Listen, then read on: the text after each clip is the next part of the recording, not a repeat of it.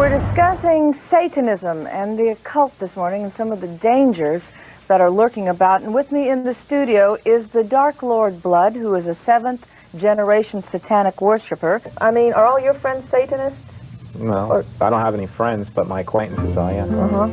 And this kind of knife is being sold for that reason. There's something called an But empty. it's also being sold for healthy reasons. Man, what's healthy about selling a knife that's a bit...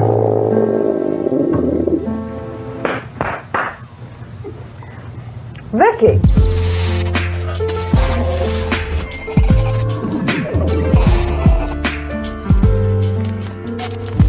Deals with devil worship and satanic beliefs. It contains explicit scenes and descriptions of violent crimes and rituals. Because of the program's theme and controversial subject matter, parental discretion should be exercised.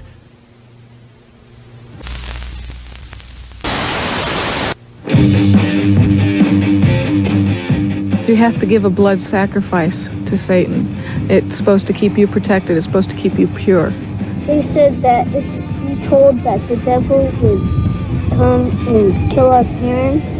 It doesn't matter if you believe in Satan. It doesn't matter if you believe in demons. What's important is to know that there are people out there that do, and they're willing to do anything to accomplish their goal. Satanism is more than a hodgepodge of mysticism and fantasy, more than a Halloween motif. It's a violent impulse. It preys on the emotionally vulnerable, especially teenagers, often lonely and lost. It basically started out like the killing of animals. Then there's always the heavy metal music, and drugs don't help. It attracts the angry and the powerless, who often sink into secret lives.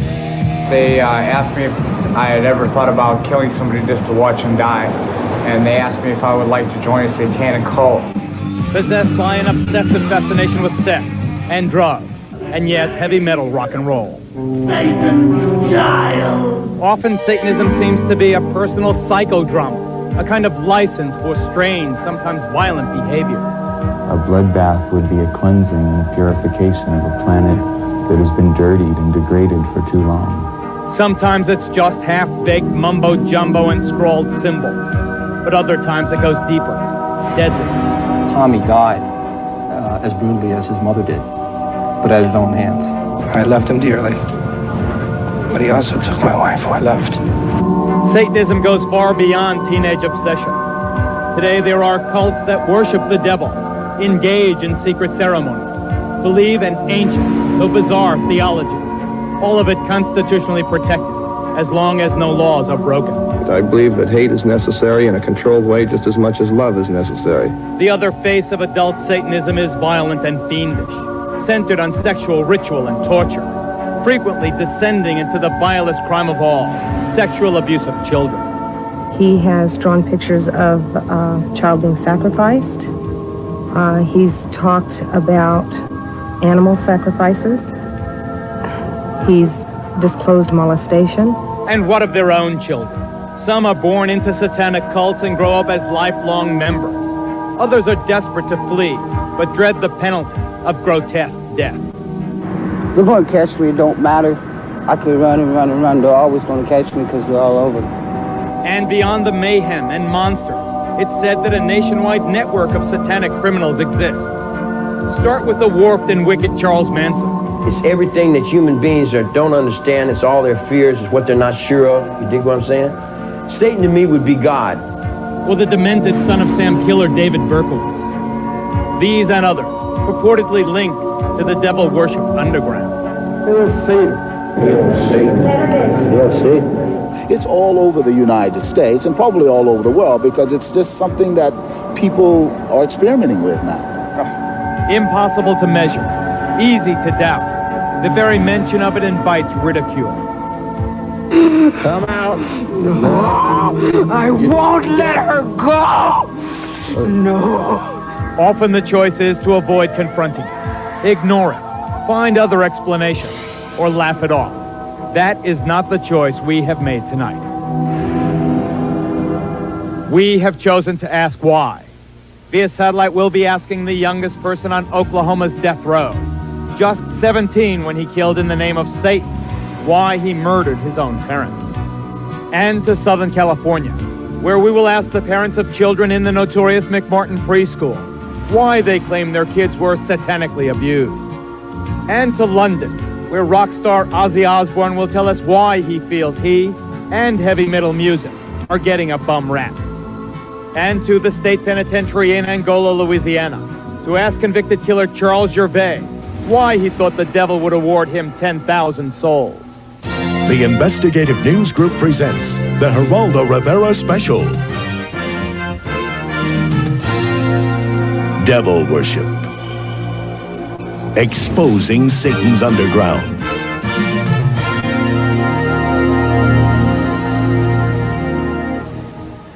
Whether a Satan exists is a matter of belief, but we are certain that Satanism exists. To some, it's a religion. To others, it's the practice of evil in the devil's name. It exists, and it's flourishing. Members of our studio audience tonight will attest to that. They are friends and foes of Satanism, devil worshippers and law enforcers, experts and victims. They'll help us understand this force that exalts evil and darkness. We'll be asking why. Why does it exist? And why does it appeal to so many vulnerable people, especially the young? Now, the very young and the impressionable should definitely not be watching this program tonight. This is not a Halloween fable. This is a real-life horror story, and it will give small children bad dreams. As for teenagers and their parents, we hope you are watching, because it's teenagers who are most likely to fall under the spell of this jumble of dark, violent emotions called Satanism, and in some cases, to be driven into committing terrible deeds.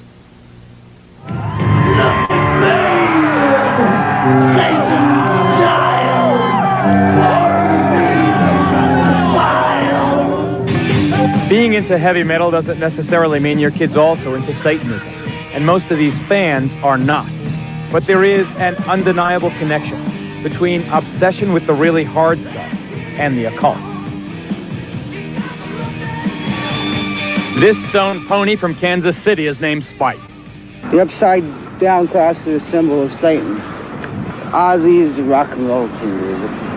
And most acid rock is involved with Satanism. Let him who hath understanding reckon the number of the beast. A heavy metal freak from Louisiana, Joe got himself into self-mutilation in Satan's name. We'd cut our arms and let the blood drip into a cup, and we'd pass it around and drink from the cup, from each other's blood. Kim from Colorado also practiced the gruesome ritual. Violence with blood, we like to see blood, and we used to eat blood and stuff like that. Drinking blood as entertainment is apparently a staple in the acts of heavy metalists like Wasp. My life became centered not only around the marijuana I was smoking and the booze I was drinking, but it became centered around Satan. Although Satanism is more obvious in the lyrics of groups like Megadeth, Slayer, Venom, and Iron Maiden. In St. Petersburg, Florida recently, satanic symbols filled the air at this concert by Danish-born King Diamond. How much can you influence kids? I think people are too clever to be influenced by watching a band or listening to an album to go out and do the same. Because if they were that easy to influence, watching the news, you get the real thing, and everybody knows that, right into your living room. Personally, I am a Satanist, a practicing Satanist, but we never tried to preach that religion to anybody. Bull. An avowed Satanist, Diamond's protest that he's not preaching is belied by lyrics laced with references to death, graves, and evil. Of course, to some, it's just rock and roll rebellion. Satan has nothing to do with this kind of a concert. It's just an outlet to have a good time. Parents think, oh, Satanism, their kids. It's killing their kids. It's not killing their kids. The parents are screwing up in the beginning. We're the next generation. And you like it!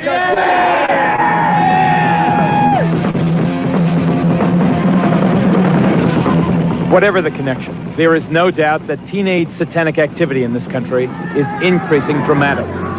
In Bayou country in southwest Louisiana, one persistent problem has been grave robbing. So what do they take out of these tombs? They take out the bones, okay, especially on the older type grave sites as this, because our understanding is that the right little finger has something to do with their culture, and they make a necklace out of them and they wear them. A necklace out of the right The knuckle? right knuckle. And the graffiti is no longer John Loves Mary. Death chamber, the point of no return, this says. As you walk into the main vault, it's a devil's pentagram, 666, the sign of the devil. Over here, a bloody skull and crossbones. In Maine, a dozen churches were defaced with satanic symbols. In California, New Jersey, Alabama, and elsewhere, police have found inverted crosses and the remains of mutilated animals. But by far the most frightening of all are the reports of teenagers killing other kids in Satan's name. Item, Douglas County, Georgia. I'm sorry for you, young lady, and I sentence you to a term of life in prison. I'm sorry for you, and I wish you good luck. Remove her from the courtroom, Mr. Sheriff. 17-year-old Melissa Ernest and two other teenage members of her coven admitted drinking her 15-year-old victim's blood, then dancing around her still warm body. Now listen to this report from a small town in Maine. Yesterday's conviction of Scott Waterhouse for the murder of 12-year-old Giselle Cody may finally bring an end to talk of a satanic cult in the town. Item, Long Island, New York. Police arrest 17-year-old Ricky Casso for the ritual murder of 15-year-old Gary Lowers. Casso gouged out his victim's eyes. As we've seen, the level of violence in these crimes committed in Satan's name is often appalling and savage, brutal enough to shock even hardened police officers. Detective Paul Hart thought he had seen everything. Then this veteran New Jersey officer saw how a suburban teenager murdered and mutilated his own mother. I believe that evil will once again rise and conquer the love of God. If this pact is to your approval, sign below. Just barely 14 years old, Tommy Sullivan had written this contract with the devil before he butchered his mother with his Boy Scout knife. The murder took place in the basement of the Sullivan family home. As we came down here, we found Mrs. Sullivan laying on the floor just about in this area here. Describe the condition of the body. It appeared that her throat had been cut and a good portion of her face had literally been slashed away. Tommy died as brutally as his mother did, but at his own hands. What did Tommy then manage to do to himself? What wounds did he inflict on himself to kill himself? His first self-inflicted wounds were a series of wounds to his wrists. 3, if I remember correctly, deep enough to actually sever the arteries and the tendons in his arm, enough to snap back his wrist. And after doing that, he literally slit his throat from ear to ear with this 3.5-inch knife from the windpipe all the way back to the spinal column, and to the point of almost taking his head off. Understandably unable to live with the gruesome memories in their family, Tommy's father and younger brother have moved out of state. Do you think you can ever find it in your heart to forgive your son? I don't know. I loved him dearly. But he also took my wife, who I loved. How could this happen here? To a nice boy from a good Catholic school and a fine middle-class family. Sure, he was obsessed by the symbols. This is what his room looked like on the night of the murder and suicide. But heavy metal is not answer enough. You're a veteran of Vietnam. Had you ever seen anything that brutal? Certainly in an area like this, in a town like this, in a neighborhood like this, you don't expect to see that type of violence. And it was brutal. It was brutal, and there's few of us that will forget that. Nor do you forget these drawings Tommy made just before he killed himself. But you continue to search for the reasons. What made Tommy? What made the others do it?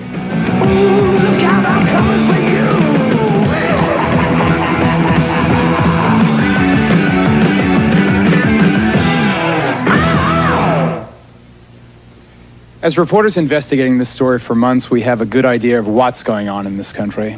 Our big question tonight is why.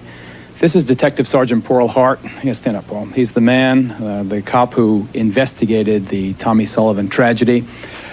I've never heard of wounds that ferocious, and the pictures are even more appalling. Pictures that we did not show here. Do you think, you're not a theologian, you're a cop, do you think that Tommy was possessed? I think that possession is a state of mind, and it would have been a hell of an interview with Tommy had we located him. certainly, like I had said before, his death was as violent as his mother's. Father LeBar, you investigate these cases for the Catholic Church.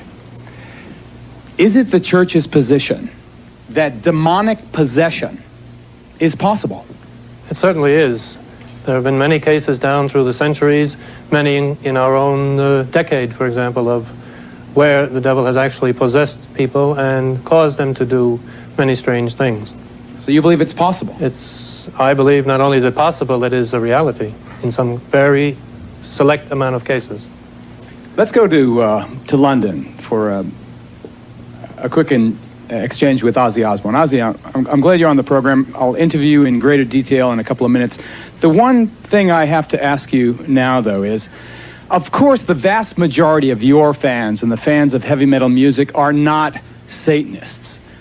But there is no doubt, at least not in our reporting, that heavy metal music plays a role.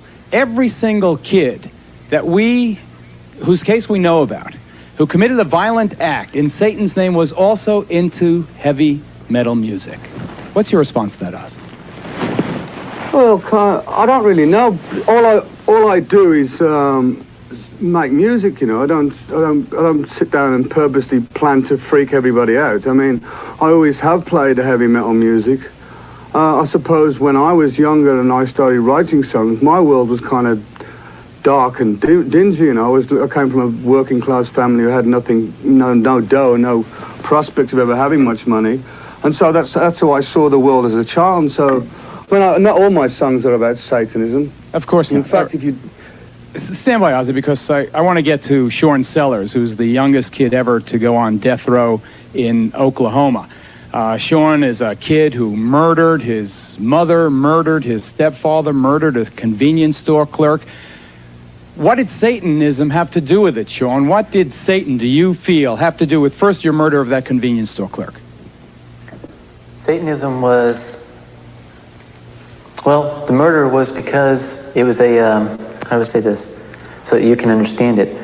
It was a sacrifice to prove allegiance to Satan, to prove my hatred towards society and everything. Well, hatred towards society is one thing, Sean, but how does Satan make you commit murder? Yeah, but Geraldo, Sean, in that particular situation, Sean Sellers... This is Tom Wedge, an expert in Satanism, who is with Sean in the Oklahoma State Penitentiary. Yeah, right. Go ahead, quickly. Sean had broken every one of the 10 commandments except thou shalt not commit murder. And after he worshiped before the altar and asked for powers from Satan, he went out to do this. Technically, it was a human sacrifice. Okay, I got to move on. You guys stand by. We'll get back to you. Stay with us, ladies and gentlemen. We're going to get into the mind of another all-American boy who came under the influence of Satanism and took part in a crime without passion or motive. He and his pals beat another classmate to death. We'll be right back.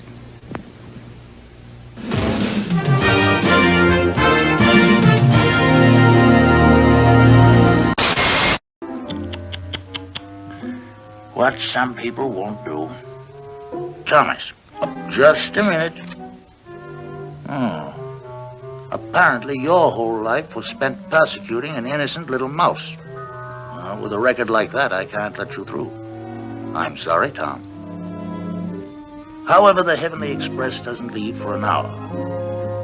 If within that time you can obtain the signature of that little mouse on this certificate of forgiveness, you will be permitted to pass. Or if you fail, it's this.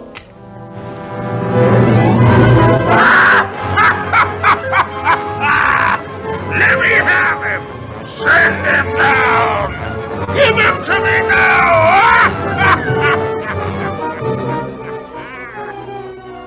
Remember, you have only an hour.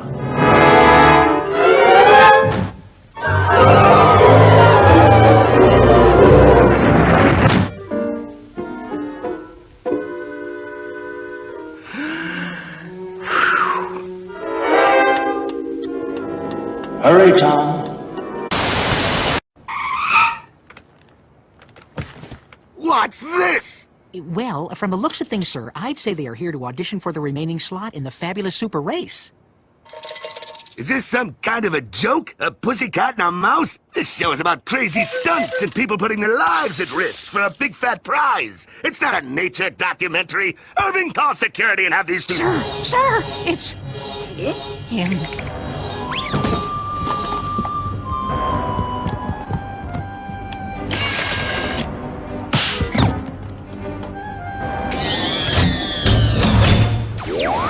This always gives me the creeps, sir. He's the president of Hollywood. He's supposed to give you the creeps.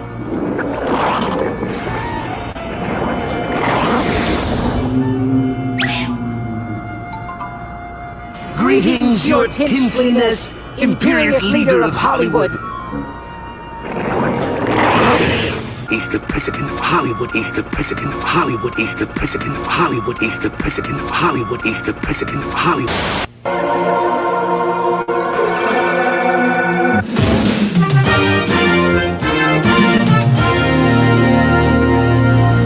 As you may have heard, we faced a much publicized dilemma in putting this program together. Many of the things about Satanism are offensive, and putting on an offensive television show was not our aim, so the most gruesome scenes have been left out. Now, what we've kept is strong. We think it's strong enough to get across an effective warning. Satanism can be cause for concern. Its roots are anywhere. Its roots are even in the very heartland of this country. Take a look. Carl Junction, Missouri, a town of about 4,000 souls in the heart of the Bible Belt, where people believe in God and the devil. Periodically, satanic graffiti and some mutilated animals turn up, causing alarmists to cry that satanic cults are operating in the area. Those charges were routinely discounted until a group of students from this high school shocked the entire nation. Late one night last December, 4 teenagers who had been dabbling in Satanism carried baseball bats, a cat, and a length of rope to an isolated spot near their small town here in Missouri. By the time the night was over, the cat had been mutilated and one of the boys beaten to death by the other 3, who then dumped his body in a well. One of the kids who did it, Pete Rowland, is now serving life sentence without parole here at this maximum security facility in Fulton, Missouri. The other 2 boys, his classmates, were also sentenced to life. Have you ever been in Here in the first interview since the murder, Pete Rowland talks about the satanic elements of the crime. What was it about Satanism that attracted you? Power. Just, you know, with power comes money, comes girls, just the feeling of people looking up to you, popularity. You're a good-looking guy, smart. Wouldn't you have those things anyway? It just seemed easier through the devil. The devil was the spur for this murder, which Pete confessed on this never-before-seen police videotape. Yes. Go ahead and show us what you did. Okay. And I got him right through here, and I grabbed hold of the hand, and I pulled him through to right here. So the victim, and he was still moaning a little bit and going, like kind of like that. Brought this bat here, Pete. Okay, this is the bat that I threw. This is the 3rd bat. Quite a bit of blood and hair on this thing. You can see a lot of hair on the end of it. Who all hit him? Me, myself, Jim Hardy, and Ron Clement. It basically started out like with the killing of animals. Then there's always the heavy metal music, and drugs don't help. Sometimes I didn't feel like I was the master of my own body. Like something else kind of took over with inside of my mind. What took over? Just the violence, the devil, lust and greed for drugs, for money. Pete gradually withdrew from family life. That is probably one of the main things I noticed. He even got to where he avoided eating meals with us. He listened to the music, heavy metal music, every opportunity. Another example of the link between heavy metal and teenage satanic crime. Describe what this music did to you. It was kind of like in the way of when we killed animals, it was just like, it would just go, things would go through my mind, and I could see the thoughts, I could see me hurting someone, you know, torturing people, and just along with the words too. Some of it was just all hail Satan and ripping apart, severing flesh, gouging eyes, things like that, you know. And after you listen to this, you know, 3 or 4 hours a day, every day for, you know, years or months, and it can get to you. Why did you choose this guy as your victim? Why Steve? Just because he was a human. Just because we could deceive him easy. The boy deceived was 19-year-old Stephen Newberry, who then took the first of some 70 blows as his classmates swung their baseball bats. I kind of looked down and I heard a pop, and I knew what it was. And I looked up, and Steve's eyes were real big, you know. And he just said, you know, why me? Why me? And he just looked like he was really sad. And someone said, because it's fun, Steve. And then we just all just like vultures, you know. I mean, we just went in. It happened, you know. You hit him? Yes. In the head? Yes. How many times? A lot. And I look at my hands sometimes and I think, you know, are these the hands that killed him? And I mean, I know they are, but it just doesn't seem like it, you know.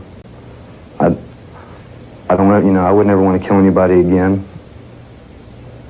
I mean, right after we did what we did, I felt real empty inside. I felt like I could never love again, you know. I felt like a zombie.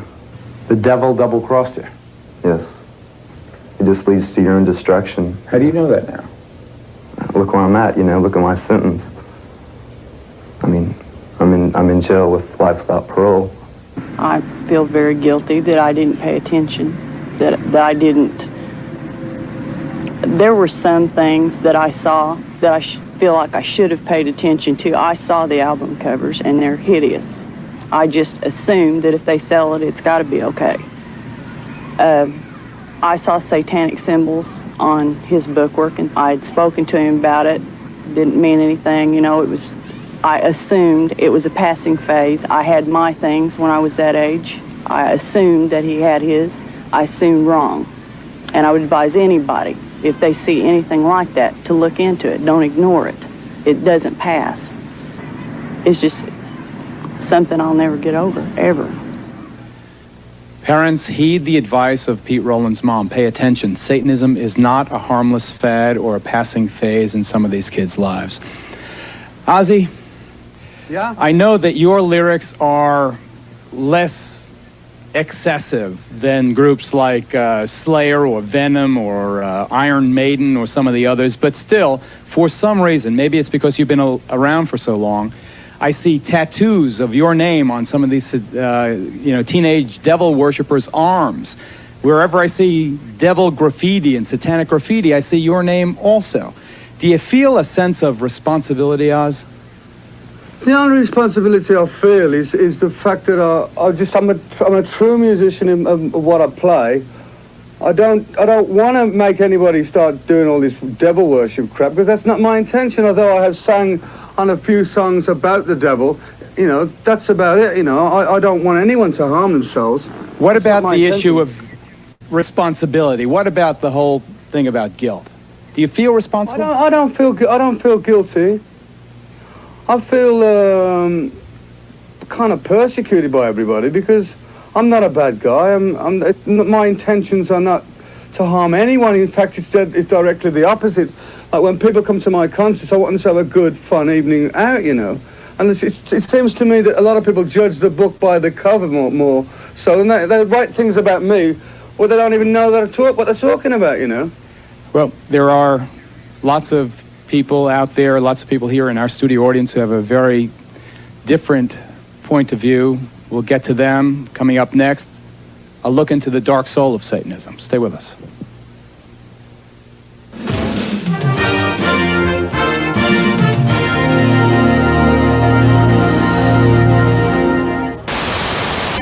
Fame is a vapor. The only earthly certainty is oblivion. Welcome to the mysterious stranger. Hello. Who are you? An angel. What's your name? Satan. Uh-oh. What's the matter? Nothing. Only it's sure a sorry name for an angel. Oh, Please, come in. Magician. Come on.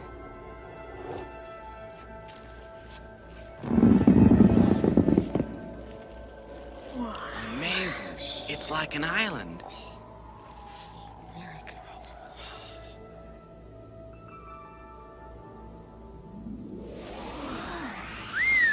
Did you see that? Mercy. How do you learn to do that? I didn't learn it at all. It comes naturally to me, like other curious things. Are you hungry? Sure am. What kind of fruit do you like the most? Oranges. Apples. Grapes. Ooh.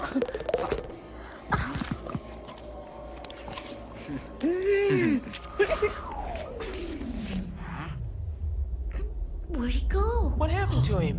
There. Oh boy. Can we help? You may make some people. I'll make the king and queen. I'm gonna make a soldier.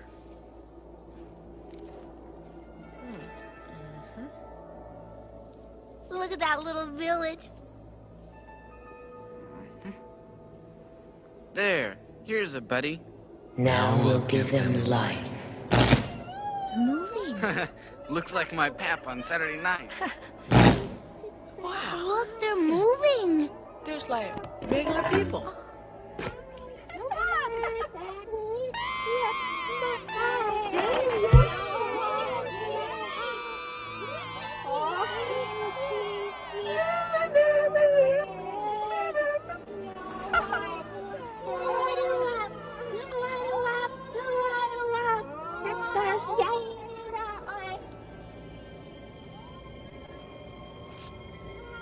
I find you humans quite interesting, even though you are a worthless, greedy lot.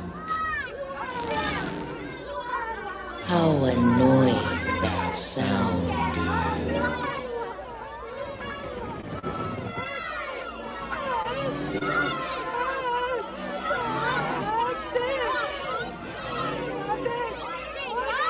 Fools. What fascinations there are on this planet. Strange mortals with curious customs. We'll have a storm now, and an earthquake if you like. You must stand aside, out of danger.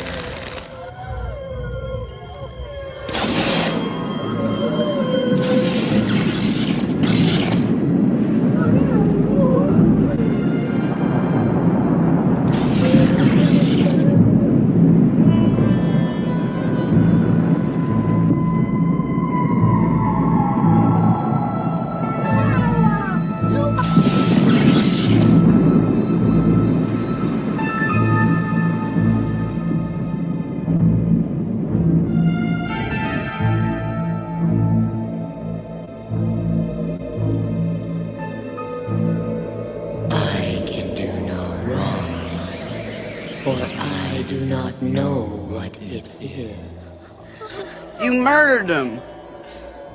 Never mind them. People are of no value. We could make more sometime, if we need them.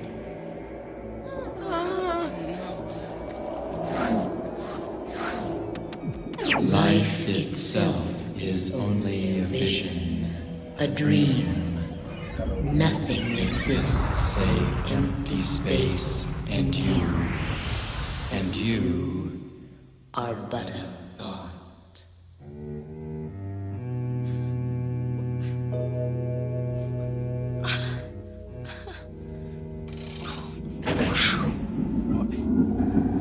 I want to go home. I reckon I'm getting out of here. No, Huck. Not that way, Huck. Mr. 20, close the door. Mr. 20, close the door. Remember your old friend, Injun Joe?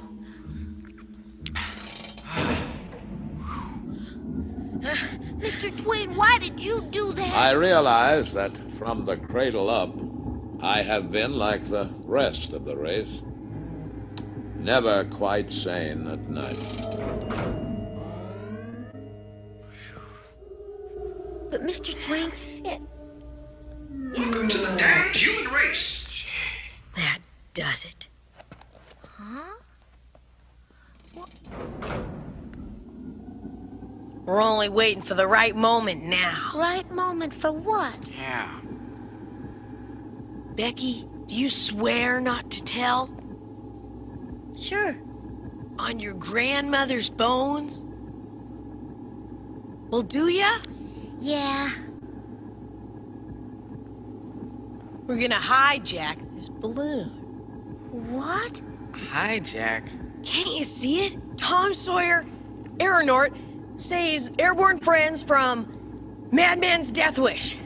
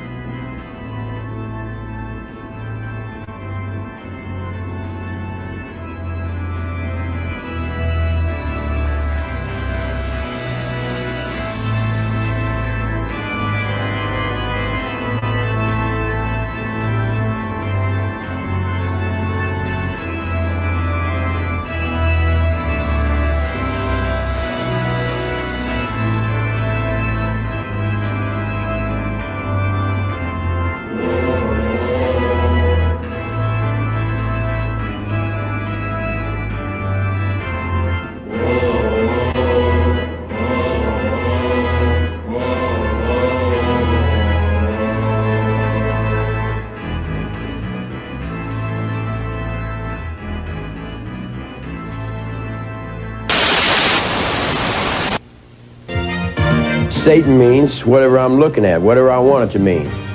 It's on my forehead. It's me if I can get up on that highway. If it's me trying to save my air, my water, my trees, my wildlife. It's me on that cameraman. The Geraldo Rivera special, Devil Worship, will continue.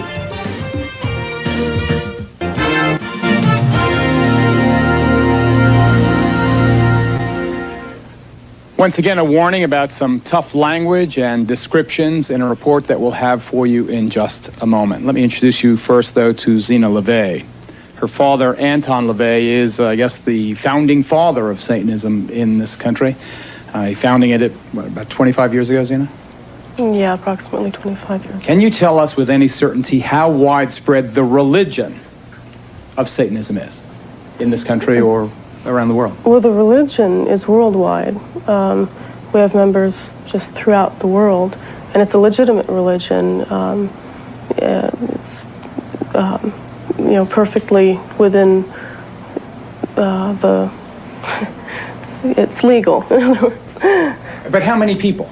Hundreds, thousands, tens of thousands, hundreds of thousands? Hundreds of thousands, I can't say. Thousands, easily. What is it, Dr. Aquino? Dr. Aquino, the high priest of the Church of Set? Temple of Set. Temple of Set, also a colonel, interestingly enough, in the United States Army. What is it, this Satanism? I think that there is some confusion tonight because this same term means something different to Satanists than it does to Christians in the United States. By our own standards, the people who you've shown in these film clips would not be Satanists, either present or in the past. Rather, they would be the failures of a conventional religion. I appreciate your opinion. What is it, sir, then? What is Satanism? Well, originally the Church of Satan, when it was founded, was composed not of people with a hatred for Christianity, but of people who, by and large, were agnostics and atheists, because they felt that the institutions which had arisen around Christianity had failed in their moral commitment.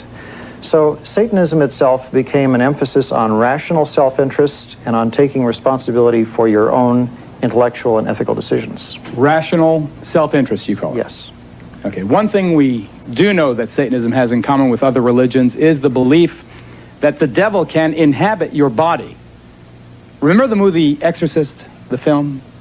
It dealt with ridding the body of Satan in a ritual called exorcism.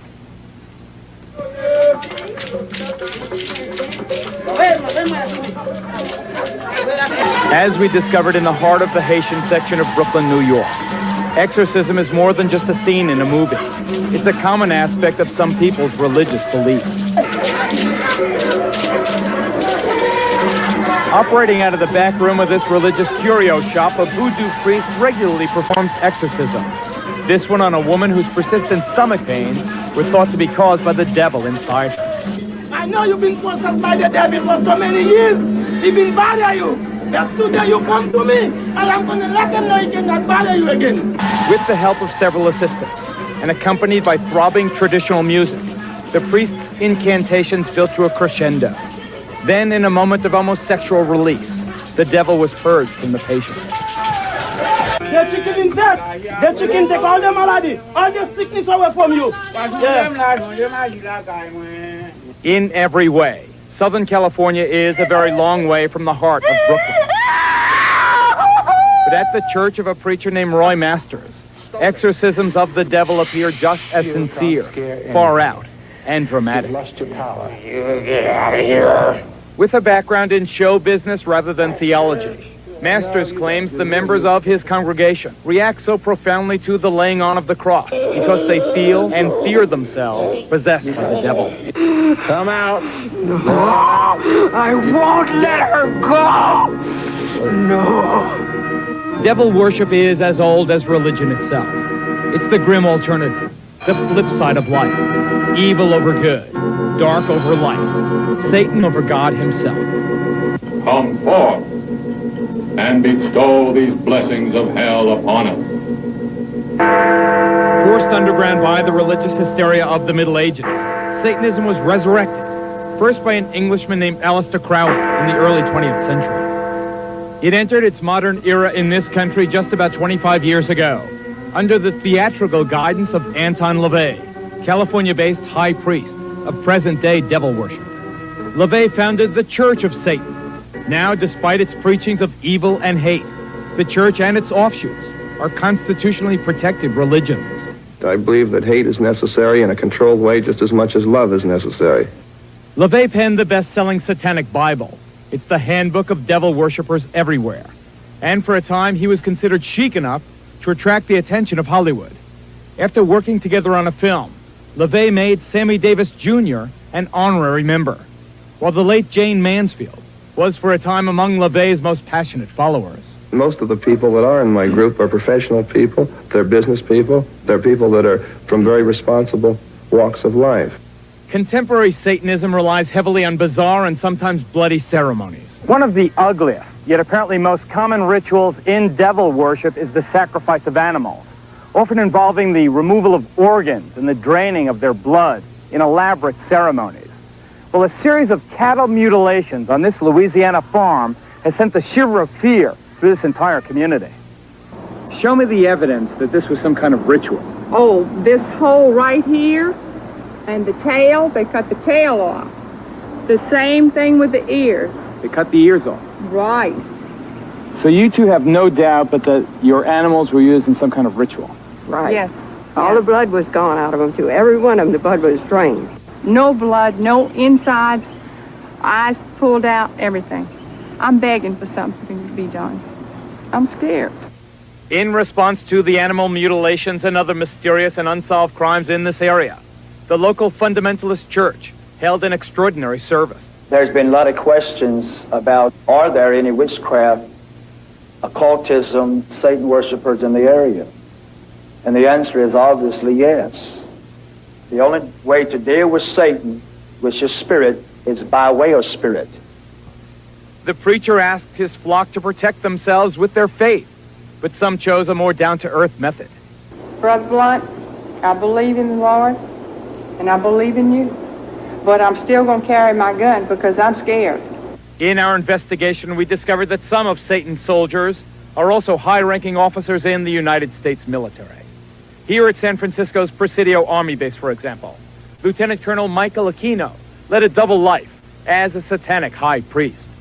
The colonel's cult is listed in the San Francisco telephone book, and his phone answering machine boasts of his affiliation. This is the Temple of Set. The temple is the only international satanic religious institution fully recognized by the United States government. Indeed, the Army does officially recognize Satanism as a legitimate religion and supplies chaplains with this guide for ministering to the satanic soldier. Yet unofficially, some charge that Army bases have become sanctuaries for devil worshippers. Just last month, under a full moon, I took a midnight tour of the Presidio grounds with police investigator Ed Abanovsky.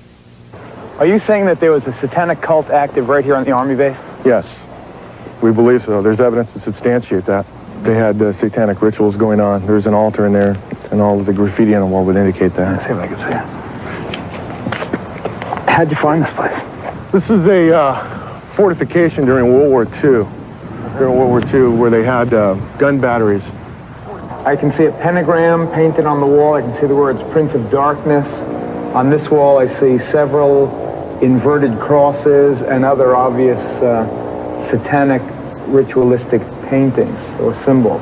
Joseph, we've agreed to conceal your identity, but you are an officer in the United States Army. That's correct. And you were an officer in the United States Army during the time you were a member of this satanic organization. Yes. Did the authorities at the Presidio know that a satanic organization was active on their base during the time that you were a member? They were very much aware of it, yes. The present base commander, Colonel Rafferty, says that today, at least, I know of no satanic activities whatsoever in this area. Satanism may be a constitutionally protected religion, but similar to another recent case at the United States Military Academy at West Point. Here, charges surface connecting ritual child abuse at the Presidio Daycare Center to the devil cult. It was here, parents and others allege, that as many as 60 young children were ritualistically abused by soldiers of Satan. What actually was done to the kids? Oral copulation, sodomy, defecation. They were urinated on. The former chief juvenile investigator at the Presidio, Ed Abanovsky, is here. He's now a deputy sheriff in Santa Clara County.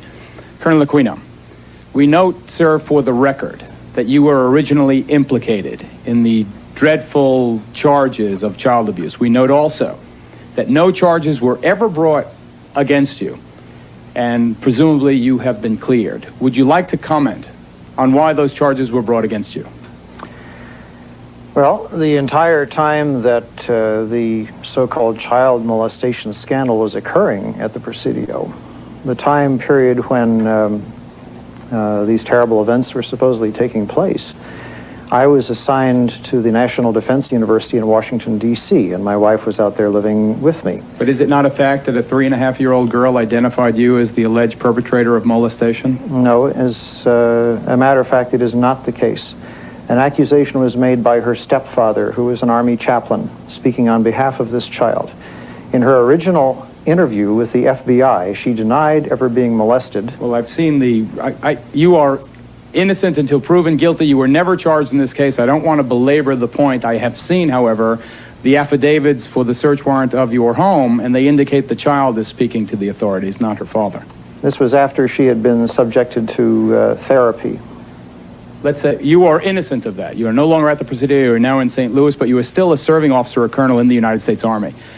Do you feel it is inconsistent with a high-ranking officer sworn to uphold the Constitution of the United States that you are also a practicing Satanist? Not in the least. The Army has known of my religion for the last 20 years. There has never been a problem with it, any more than there's a problem with other members of minority religions. But let me read from the Satanic Bible. Quote, this is the number one, commandment. Death to the weakling, wealth to the strong. How can you believe this and still uphold the Constitution of the United States? Death to the weakling? Well, for one thing, what you're looking at there is a highly polemical book that was never meant to be taken literally in all of its commandments. Father. Yes, and I'm aware of that, and I'm also saying that members of the Church of Satan understood that much of this book was in the form of a polemic. It was a statement that was dramatically made, but was not intended to be taken literally in all its respects. So we should not take this book literally? Correct. This is Dr. Walter Grote. Would you stand, sir? whose daughter was allegedly abused at West Point, the United States Military Academy. You were a captain in the United States Army. Aside from what allegedly happened to your daughter, which I know you allege was part of a satanic cult, and having nothing to do with this man, I state again for the record, what is your feeling, sir, on the fact that a serving officer in the United States Army is also a professed Satanist, a high-ranking person? Well, I think in this election year, we've heard a lot about values, Geraldo. We've heard a lot that our little children should be saying the Pledge of Allegiance to the flag. Mr. Aquino has identified himself as an antichrist. He preaches that as the leader of the Temple Set. I don't think I'm misquoting him. I find it inconceivable that we can have candidates talking about one nation under God and having our children say that, yet by the same token, we can have somebody in our army as a colonel leading our troops in battle who are opposed to the very concept of God and whose whole purpose it is to fight against God. We have to take a break right here. Next, more on the connection between Satanism and violence, including more charges of the sexual abuse of children. If you have let your kids watch up until now, we urge you, ladies and gentlemen, we are not kidding. Get them away from the TV during our next report. We'll be right back.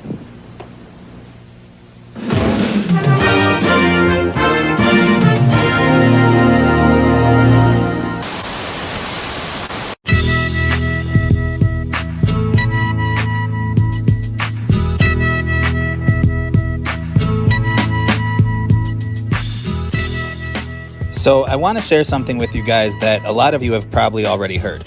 I mean, after all, this was recorded over 55 years ago. And what I'm talking about here is a very insightful speech by the famous national radio commentator from yesteryear, Paul Harvey. And the speech that I'm going to share with you is called If I Were the Devil. And it was originally aired all the way back in 1965, which was 20 years before I was even born, so a long time ago. And so that's the context that you need to consider as you listen to this. And if you have heard this before, it was most likely presented to you, as some kind of dire prophecy or as an amazing prediction. But the truth is that Mr. Harvey is just simply observing and identifying all these new destructive trends that were beginning to emerge in the American culture at that time, and then making obvious projections for how these developing social trends would eventually grow into the morally bankrupt society that now surrounds us. And to sort of set the stage before I play this, you got to put yourself back in 1965. The president of the United States was Lyndon Johnson. We were right in the middle of the Vietnam War, and there were many protests and marches going down in Washington and all over America. And a lot of these movements rode in on the back of the burgeoning rock and roll culture revolution, which was fueled by bands like the Beatles and the Rolling Stones with their unifying message of change. And in some cases, these changes proved to be a really great thing. I mean, in 1965, the likes of Martin Luther King Jr. Were leading marches and events which eventually resulted in the Voting Rights Act of 1965, which finally promised black people the right to vote. And, it's hard to imagine that. I mean, there truly have been a lot of injustices against the black community in America, for a long time. It's just too bad that the civil rights movements of today have been infiltrated by these wolves in sheep's clothing, and they work in concert with our communist media to provoke and incite these very riots, which are then used to strip rights from those very same communities, and so now we're right back to judging men by the color of their skin rather than by the content of their character. But anyways, I'm sorry for going down that rabbit trail. I just couldn't resist. Anyways, so in 1965, gas was only 31 cents a gallon, and you could buy a brand new car for like $2,500. And people were being entertained by movies like Mary Poppins and The Sound of Music. And cars looked like this. And dudes dressed like this. And a lot of what have become the agendas, that dominate our culture today were started as trends back in the time that Paul Harvey wrote and produced this. And Mr. Harvey was keen enough to recognize not only the trends that were developing around him, but also the inevitable conclusion of these things. And most astutely, he accurately attributes these things to the proper culprit, which is Satan or the devil, in spiritual warfare. So anyways, that's enough out of me. This is If I Were the Devil, written and spoken by Paul Harvey in 1965. Check it out. If I were the devil, if I were the prince of darkness, I'd want to engulf the whole world in darkness and I'd have 1/3 of its real estate and 4/5 of its population, but I wouldn't be happy until I had seized the ripest apple on the tree.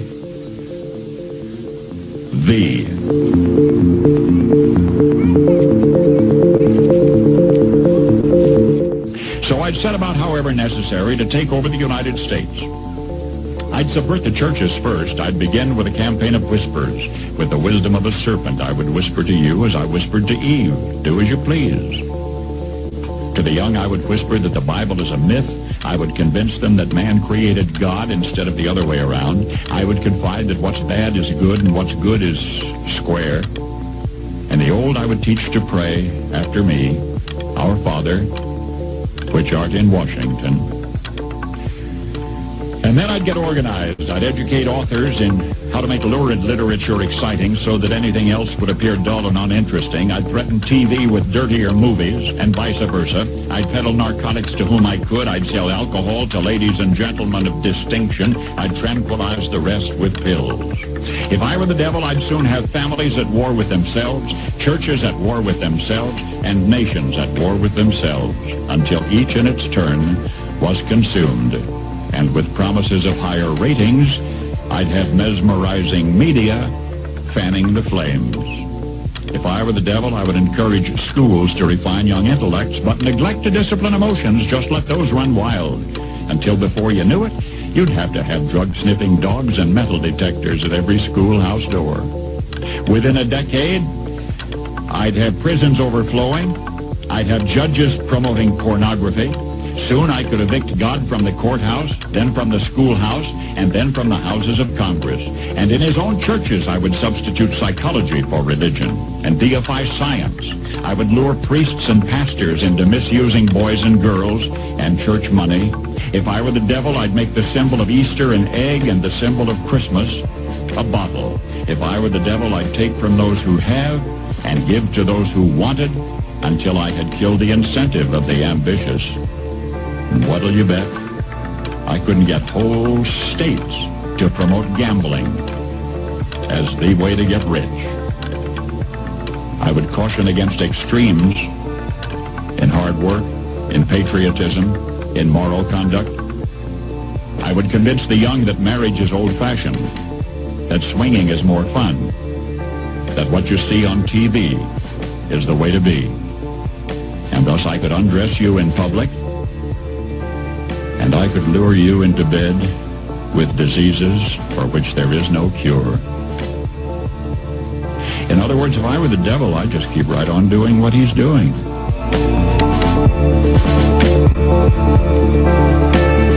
Oh, we'll pass away. While I'm still here, you hear my prayer. Please wash my sins away. Oh Lord, release me from the snare.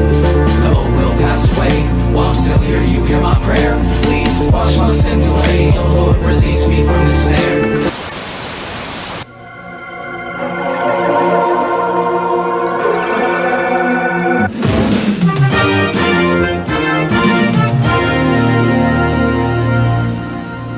Once again, parents, we urge you to heed our strongest warning about this next report on the abuse of children, the alleged abuse of children, because if the point of devil worship is evil, what could be more evil than this?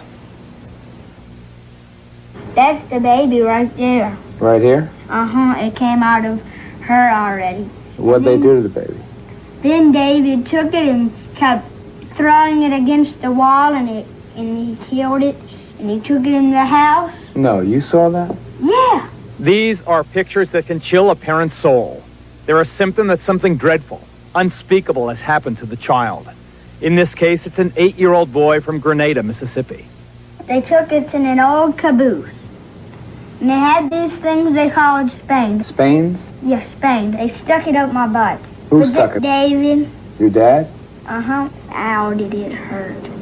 2 doctors have provided medical evidence that from a very early age, this boy has been repeatedly abused.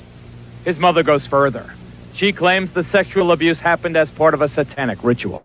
Do you allege your husband was part of a satanic cult? I allege that he was the high priest of a satanic cult. David, the boy's father, has never been formally charged. He's now in hiding. Now, incest is certainly not new, but apparently more and more of it is taking on the dark overtones of Satan. She talked about there being a Satan, and she said she talked about there being boys that had hurt her. Listen to what this 5-year-old girl from Orange County, California, told her mother her father did to her. Daddy was heading the meeting, and he wore a real-life baby foot around his neck. She says they each drank the blood, and then they all hurt me. Said, how did they hurt you? She spread her legs and pointed to their crotch and says, right here. And it gets worse. According to his family, this severely traumatized 10-year-old boy, also from Southern California, was allegedly molested by a trusted neighborhood minister as part of an ongoing satanic cult. Jimmy talks about having a gun held to his head, about being shown a skeleton, about having to touch the skeleton. He has drawn pictures of a child being sacrificed. He's talked about animal sacrifices. He's disclosed molestation. In the very places created to care for children, in nurseries and daycare centers across the nation, there are increasing reports of ritual sexual abuse. The children of McMartin are still filled with lurid stories of their awful experience there. What did they say the devil would do to you? They said that if we told that the devil would come and kill our parents, and he said that we wouldn't live to be the age 9. What were they doing to you? Molesting me.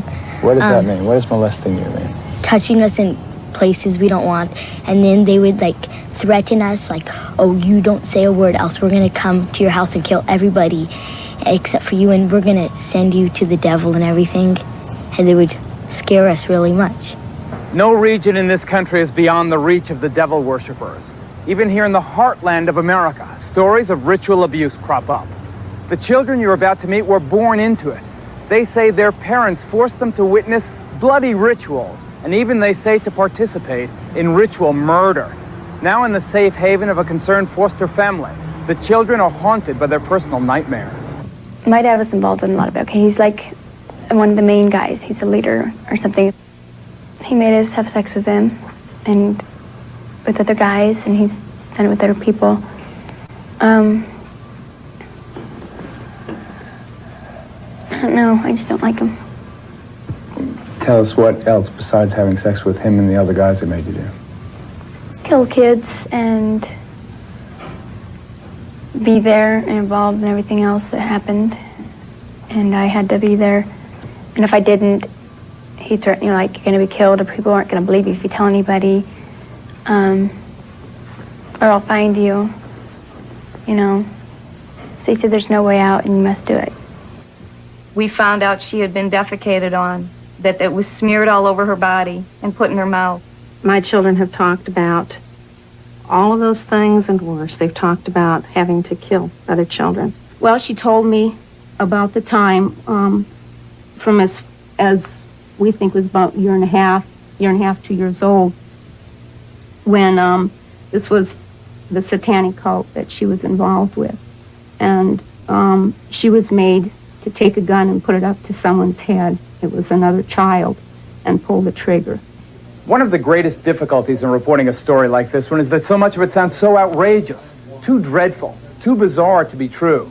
Well, here in Nebraska and elsewhere across this nation, concerned citizens have gotten together to defeat that disbelief. This organization is called Believe the Children. Its guiding principle, that the stories these young victims are telling are too widespread, too consistent not to be true. The stories are so outrageous, and I am such an honest person, I assumed everybody would believe me. And to this day, I'll get in the middle of a story and I'll think, they're going to think I'm crazy. This sounds crazy. But when you begin to hear this same thing time and again, different stories, but the same horrible underlying things, the same behaviors in the kids, I just want to scream. I'm a stranger. I come up to you and you tell me this story and I say, I don't believe you. How do you react? What do you do? I just say, well, that's your right not to believe it. But someday, if you see something or you hear something from somebody else, just remember what you heard from me. If we were lying, I don't think we would come up with such good lies. Are you telling us the truth? If this isn't true, I mean, you can do anything you want with me, but it's true. So sad. Let's go now to the McMartin Preschool parents who have gathered for us in Los Angeles. You recall that case, notorious case. I must state for the record, however, that the charges against most of the defendants have been dropped. Charges are still pending against 2 of them, however. We know that the parents and the children allege child abuse. What is much less known is that they say it was ritual abuse as part of a satanic cult. Whoever is the designated spokesman there, please tell us why you believe this was part of a ritual cult, abuse as part of a satanic cult. Well, the easiest reason to that question, Geraldo, is the fact when the children started talking, they started talking about robes and candles. They described an Episcopal church. And once they started narrowing that down, you could see that it had to be satanic. It's very important in satanic religions to have a priest because they truly do believe in power. The difference only between Catholicism and the Episcopal religion is almost done. They both use wine, they both use bread, and so on. The truth about Satanism is they truly do use blood, and they mix it with urine, and then they also use the real meat, the real flesh. This is what makes Satanism true, and this is what 1,200 molested kids in the city of Manhattan Beach have told the Sheriff's Department, and it's an outrage that we are where we are with this case, and these poor unprotected kids that have, that's a third of the school system in the city of Manhattan Beach has been molested. We have 8 preschools closed here. This is the child molestation capital of the world. We have more preschools closed in this city than any city this side of Detroit, and I'm not picking on Detroit. Right. You may have heard of a case here in New York recently where last year, actually, a little 6-year-old girl called Lisa Steinberg was murdered, allegedly by her own step-parents. Well, that trial for the murder of that little girl opened here in New York today. There were some shocking developments. The defense attorney stated that in some way the parents, or at least one of them, was a member of a satanic cult. That just today here in New York. We're joined now by Maury Terry, author of The Ultimate Evil. He has been studying this and other satanic cases. Why do you believe the satanic cult had something to do with this case of Lisa Steinberg? Well, in the first instance, Geraldo, the police removed demonology books from the Steinberg and Nussbaum apartment in New York. In the second place, I have seen writings done by Hedda Nussbaum, the adoptive mother of Lisa, if you will, in which she admitted that she was involved with a cult on Long Island that practiced rituals and conducted pornography and were involved in child pornography. What's this? Here is Hedda's diary. This is her own diary? Hedda's appointment book diary from 1983. You can expect to be subpoenaed after this, sir. Yes, and in it you can see here that Hedda was calling deprogrammers, cult deprogrammers, back in the fall of 1983 in order to try to get herself out of this group in Long Island that she had gotten involved with. You have a sketch drawn by Lisa? We found in the Steinberg apartment a sketch drawn by Lisa in her own hand. Look at it, ladies and book. That's drawn by Lisa Steinberg with the satanic pentagram on it and with the descending crescent moon above it. This, I was told, confirmed by a principal involved in the case, that this was the costume that Lisa wore at the rituals on Long Island, and that the costume scared her. I was also told by a principal involved in the case that they put makeup on Lisa in order to make her look more like an adult, and she hated wearing the makeup. The prosecution is trying to present this case as a simple homicide. What I'm saying to you here now is that there is a lot more evidence in this case. The case goes much deeper than is being portrayed as going, and this evidence that we're revealing here tonight should certainly graphically illustrate that fact. We'll be right back, folks.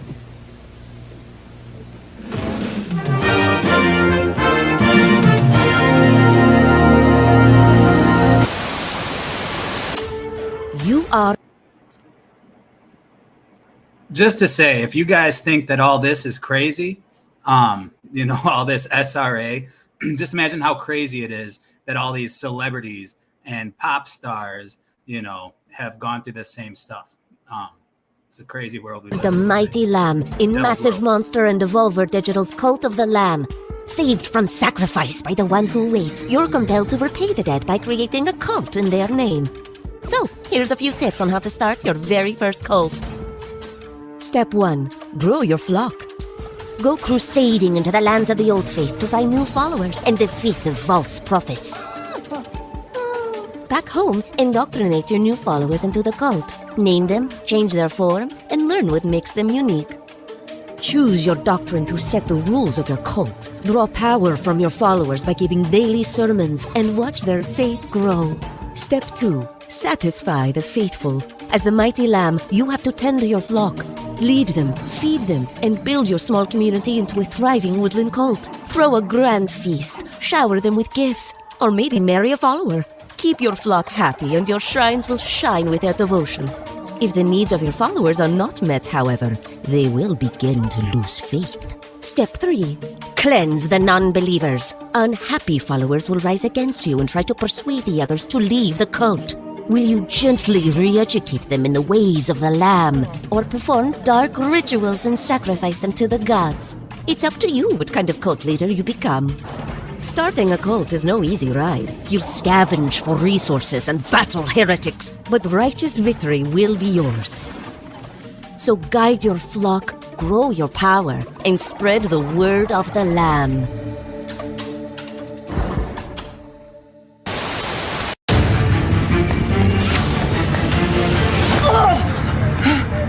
It's okay, it's okay. I'm Celine Dion.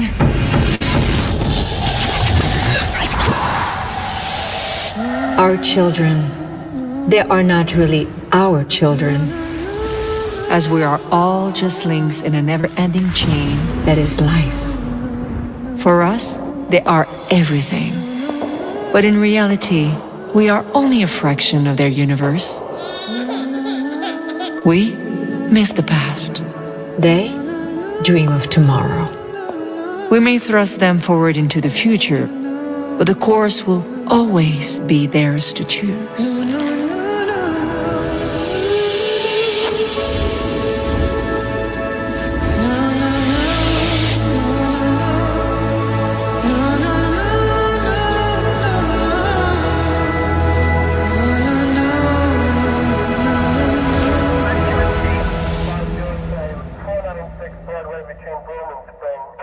I can't believe they called security. I mean, oh, come on, I'm Celine Dion. I'm not spending the night in jail.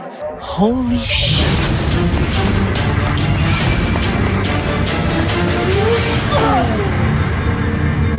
Guys, relax, easy. I'm Celine Dion.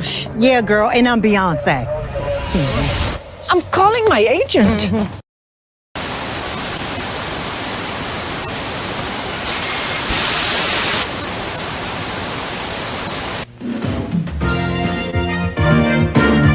Hercules, Lucas, Ramirez, and Manson are the all-stars in the halls of infamy. But the vast majority of these ritual murders are not the work of the celebrated psychopaths. There are literally hundreds of cases most of us have never heard of. The Geraldo Rivera special, Devil Worship, will continue. Reminder, this program deals with devil worship and satanic beliefs.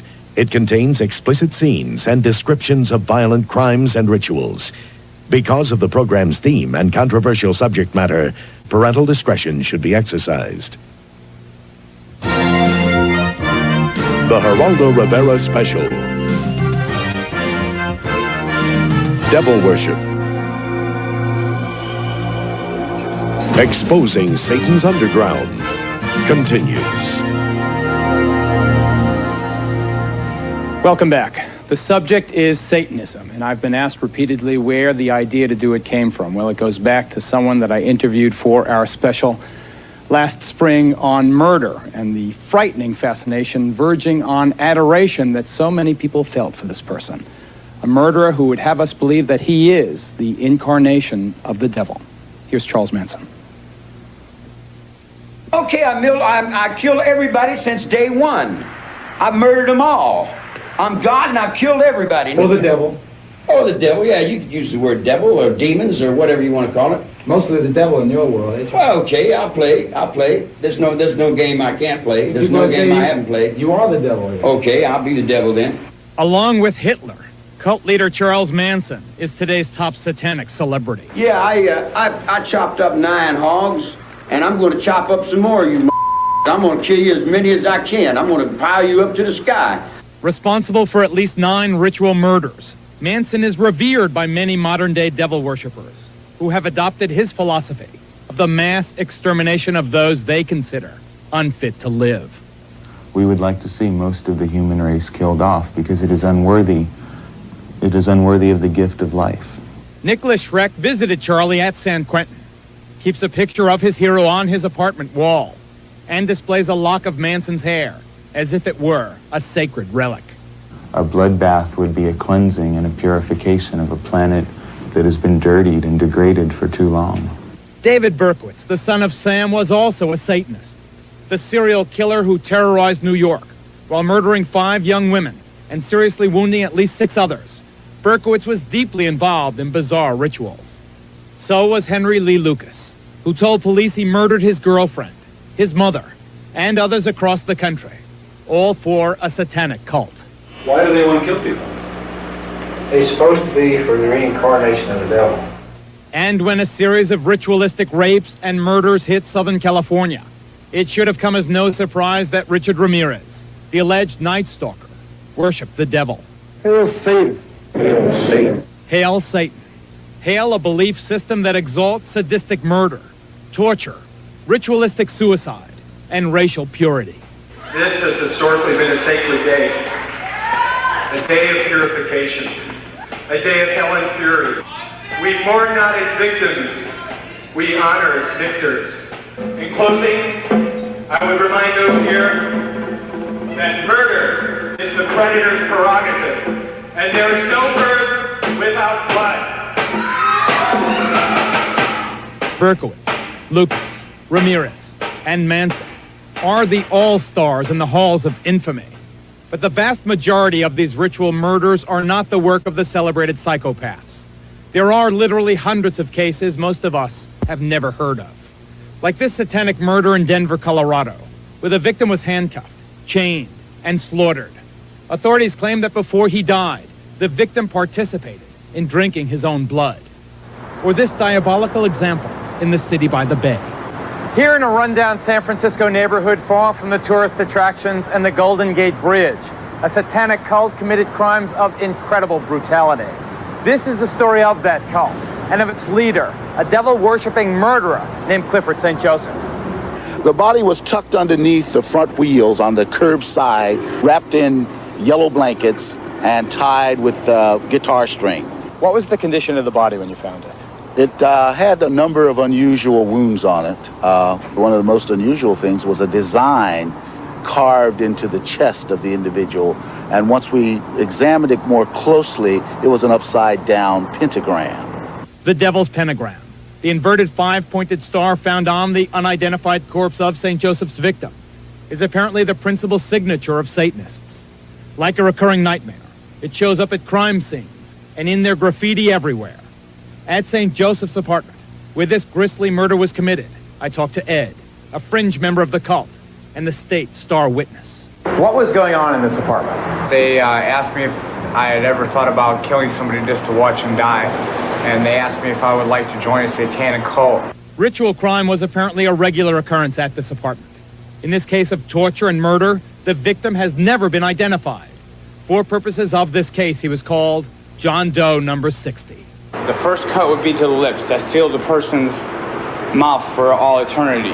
They also poured wax, I guess, in the eyes, and that sealed their eyes for all eternity. They did much more to John Doe number 60, but we'll spare you the details. Caught and convicted of murder, kidnapping, and ritual abuse, St. Joseph and another cult member are currently serving long prison sentences. Ed remains free, although he claims only to have been a reluctant participant in the murder of John Doe 60. He does admit bringing a teenager here to be chained up and ritualistically abused. How can you say you have no guilt when you bring a 17-year-old kid in here, you help shackle him to a radiator, and then participate in his torture and sexual abuse? Well, I never participated in torture, and no torture was allowed of him. You were having sex with a kid who's chained up. What are you talking about? Well, Ricky, first of all, likes that type of sex. What was going on here is a nightmare. Yes, it is. Yes, it is a nightmare. Are there devil worshippers, are there murderers involved in this particular case still at large? In this particular case, yes. We do know of we have one person identified, other man identified who was present during this particular homicide. Do you think that this ritualistic stuff is spreading? It's all over the United States and probably all over the world because it's just something that people are experimenting with now. Satan means whatever I'm looking at, whatever I want it to mean. It's on my forehead. It's me if I can get up on that highway. It's everything that human beings don't understand. It's all their fears. It's what they're not sure of. You dig what I'm saying? Satan to me would be God. That man is so repugnant. All of these satanic murderers are. The acts that they have been convicted of committing are so horrible that the question could fairly be raised again, why are we doing this broadcast? We are doing it, ladies and gentlemen, because it's our feeling that these cases are too often overlooked, too often underreported. We think that there is a widespread problem here that you deserve, that you need to know about. Joining us right now via satellite, we have another convicted satanic murderer. His name is Charles Gervais. He is currently serving a life sentence in Angola Penitentiary in Louisiana. Mr. Gervais, why, in Satan's name, did you hammer and strangle to death an innocent person? Did you really think, sir, that they were going to give you 10,000 souls, this devil? Well, Raldo, I can't talk about my case. Get to the point about Satanism, Charlie. Okay. There's a lot of confusion in it, and it's mostly people that really don't understand. Listen, what about this 10,000 souls, Buster? That's what I want to know about. Well, that's what I've got into Satanism for. Why? Why? Because it possesses power. Where were you going to get this power? Where were you going to use this power? In hell. In hell. You're going to kill a person on earth to get the power of 10,000 souls in hell? Are you sick? Nope. Why aren't you condemned to die? Why aren't I? Yeah. Did you use Satanism as a defense? Yes. Ted Gunderson, FBI veteran, former head of the regional office in Los Angeles. Is there a network of these satanic murderers in this country, do you allege? I cannot say that there's a network of satanic murderers. I can say that based on information furnished to me by confidential sources and informants, based on interviews with dozens of survivors from the satanic operations through the years, satanic beliefs, etc., I can say that there is a network of these people across the country who are very active. They have their own rest and relaxation farm. They are in contact with each other. It ties in loosely to the drug operation, ties into motorcycle gangs, and it goes on and on. They have their own people who are specialized in surveillances and photography and in assassinations. After this commercial break, we're going to have the anatomy of a satanic crime, showing you why law enforcement has had such a difficult time coming to grips with the strange, shadowy world of satanic crime. Stay with us.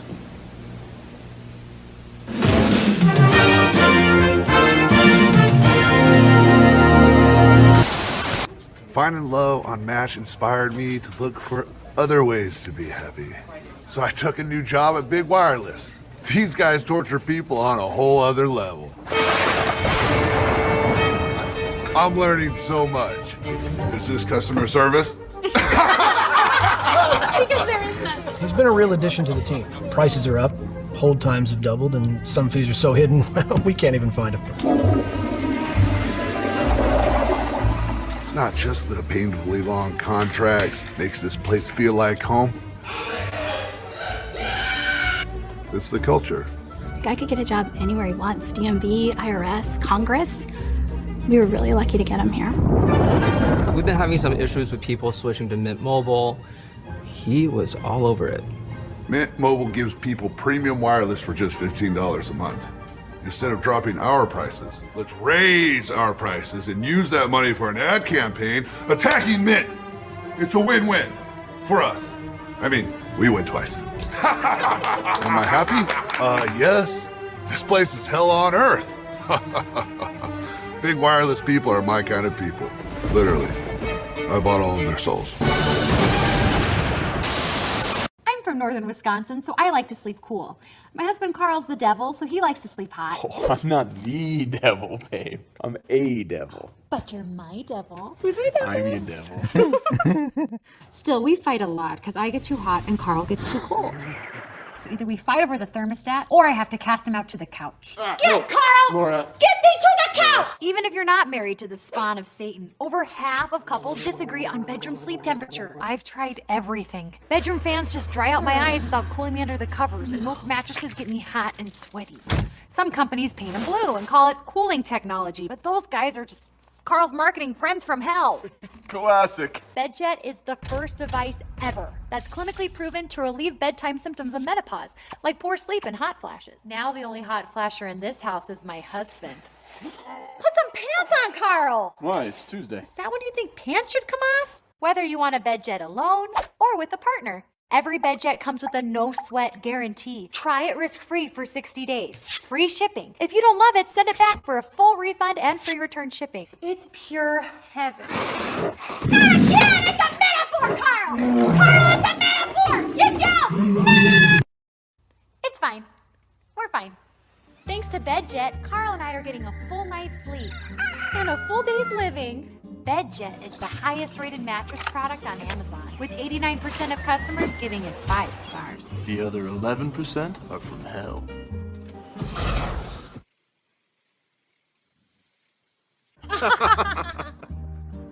So buy a BedJet today. Or steal one for free. Do not steal one. You could, though. Just buy one. A lot of good ideas. That's literally the opposite of a good idea. Well, time will tell. Time has told. It's called the prison system. It's a good way to go. We don't agree on a moral level. Oh, I've dated much worse guys than him. Much worse. I mean, at least he's famous. I started by using the Match custom search filter. I filtered out joy, happiness, toilet paper, and reason. Boom. Most years I've dated are a little, I don't know, straightforward. I mean, there's a little misery, but nothing truly soul-crushing about them. I just want to be remembered. You know, do you know the poem, The Road Less Traveled by Shakespeare? I actually have the tattoo of it. Don't ask me where. You devil. Guilty. She gets me. That's the best part. When you meet someone that takes time to see beneath the surface. Of the earth. It's just a perfect match.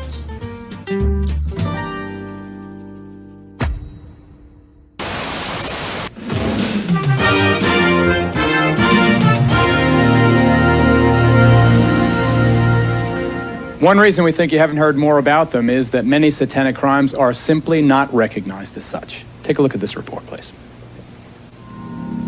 These ritualistic crimes are everywhere, and yet in most communities they are either overlooked or underreported. There's an example going on right now here in Kansas City that tells us why. In this house, in a quiet residential neighborhood, a series of brutally violent, horrible crimes have been committed, and yet the police and prosecutor in this town seem either unable or unwilling to draw the obvious connection between what happened here and Satanism. All I know is the whole thing was evil. This 22-year-old, call him Jay, escaped from the House of Horrors wearing only a dog collar. For 4 days, he had been ritualistically tortured by a man named Bob Burdella. He took the transformer and hooked it to my genitals and stepped back and took pictures while I'm flopping around. What a sick dog. It seemed to never end, you know. After Jay escaped through a window by burning the ropes that bound him to the bed, the police arrested Burdella. When they searched his home, they found over 250 photographs of young men, including Jay, in the process of being tortured, in some cases fatally. Hidden in the walls of the home, they also found a human skull. He had pictures of guys that he had did things to. Kids tied up and with marks on them and things. Apparently, Burdella would pick up young men, usually hustlers like Joe, many of them runaways who cluster in Kansas City's Strip. I need $25 so you For a small amount of money, these kids go anywhere to do anything with anyone. Unfortunately, some went home with Burdella, whose involvement with devil worship was easily apparent. There was, for example, a satanic symbol on the outside wall of his house. His business card seemed straight from hell, and he ran this macabre shop of horrors, possibly stocking it with his own unique hobby. By agreement with the district attorney, Burdella was allowed to plead to 1 count of murder. He received a life sentence, but many people in this community are outraged that the investigation went no further. Did the police pursue these allegations of satanic involvement? The police department, it's my understanding, called in some people who knew about witchcraft to talk to them about that. That particular aspect of the case basically went nowhere. County legislator Carol Cole disagrees. Why do you think there is no attention being paid to that ritual aspect of this case? You're in the heart of America, the Bible Belt, and we hate to think that people like that live next door to us. We're turning our backs on acting like it doesn't happen. We're putting our hands over our eyes as if it didn't occur here, that it was just a murder. This is Detective Lee Orr of the neighboring Kansas City, Kansas Police Department. Do you believe there is a satanic aspect to these horrible crimes? Yes, I'm sure there is, yes.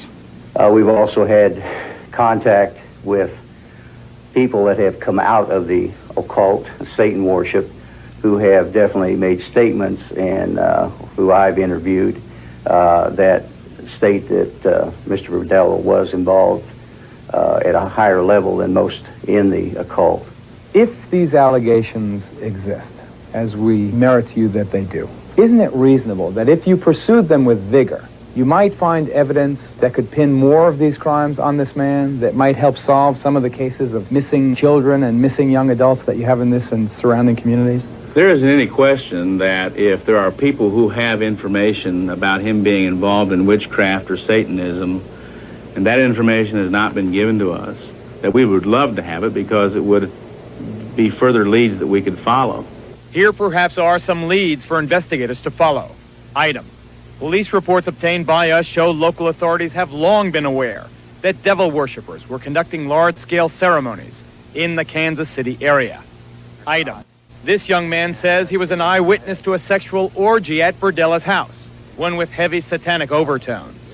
And item: this woman claims she met Burdella through her former husband, a high priest in a local satanic cult. We were at a meeting in the area, and he was up on the platform in a throne, which symbolizes that that sacrifice at that particular meeting was for him, was done for him. So he was in an exalted position. He was a VIP. Yes, he was. What happened there at that ceremony? There was a young man killed, a young boy. He was 16 years old. Did you ever tell the police about any of this? No, I didn't. Why? People don't believe you when you talk about these things. People just do not believe these things happen. Remember, aside from the torture and sodomy of Jay, who escaped, Burdella has pled guilty to just one murder, a runaway whose skull was found inside his house. A second murder charge is pending. Yet police sources tell us Burdella is suspected in at least 7 homicides. When they excavated his backyard, they found remains of 3 people. Paul Howell believes his missing 19-year-old son was among them. They found a head right up here, I believe. A skull? A skull right up in this area somewhere. It is one thing for law enforcement to be uninformed. It's quite another, though, for them to refuse to follow known leads. Paul Howell alleges they did exactly that, with the information he provided from his own investigation. For 3 years, he says, he begged them to investigate Burdella's suspected connection with his boy's disappearance. I dug through his trash and found different things. At one time, I thought it was dog remains. Later on, after the investigation, the police come in. 3 years later, I found out that this is the way they said Bob disposed of some of the waste of the human remain. He put them in dog food bags and set them out in the trash. What must it be like to a father to think that his own son was disposed of in pieces in someone's garbage? It's just very upsetting, actually, and want to get even. You want to find everybody that's involved beside Bob and hope that it don't happen to anybody else's kids. It apparently also happened to Harriet's kid, Bonnie's husband James, who disappeared in 1985. When James first disappeared even, we begged him to do something to go in Burdella's house to get a search warrant for any reason to try to find my son in there, because it had been told to us that he was possibly chained up in the house in there. Photographs of James' tortured, apparently murdered body were among those seized by police. Will you charge Burdella with the murder of James Ferris? That is not something that I can tell you yes or no. Will you charge Burdella with the murder of Jerry Howell? And again, I can't tell you whether or not there will be charges brought against Mr. Burdella or anybody else for the murder of Mr. Howell. Is it possible that by narrowing the focus of the investigation, people who are involved in these awful acts are still free? Yes, there's no question about it. You cannot subdue individuals and photograph them, and you're in the photos by yourself.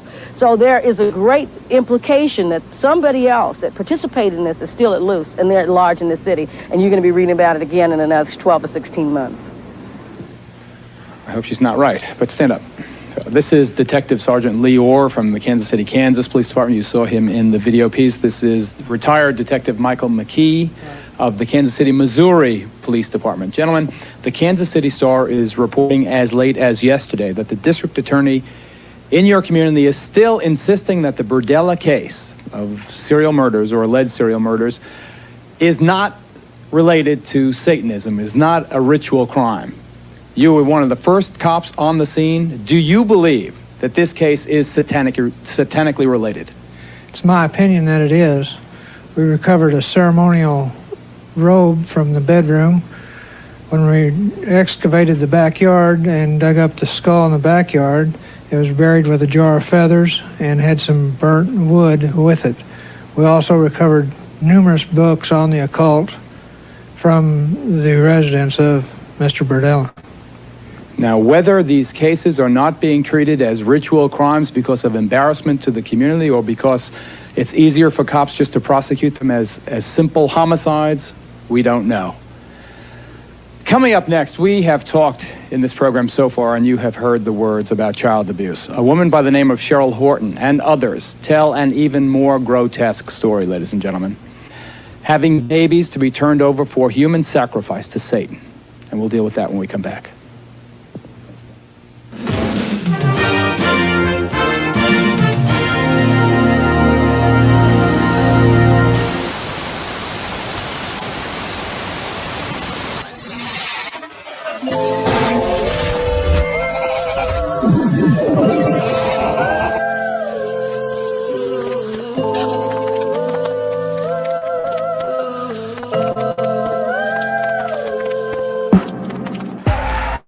Thank you to Satan for giving me inspiration on how to play this role. Who wants to pray to the devil with me? Who's in with me? Come on, hey, let me see those horns. Let me see those horns. Metal, metal, metal. Thank you very much. It's a pleasure to be here tonight. Good evening, godless sodomites.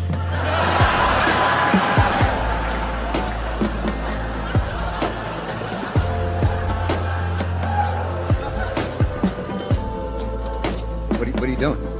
I'm bringing the truth, John. We're in Hollywood, the belly of the beast. You can't just read the prompter? I'm reading the prompter in here. You can read that pablum. Award show banter is not pablum. Reality television celebrates the human condition.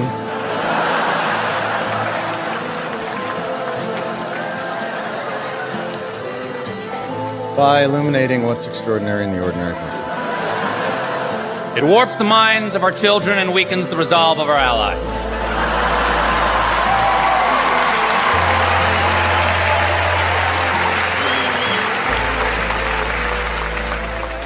A lot of people come up here and they thank Jesus for this award. I want you to know that no one had less to do with this award than Jesus. He didn't help me a bit. If it was up to him, Caesar Milan would be up here with that damn dog.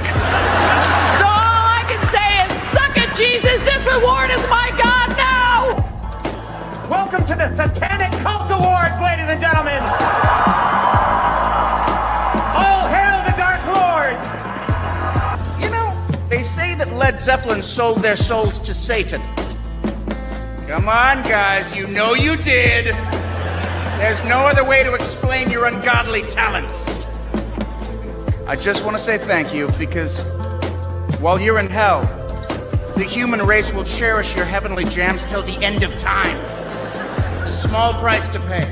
On behalf of Amy, I'd like to thank the devil and all the dark lords who gave her this award, allowed her to feast on the flesh of the innocent. Thanks, everybody.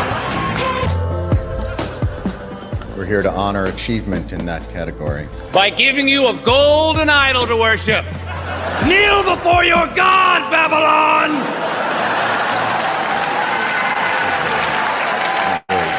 Oh, hand to the person next to you. Come on, lady. Dear Dark Lord Satan, hope everything's good with you. I'm doing fine myself. Just want to say hi and ask you to grant tonight's nominees continued success in the music industry. How's that? Yeah, so that's who the world's worshiping, you know. So let's just stop worshiping these celebrities, and let's stop talking about the Will Smith thing.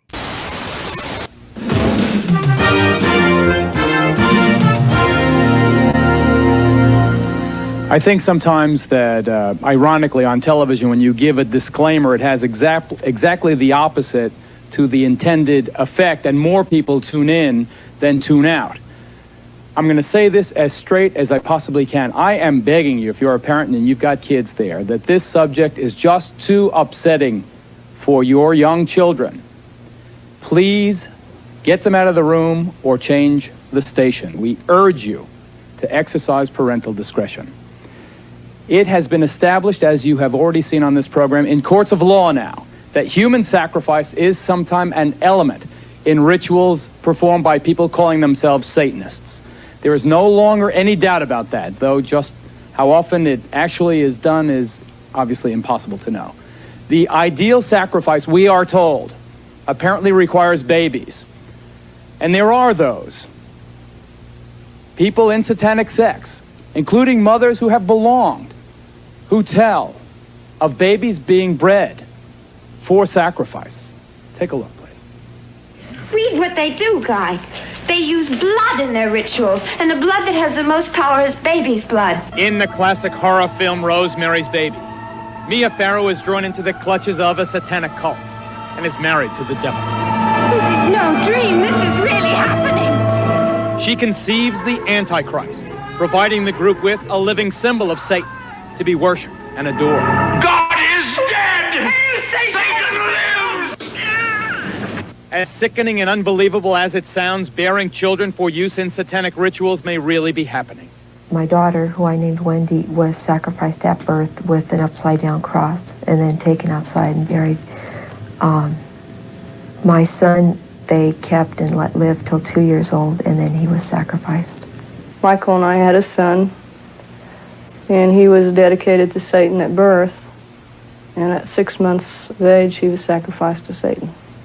It is most common for the heart to be taken from the child and offered to Satan. These women say they speak from personal experience. They claim to be breeders, forced by covens to bear children, both as a way for the cults to get new members and to find fresh victims for ritual murder. Did you give birth to infants who were sacrificed? My first two Were sacrificed? were sacrificed. I was told it was the highest honor I could ever do as a woman, was to sacrifice my first two. And you did that? I was so brainwashed, I believed their philosophy. Jackie tells us she was able to escape her satanic cult. Today she helps other women, like Donna, who are trying to break free. You killed your babies? Take the skin off. You skin the baby? You take the baby's skin off? Do you feel remorse? Have you told the police? I had to do what I had to do, or I'd be killed like the babies that they made me watch killed, and that they put in my hand. They said, "Obey, or this is you." Jackie, you have some pictures drawn during the therapy sessions by the people who've been through this. Why don't you show me some of them? This picture is a person remembering skinning children and babies and hanging it out to dry. Until skinning them, taking the skin off alive while they are alive, and skin them until they die. And that's how your babies died? They took a little patch about 3 by 4 off of her stomach, skinned her, and said, we'll skin you all the way if you talk or cry. You learn not to cry real fast. I don't cry. For their part, mainstream Satanists strongly deny these gruesome allegations. Zena is the daughter of Anton LaVey, founder of the modern-day Church of Satan. That's a popular misconception, too, is that children are sacrificed at the altar, or that animals are used for sacrifices. And it's a horrible, horrible misconception. This is real hard for the police because they can never find proof, and that's because the bodies are sometimes consumed for communion, sometimes burnt, sometimes put in concrete.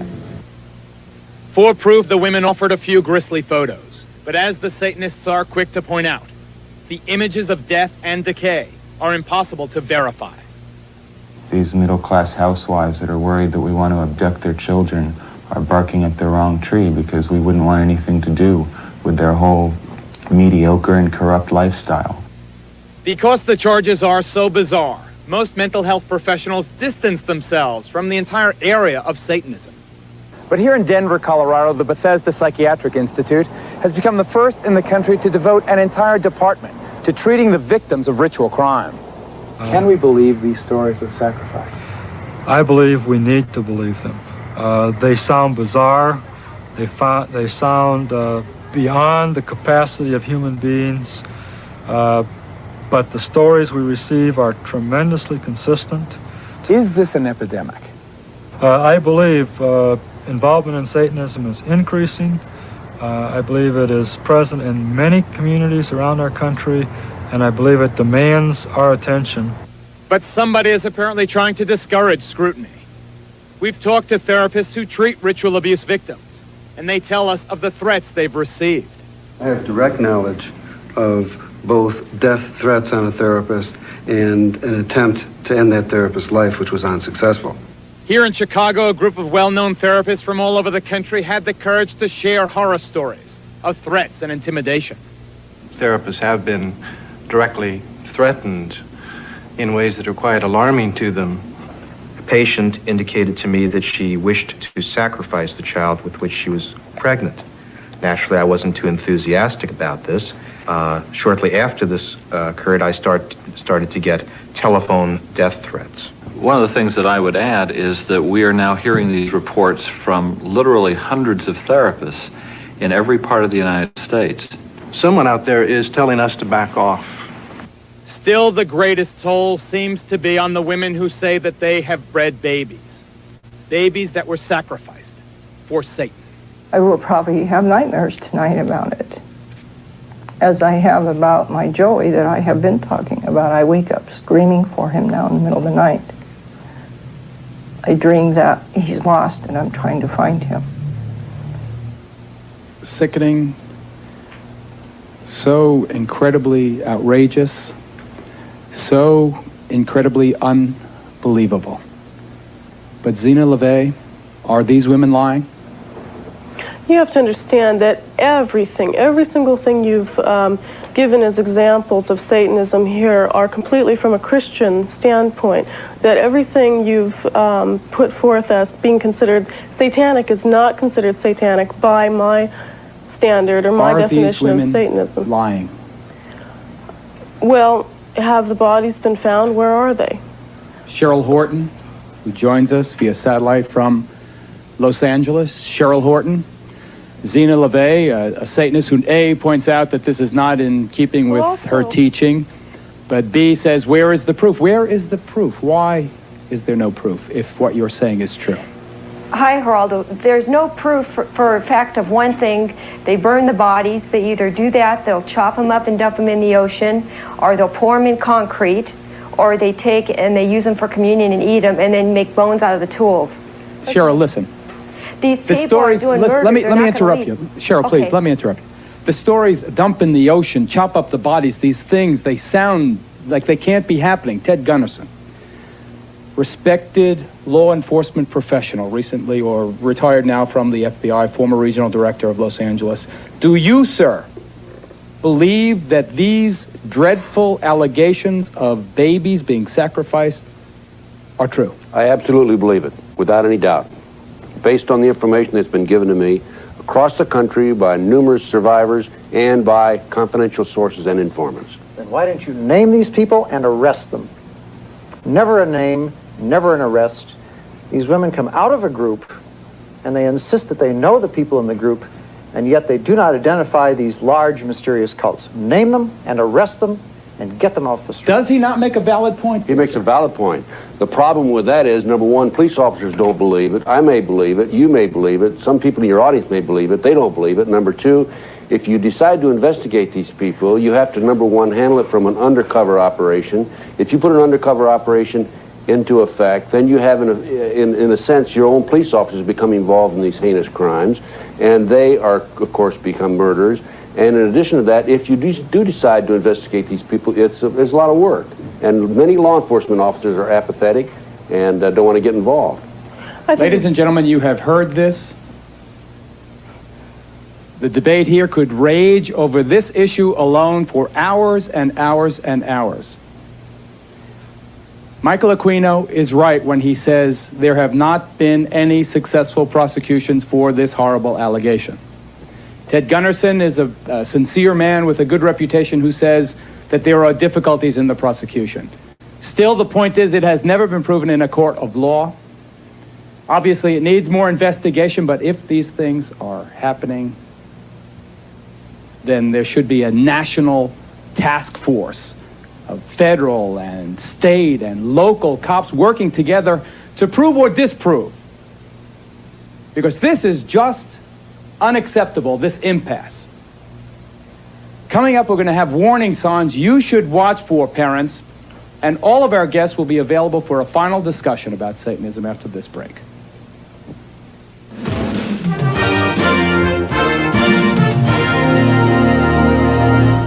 With a rock group called KISS. Dixie Watley has this report on the band that's not getting older, it's getting weirder.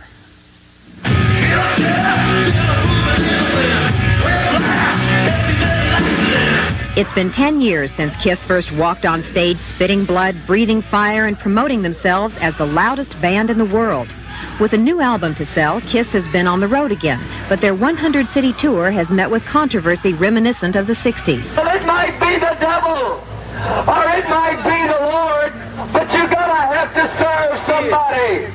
There were picket lines in Nashville, a record-breaking protest in Little Rock, a standing-room-only city council meeting in Corpus Christi, and headlines all over the country: Minneapolis, Dubuque, Chattanooga, and Bismarck, North Dakota. The protesters are mainly religious groups who have been trying unsuccessfully to get KISS concerts stopped because, they say, KISS promotes the worship of Satan. This is one of the ways that the enemy is coming in to try to engulf the minds of these teenagers and win them over. We make heroes out of these guys and make them look like they're something great when literally they're destroying this country. Their music and their lyrics is espousing Satan worship and drugs among our kids, and you're looking at a preacher in Pine Bluff, Arkansas that's against it, and we're going to stand against it, and not just me, but in Georgia, Alabama, Louisiana, California, the ministry's waking up and realizing that we need to stand against this evil. I don't think we'd like those people to like us. They're strange. I mean, they really are weird, you know, but we don't get involved in that. We're a rock and roll band, and we're certainly not going to make a career of explaining what we do to anybody. What they do, according to many Christian leaders, is use their evil-looking makeup along with lyrics such as "I was raised by the demons" and "I'm king of the nighttime world" to influence their fans to idolize the underworld. I think they're trying to fill their auditoriums and fill their pocketbooks, what I think, and I think they're putting our kids on the block to do it. There are people who really believe in what these guys have to say. That's the scary part. And if we come and actually start playing the game, we're going to lend more importance to these guys than they actually deserve. They are really small-time bozos who who are warped, who are going to try to do the same thing that's been done to Elvis, which is burn his records, and to the Beatles. We figure we're in very, very good company. KISS knows they can use the controversy. Their concerts have only been selling at 50 to 75% capacity, and their latest album, Creatures of the Night, is the poorest selling album of their career. Poor sales and a disappointing turnout may well be the reason KISS called off the tour midway through and retreated to a studio to cut a new album. Meanwhile, the controversy is also meaty material for a Christian ministry whose mainline membership is dwindling. Both sides claim that they'd like to meet and smooth things out. Well, if I met the members of KISS, I'd like to do that. I mean, I would, of course, I would tell them that the only hope they have in their life is Jesus Christ, and that they have to be born again. I'll go listen to their sermons. They seem a little afraid to come see us. Have you invited them? Why? Did you invite them? Sure, come to the show. Have a good time. The kids, for the most part, are ignoring all the commotion and have been going to the KISS concerts for the same reason they go to any concert, to hear very loud rock and roll. They're not out here for any Satan worship. It's just rock and roll. That's all it is. They don't have me worshiping the devil, so I don't worry what they do. Dixie Watley for Entertainment Tonight.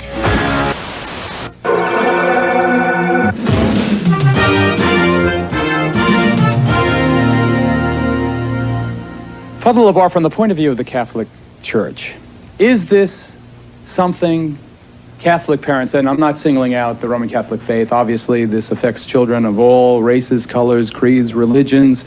It seems particularly strong, as you've seen over the course of the last 2 hours, to be very strong in the so-called Bible Belt among fundamentalist Christians. But from the point of view of the Roman Catholic Church, is this something for parents to be concerned about?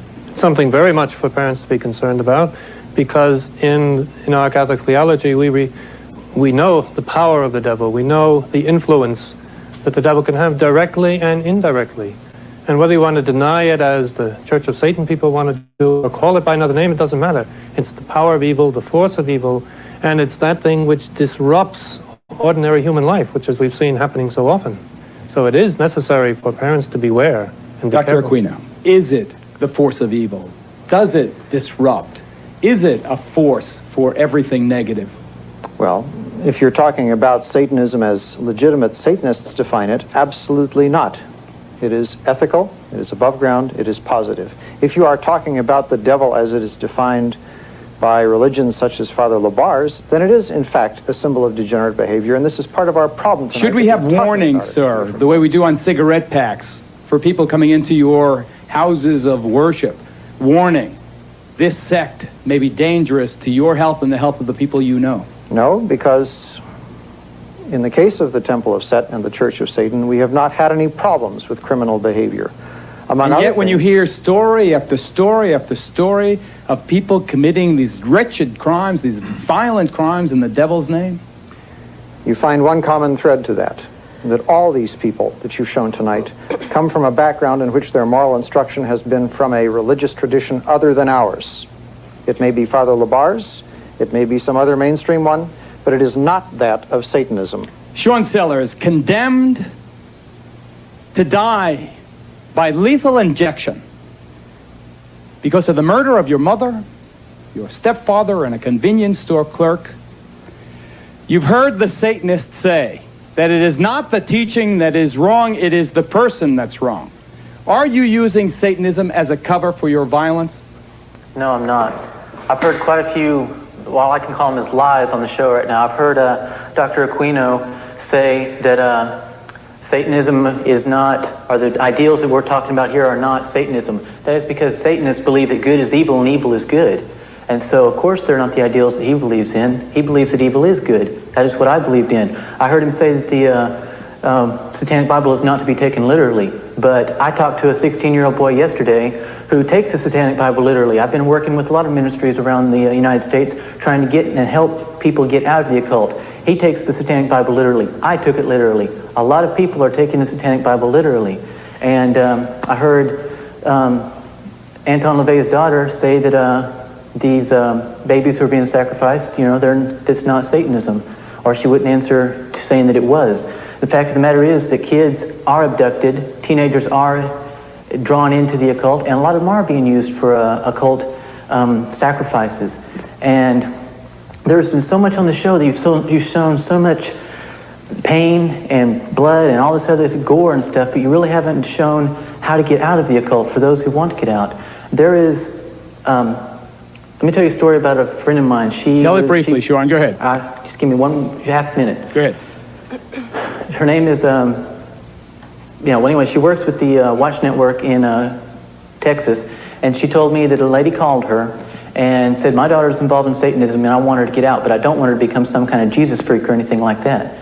Sue told her, I'm sorry, I can't help you. A month later, the girl was living with her aunt and uncle because her mother was in an insane asylum and she was threatening to kill her aunt and uncle. What's your point, Sean?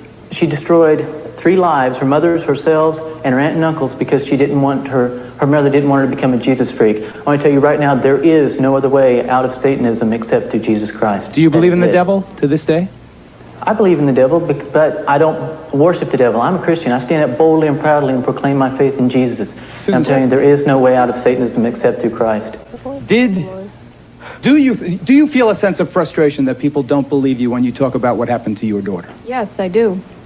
The problem with this whole issue is that because the crimes are so heinous, that people don't want to believe that an adult would do this to a child. And I don't know about the Church of Satan or the Temple of Set. I can't say that they had anything to do with what happened to my child. But if you look at a child's behavior, a child who's been ritually abused, there is no way that you can say that these things that they're talking about didn't happen to them. From the nightmares, to the running around the room when they disclose, to the latching on, to the crying and saying, Mommy, Mommy, Mommy, don't go out, because if you go out, they're going to kill you. Threats, intimidation, fear. That's how this happened to my child and children all across the country. And it may have nothing to do with Dr. Aquino or Miss LeVay. All I know is what's happening to kids all over the country. They're being ritually abused. I don't know who's behind it, but it's happening. And parents have to be aware that children are not lying. Police officers have to listen to children. Listen to what they're saying and look at their behavior, because a child cannot talk like you and I, who's been ritually abused. We'll be right back.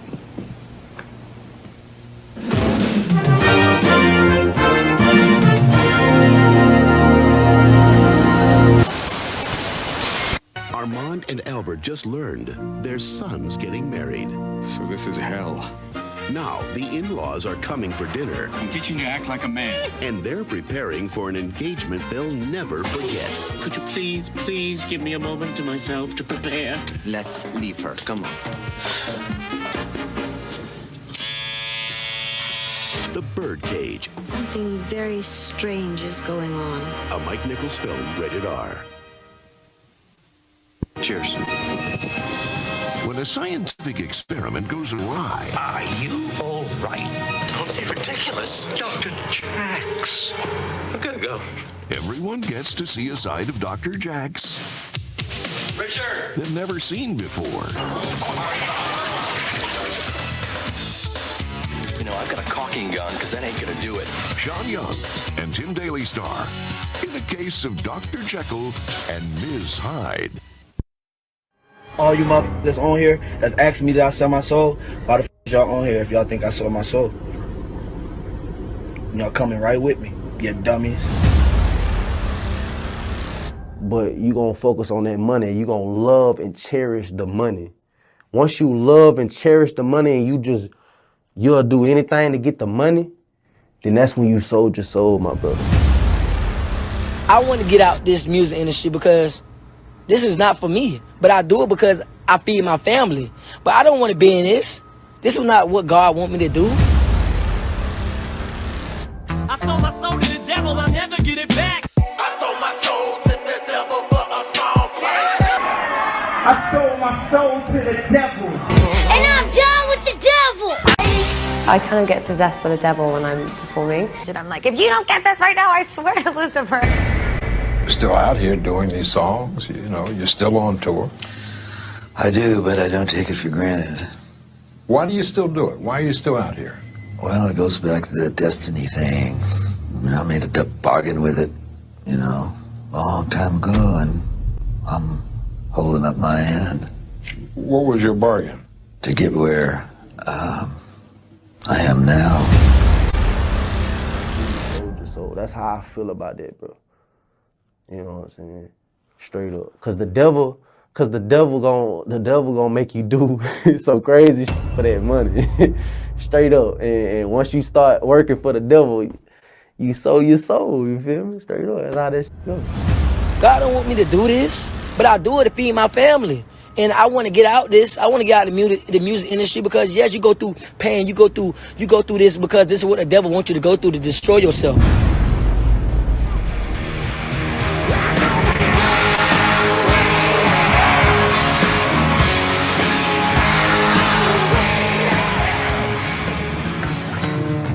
Ran into the devil, baby, loaned me 20 bills. Spent the night in Utah in a cave up. Who wants to pray to the devil with me? Set out and running, but I take my time. A friend of the devil is a friend of mine. I get home. Should I ask who you made the bargain with? with the chief commander. On this earth? And this earth, and then in the world we can't see. I swear I wanted to be like the Amy Grant of music. Yeah. But it didn't work out, and so I sold my soul to the devil. All the good girls go to hell. People sell their souls to this devil because of money, and he really does give them money. But at the end of the contract, that's why Jesus said, what would it profit a man to gain the whole world and lose his own soul? All right, so when you went there, the friend who took you there, what were you supposed to get from that particular shop? So, in particular, that was going to help your career grow. Yeah, so Crystal took me to that shop, and what she said was, this man is going to initiate you, he's going to baptize you into the brotherhood. And then after he baptizes you, things are going to start going your way. When you left prison and you got out and you started chasing fame and chasing clout, and then eventually you did chase money, do you feel like in that process you sold your soul at all? Hell yeah. Hell yeah. No doubt about it. Hell yeah. It's the blind, leading the blind, leading the blind to their demise. It's the blind, leading the blind, leading the blind to their demise. Break the cycle.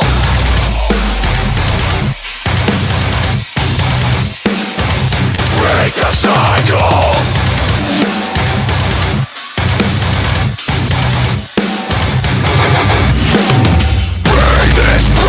System to its knees.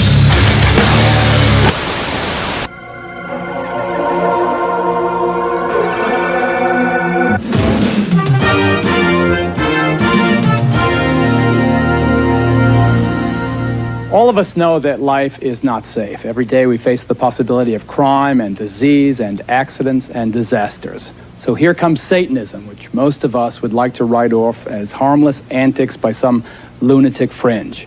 A few years ago maybe, but not now. We have seen that Satanism can be linked to dope and to pornography, child abuse, and to murder. It has led seemingly normal teenagers into monstrous behavior. They preach mysticism. Other people, however, practice evil. And that is why we brought you this report tonight. I'd like to thank all of our guests, especially those we did not have a chance to get to. I'm Geraldo Rivera, ladies and gentlemen. Thank you very much for watching. We'll see you next time. Good night. I wish I had listened to the music. I wish I had thrown it out. I wish I had gone to school and talked to him, talked to his friends' mothers. Maybe they saw some things that I didn't see. Maybe if we put them together, we could have come up with something. I don't know. But I just think setting back and assuming that this is a teenager's life, when you see things like that, I know for a fact is wrong. I think that my son believed in Satan. In fact, he has said to me that he did believe in Satan. He believed in the power of Satan. He believed if he served Satan, that Satan would give him something in return for his servitude. It's all false, man. It just leads to your own destruction. Look where I'm at, look at my sentence. I mean, I'm in jail with life without parole. Do Due to the graphic nature of this program, viewer discretion is advised.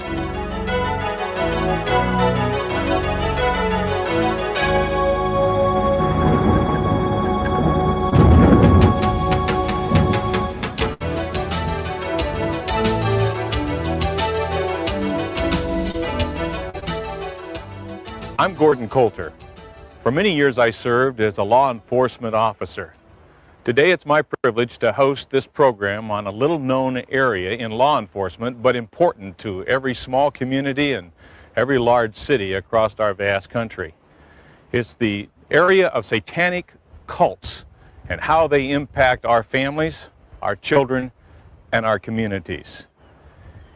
In satanic occultism, that which is good is bad, and that which is bad is good. And as you view this learning and educational tape, pay attention to notice the reverse of everything that is normal becoming abnormal. There are many crimes that are unsolved in our cities, and many of those crimes have ritualistic overtones, but they're hard to find, and it's difficult to find the depth of where these things go and who may have done them. And so today we hope to be able to shed some light on a dark, dark area, an area that has been taboo for so many years, that is also protected by the United States Constitution and the freedom of religion. That's why it's very difficult for us as law enforcement officers to really investigate. But the question really is, where do the freedoms end and our responsibilities begin for our communities? Satanic cults and their various offshoots exist throughout the world. However, a difficulty immediately arises with the word cult. Many cults fall under the protection of the United States Constitution, the freedom of religion. When we talk of cults and Satanism from a law enforcement perspective, we have to tread lightly. That is one of the reasons it is so difficult to investigate satanic cult activities. We know what the satanic cult professes to believe. We know what their potential for violence might be if they choose to be true to their belief. We even have evidence, here and there, that leads us to believe that some sort of rituals are taking place. However, unless we catch them actually breaking the law, or find evidence that leads directly to participants in some illegal activity, we have no case.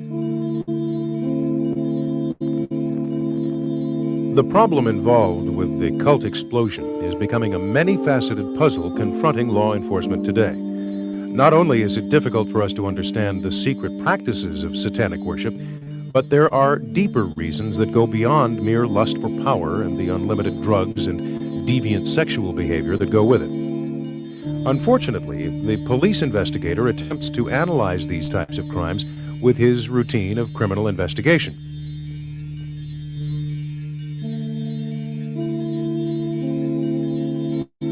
In the cases of satanic practices involving deviant sexual behavior, the investigator forgets the offense was committed by an abnormal person influenced by many strange and complex motivations, and therefore, law enforcement's analysis of the crime and the criminal must be guided by the principles of abnormal sexology.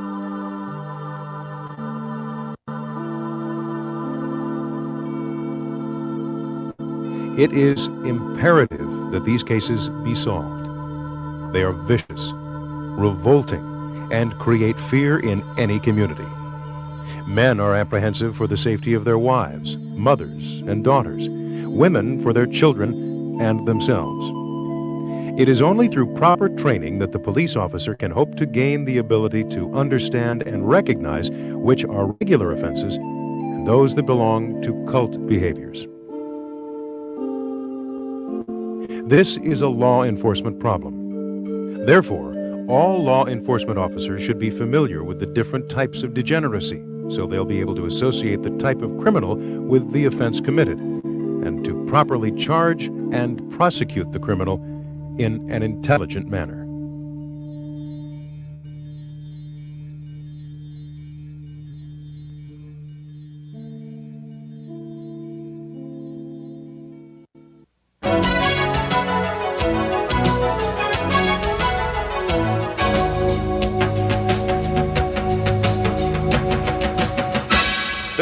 three general areas and levels of involvement in satanic occult worship. The first would be dabblers. They're people who just use it for fun and games, may be involved in some video games and that kind of level, possibly a little graffiti, but reasonably innocent. The second level would be those that are involved for spiritual reasons, and they recognize that there's power in the worship of Satan. These people generally worship together and try to find the mystery of it all. And then the third level would be criminal involvement, and that's the area that interests us. These people actually believe that they gain power through criminal activity, through killing people, through various rituals that are against the law in our states and in our country.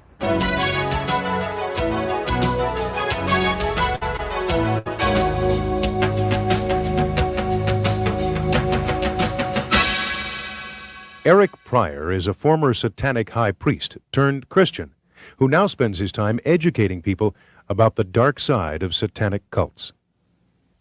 When I was a practicing occultist, oftentimes I would come into this park and practice on various different holidays, lunar holidays and occultic holidays, and we'd actually have rituals in the park when we didn't have a space to do rituals indoor.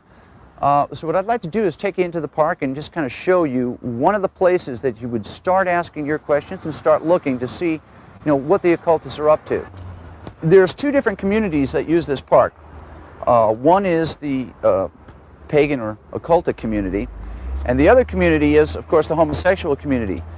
Interestingly enough, they go hand in hand. And so, well, see, here you go.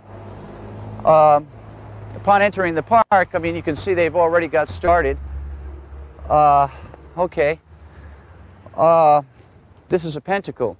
The interesting thing about this pentacle is it's an upright pentacle. This is not a satanic pentacle. Now, the reason why this pentacle would not be considered satanic is because it has one point up. Now, Satanists would reverse this star, or pentacle as it's called, and have 2 points up. Those represent the horns of Baphomet and or the horns of Satan. But now, right over here, I can see on a tree here, there's a inverted cross. Now this is satanic. This is a very generic symbol. Let me see. It's actually fairly fresh too. This here, of course, is a bastardization of Christianity, and it's a very common symbol. Obviously, they probably had a party or a ritual here within the past night or two. Usually what they'll do is they'll mark, it's almost like a path. They'll mark a path to kind of show you where the action's at.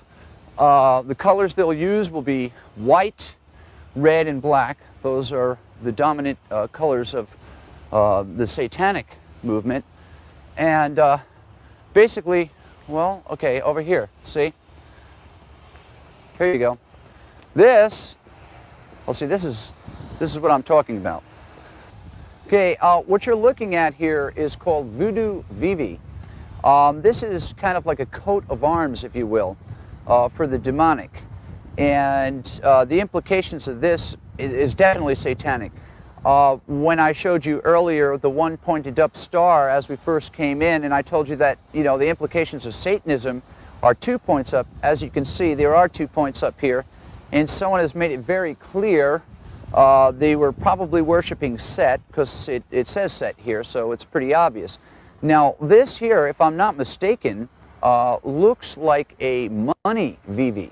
So I wouldn't be surprised if they were here in the park doing a money ritual. And this is very typical. This is the kind of thing that you can expect to see not only on crime scenes, but in areas where occultists hang out. Like gang graffiti, occultists kind of communicate to each other through their graffiti. On the rise there, up here, is a very flat area, concrete area, that is used often. I even frequented it for ritual practice. Well, there you go. You can see from here 666 and an eye. Now that eye above 666 is an Egyptian eye. The eye of Anubis So I can tell by looking at this eye that these people that were up here were into ceremonial magic. These aren't witches. These are definitely Satanists. You look at these dumpsters. See, this is how they talk to each other. Now, what you see here, this is gang graffiti, okay? And this is how gangs talk to each other, okay? But now this is how occultists talk to each other. This here is a psilocybin mushroom. So probably they had a psilocybin ritual, which is not uncommon. Occultists are known for using peyote and psilocybin. And so this was probably a psilocybin ritual. Okay, here you go. Shem Hemfarash is a satanic invocation, and Halley is also part of a satanic invocation. There is a book out called The Greater Key of Solomon, and in The Greater Key of Solomon you will see on the seal of Solomon this word. All right, from what I can tell from the graffiti and everything that I've seen, and what I see here on the concrete, it looks like they actually had the ritual here. Now, there's an N here for north, and there's an S over here for south. Now, while these are not the true directions, obviously someone had a bad sense of direction, I'm assuming that this is where they actually had their ritual. One of the reasons why they would use this particular area to have a ritual is it is on concrete, and it's a nice open area. When we used to come up and have rituals and we had a group, we would look for an open flat space. This is an open flat space. This would be an ideal place for them to have a ritual. Now, if I was a solo occult practitioner, I might do it in the bushes somewhere and have a little altar set up. So what you're doing is when you come onto a scene and you're investigating a scene, you look on the ground and you'll find clues as to what happened. Right here, okay, we have a rope here. This is a noose. And actually, if you look at it closely, I don't know if the camera can pick this up, but there's blood on this noose. Now, this could have been used either to bind someone up in some type of a ritual scourging, or it could have actually been used on an animal that was sacrificed. When sacrificing a cat or a dog, of course animals move around a lot and they get unruly, so they would tie it up. But there is blood all over this particular noose. Now these are the kind of things that you'd be looking for. What we have here is a medicine bottle of 2% xylocaine. For those of you with medical knowledge, you would know xylocaine, known as lidocaine, is a numbant. It's used to numb people, and for that matter, animals. And of course, if you're going to ritually sacrifice an animal or a human, for that matter, in a public place, you don't want them to be screaming in pain. So it's not uncommon for occultists to use something like this, and of course, here we have it. On this tree here, we have some more graffiti. It's in red, which is a classical satanic color. Now what's interesting here is the number 9. 9 represents the 9 satanic statements. You can find this in a book by Anton Sanzer LaVey, which is called the Satanic Bible, and you will see that there are 9 satanic statements. This is the way occultists tell each other, hey, we're Satanists and we're partying. The 9 Satanic Statements from the Satanic Bible by Anton LaVey. Number 1, Satan represents indulgence instead of abstinence. Number 2, Satan represents vital existence instead of spiritual pipe dreams. Number 3, Satan represents undefiled wisdom instead of hypocritical self-deceit. Number 4, Satan represents kindness to those who deserve it instead of love wasted on ingrates. Number 5, Satan represents vengeance instead of turning the other cheek. Number 6, Satan represents responsibility to the responsible instead of concern for psychic vampires. Number 7, Satan represents man as just another animal, sometimes better, more often worse than those that walk on all fours, who, because of his divine spiritual and intellectual development, has become the most vicious animal of all.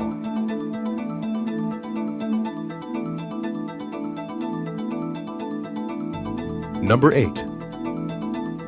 Satan represents all of the so-called sins, as they all lead to physical, mental, or emotional gratification. And number 9. Satan has been the best friend the church has ever had, as he has kept it in business all these years. So you gentlemen want the secret of how Cadbury gets the soft, creamy caramel inside the chocolatey pockets of the Caramilk bar? Yes, we know you have it, and my people are prepared to pay 50 million. Not enough. 75 million for the caramel secret. Not enough. 100 million, tops. Sorry. I'm willing to pay anything. Anything?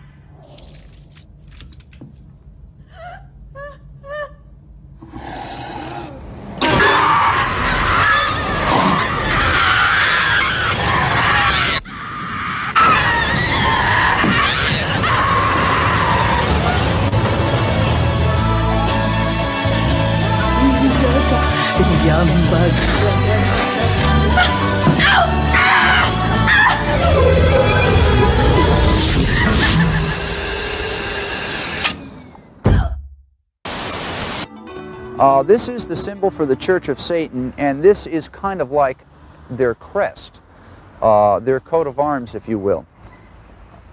This would imply that these people either have affiliations with the Church of Satan or perceive themselves to have affiliations with the Church of Satan. Everything that we've seen here indicates Satanism. Different ritual sites will have different configurations and markings, but this gives you a good example of what to look for. First, upon entering the park, the pentacle and inverted cross were displayed. Second, further up the path, we found a voodoo vivi, which indicated a money ritual. Third, at the open cement areas that are common to satanic activity, we found graffiti that showed recent activity. In addition, we found a bloody noose and a xylocaine vial. Fourth, on the way out of the park, we found another inverted cross and the number 9, which, as we demonstrated, represents the 9 satanic statements from the Satanic Bible. Fifth and finally, we found markings indicating that the ritual was by followers of the Church of Satan. Behind me is the city of San Francisco, a city known for the first satanic church in America. Anton LaVey established this church under the freedoms of our country.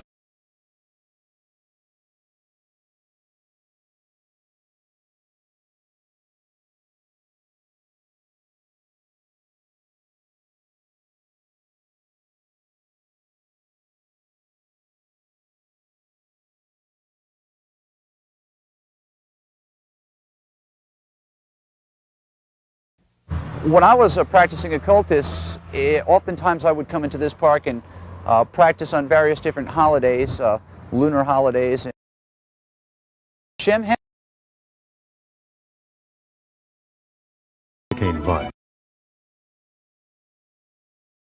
Murder, which might include human sacrifice, or mass murders, or cannibalism, drug trafficking, sexual trafficking of children. Sorry about that. I'm just an idiot.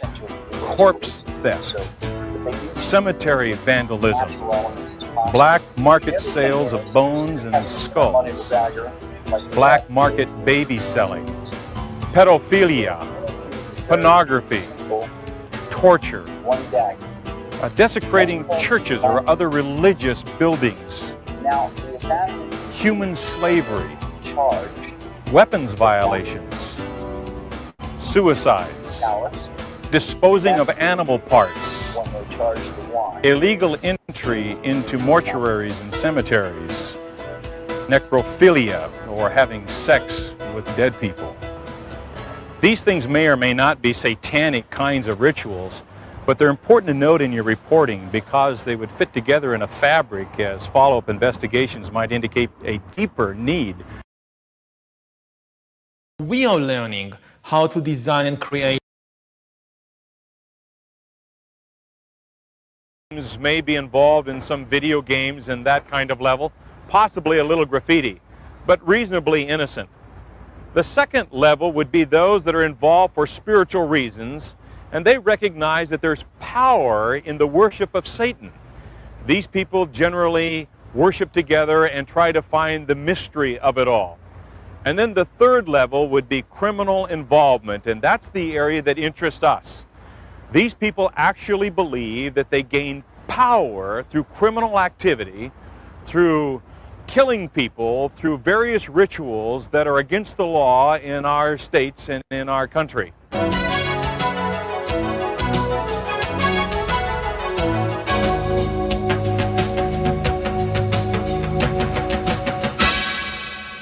Eric Pryor is a former Satanic high priest turned Christian who now spends his time educating. Initiation. And it doesn't hurt anybody. They listen to it, they get involved in it, and they get their aggressions out. They go to the shows and they bang around in the what they call a slam pit, and they get their aggressions out. Jeff's a big music fan. He's grew up listening to Black Sabbath. Chris Edmonds is talking about notorious mass murderer Jeffrey Dahmer. In a chilling illustration of his anger, Edmonds had a photo of Dahmer autographed by death metal band members in Tampa, Florida. Why? You can take Jeffrey Dahmer and you can put a face on it. You know, what you're feeling inside, the way he did towards people, that's the anger, you know, that we feel inside. And he just kind of developed it, I think. It's a face to put on somebody just so you can see this is for real. This is definitely for real. We are pissed off. Death music is supposed to be scary. Its fans say it's the musical version of a horror movie.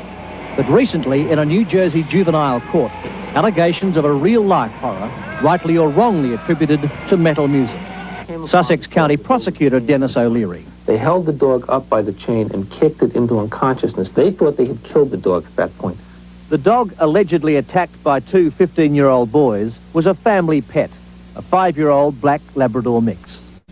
She was the type of dog that would take her front paws and just like wrap them around your leg, like giving you a little hug. What you're about to hear will disturb and upset many people. The 15-year-olds who'll face the courts in about a month apparently concluded from the death metal music they were listening to that they had to sacrifice an animal in a satanic ritual.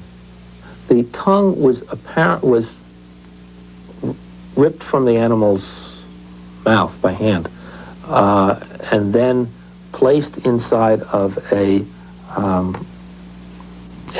satanic insignia, and that constituted the ritual.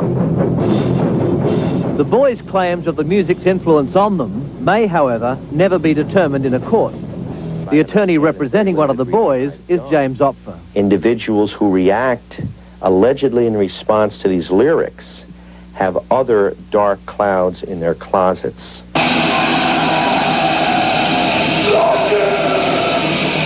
The two accused youths said one of the bands that influenced their actions was Deicide.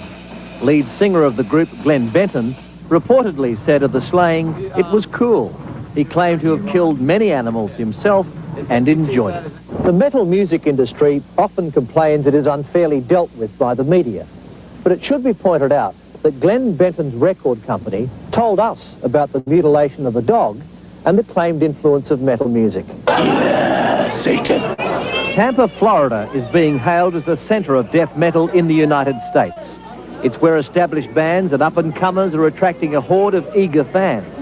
While most bands boast no religious affiliations, some, like Morbid Angel, are self-confessed Satanists. Does the devil work through you? There is no devil. I'm the devil. Well, who is Satan? I'm Satan. How does that affect the kids, do you think? Do they ask you about it? No, because we don't really go on about it too much. I mean, I express my anger through my lyrics, but as far as the kids are concerned, most kids are just as disgusted as we are about things. And we happen to be a vent for that frustration.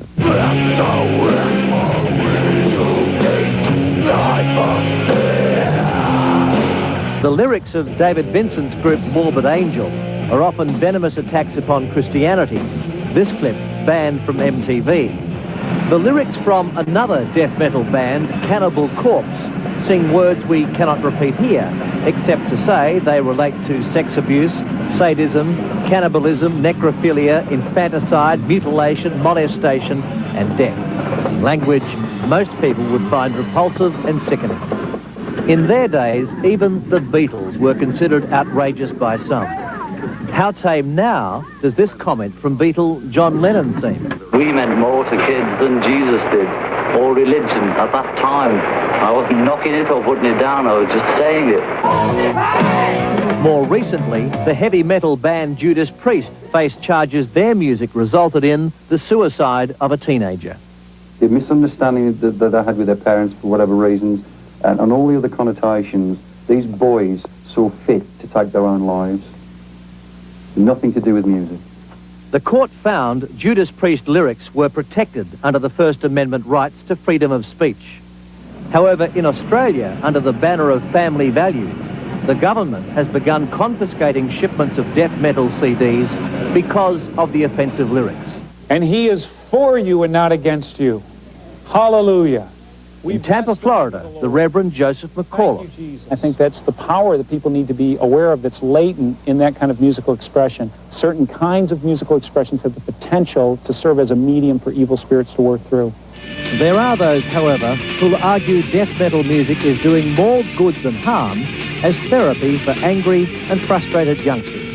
Well, this isn't hurting people. This is entertaining people. This is providing release for kids in America, and I'm all for that. I think it's the fault of everything that your parents and my parents believed in crumbling before our eyes. Reagan and Bush gave kids the noise. The kids are... It's all just music, no matter what kind of music it is. I mean, if it's classical music or if it's opera, it's just music. Trevor Perez's parents, Beverly and Lee, have no qualms about their son's music. We've always been open at the house and talking with him about music, and he's always loved it, and he's always been a good boy and never had any reason to... And the other people that are in the band are from good families, and they're keeping control of their kids, and they know what they're doing, and we've never had any problems. I think that the people out there that have concerns for their children dealing with this kind of music, I think it's warranted, and I think they ought to pay attention to what's going on with each individual's child and make sure that they're not getting, off on the wrong foot. You shouldn't be scared. They're just normal people. They look a little weird sometimes. Some of them are a little bit strange. Cannibal Corpse. Gangs out in L.A. I mean, that's a much more frightful thing to me than hanging out here with a bunch of long-haired guys in black T-shirts. And while we may not listen to the music, perhaps we should be listening to these young men and wondering at their fuming anger. A lot of disgust. And it's hard to sing about dancing around in a flower garden when you feel the way we do. If I couldn't get it out this way, I'd get it out another way, a lot worse. I mean, we all know that adolescence is a tough time, but it's amazing to see the lengths people go to express their frustration. It's sad. Yeah, it's amazing, but I think parents have to really pay more attention to what these kids are listening to. Yeah. Up next on Extra, the...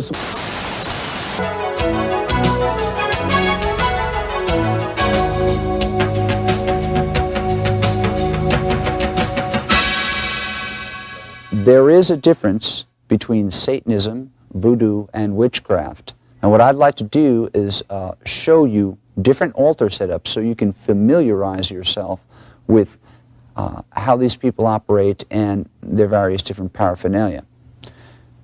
These particular groups that I'm going to show you the different altar setups of are the type of groups that would most probably be involved in criminal activity. While you wouldn't find all this stuff at a crime scene, you will find evidence that they have been at a crime scene. For instance, you might find something like this pin here, which is used to penetrate a pulpit like we have sitting here. But then again, there are other things that might be left behind that would indicate voodoo. Now, voodoo is colorful, and usually beads and shells are associated with it. What you're looking at here is 2 small conch shells and some beads. Now, this is what a priest would put on the necklace, such as I'm wearing here. This would indicate high priesthood. You might find conches like this with beads.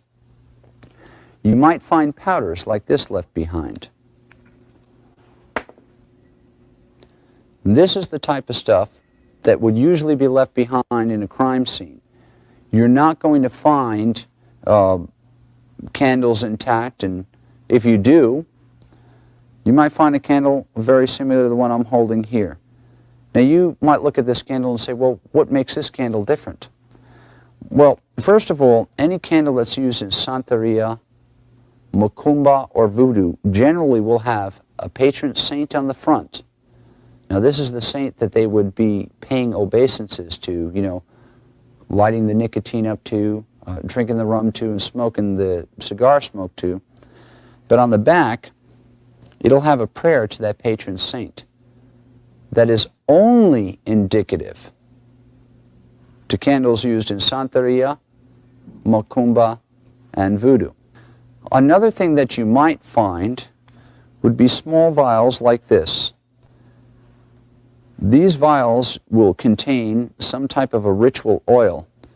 Usually these oils are poured over a coal in a ritual practice. You might find a lot of empty oil vials at a ritual site. What you're looking at here is a classical satanic altar setup. Now, there are more than one type of satanic group. There are rogue satanic groups where you have a bunch of young people that get together and they read books such as the Satanic Bible by Anton Sanzer-LaVey, or some of the stuff that is published by the Temple of Set, which is also another large church of Satan. But now an organized satanic group has an organized way of setting up its altar. What you're looking at here is a classical satanic altar setup. It's very Spartan. 2 candle holders. One candle would have a white, one would have a black. You'd have a Baphomet candle in the center, or a Mendes goat is what it's called. You would have a male candle on the left-hand side and a female candle on the right-hand side. You would have a skull, which is considered the barrier of death, and a bell to ring for each one of the 9 satanic statements. And they would ring it. You would also have 2 ceremonial daggers. One ceremonial dagger is actually used in directing the forces of magic, the way occultists would do that, as in directing their powers. And the other dagger, which would be called a bolane, would actually be used in ritual work. If I were going to sacrifice someone, I would use my bolane. It's considered a working knife. So in a satanic altar setup, you're always going to look for 2 knives. Okay, what you're looking at here is a basic witchcraft setup. Now, the difference is you don't see the bells. You don't see the Satanic Bible. And you'll see a couple extra things here. For instance, most witches are very adept at using the tarot. Witches are very, very big on an art called scrying or fortune telling. Another interesting addition is that, notice, the candle holders are wooden. Witches perceive themselves to be nature-centered religious belief systems, so that they use as many natural elements as possible. The other thing is, instead of having a ceremonial dagger like we have here that would be used in Satanism, they would just use a very simple one dagger. That's called an athame. Now, the athame is used when they charge the wine, which would be in the chalice. The athame would be used when they charge the wine, which would be in the chalice. The salt, which would be in the salt bowl, and the water, which would be in the water bowl, as well as the incense. Another interesting addition we have here is Kyrnos. This is one of the gods of the witches. And the center for any witchcraft altarpiece will have either Kyrnos, which is the god of the witches, or Diana. Another thing that witches will often have on their altar is a mortar and pestle, because they work a lot with pharmakeia, or various different incenses. Now, this is an incense we have here that would be used in ritual practice. Notice they're very bright in color. There are many different kinds. These are the kind of things that you might find left over at a crime scene. You might find little piles of colored, it looks like chalk, but it's not chalk. It's actually incense. And if you were to take it and smell it, it usually has a very fragrant smell. Another thing that you'll find is usually there's chalk. There's usually a piece of red chalk and a piece of white chalk. This is used to draw a circle around the ritual area, and it's called a boundary between the worlds. And then what they will do is make various different magical symbols in those circles, believing that these symbols will seal off an area. Now, witches are known for their artwork, their drawing of symbols, their use of colored powders, and of course the use of natural products like wooden candle holders, even wooden knives. And so this would be more indicative of witchcraft. As you have seen, the difference between the items you might find on an altar from the various different occult styles is subtle. When you pay attention, you'll see that there is indeed a distinct difference. These differences will give you the understanding of the type of group you're dealing with. And when you know the type of group you're dealing with, you'll also learn to understand how they think, where they'll congregate, and where they'll be. Let's examine self-styled Satanists like Ricky Casso. Often they're teenagers who learn that the message of Satanism is for sale right in the neighborhood. This shopping mall in affluent Westchester County, New York, exemplifies how easy it is for children, or adults for that matter, to get their hands on satanic material. We stress it's perfectly legal, and these are typical commercial outlets you'll find just about anywhere. 3 stores side by side, a bookstore, a music store, a videotape center, each offering seemingly harmless types of entertainment, like movies. Here at the neighborhood videotape store, take a look at the number of movies that involve Satanism.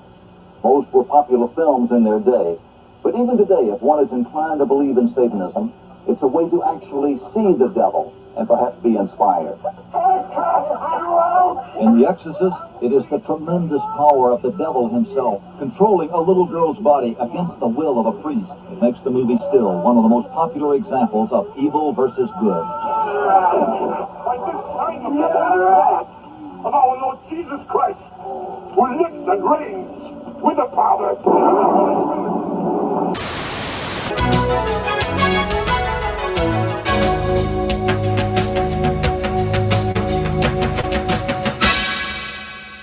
There are many different satanic symbols. Here are a few of the more common ones. The inverted cross.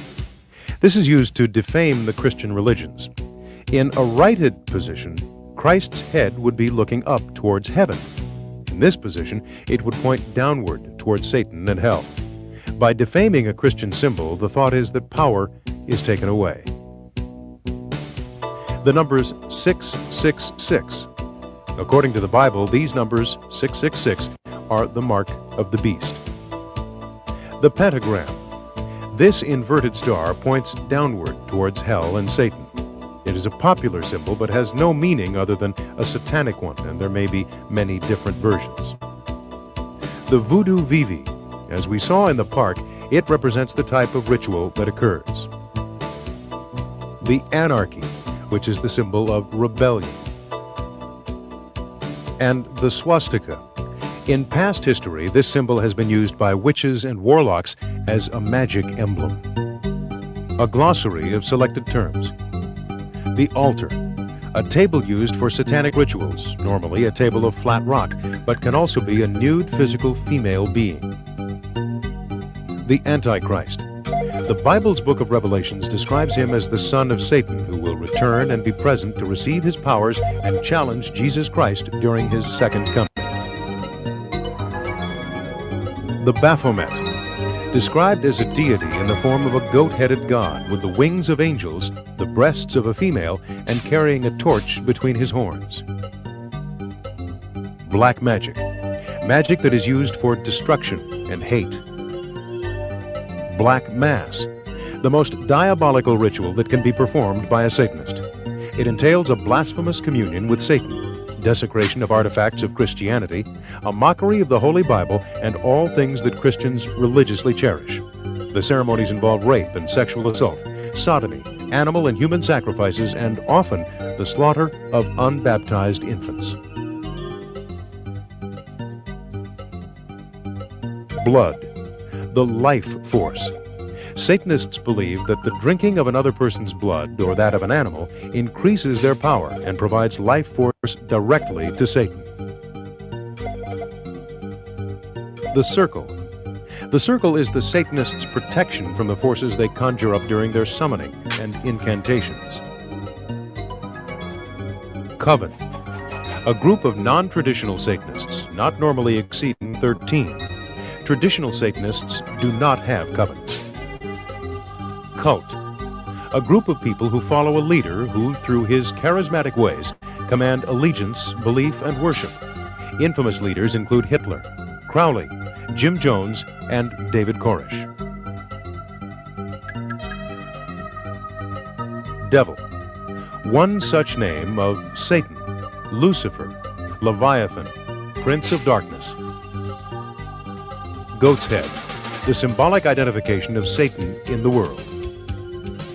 Grottos, countless Satanists in one order or organization. Hand of glory, the left hand of a person who has died.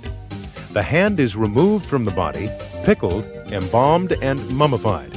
It is then used to ward off evil spirits. The head. Satanists believe that the head is the most important part of the body. They often eat the brain to receive powers of the deceased person. The heart. Satanists believe it to be the center of life. By eating the heart, they believe that assumption of the deceased's characteristics and powers will be thus transferred. Host. Normally using blessed communion wafers, symbolic of the body of Christ, Satanists insert them into the vagina of the altar, or physically stomp, thus desecrating Christian beliefs. Lucifer. When cast out of heaven, he was followed by 1/3 of all the angels. Pagans. Those who practice witchcraft, the worship of nature as well as multiple gods. Satan. An angel created by God, cast out of heaven, and now the object of worship by Satanists throughout the world. Succubus. A female demonic force that copulates with human males. Incubus, a male demonic force that copulates with human females. And witchcraft, the practice of the old religion which focuses on the goddess in her many forms.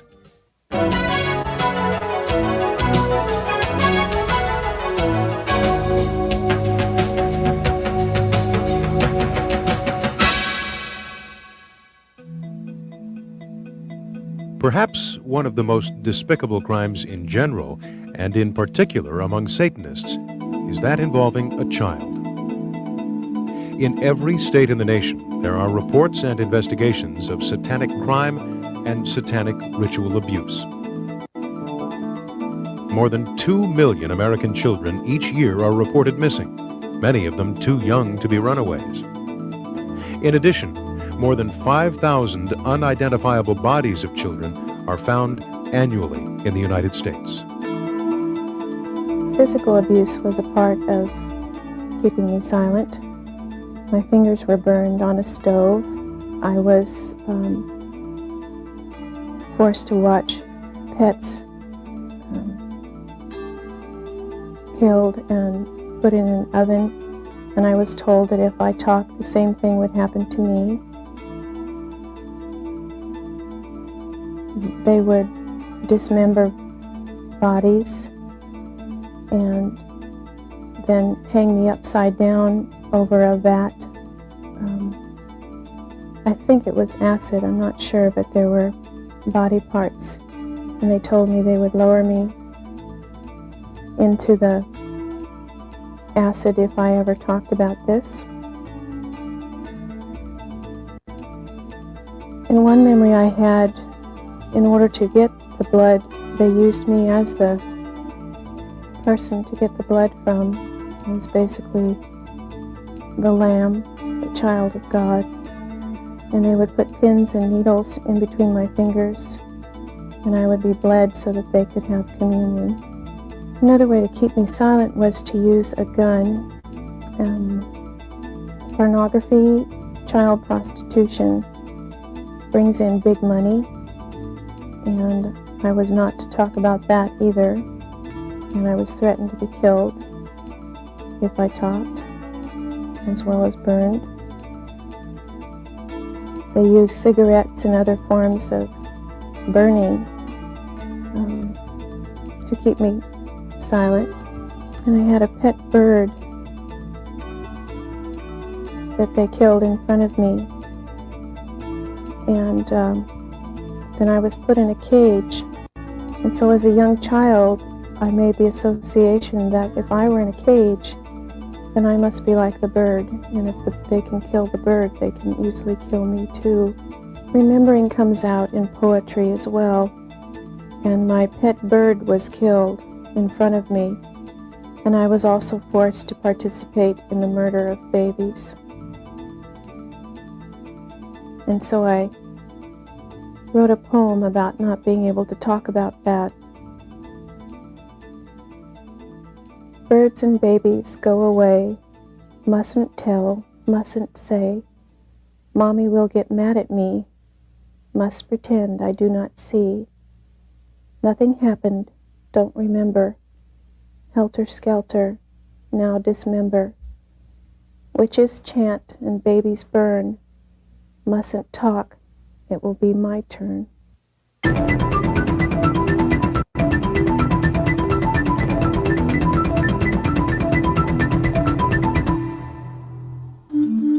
Death, doom, violence, and the rejection of morality and religion. Heavy metal groups and solo artists such as Slayer, Ozzy Osbourne, Motley Crue, Venom, and AC/DC have sent heavy metal record sales skyrocketing.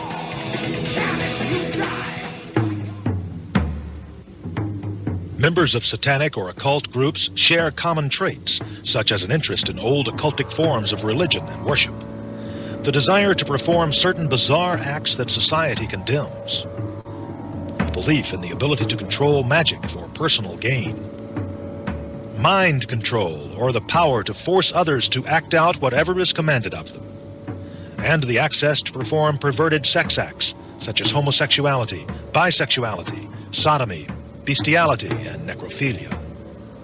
Not all satanic or occultic groups engage in illegal activities. However, many do, and some of their criminal acts include trespassing, vandalism, burglary, animal mutilations, trafficking and selling of illegal drugs, kidnapping, physical, mental, and sexual child abuse, rape, and murder. All of these acts are carried out in the name of Satan. Therefore, the participants have no remorse after having committed them.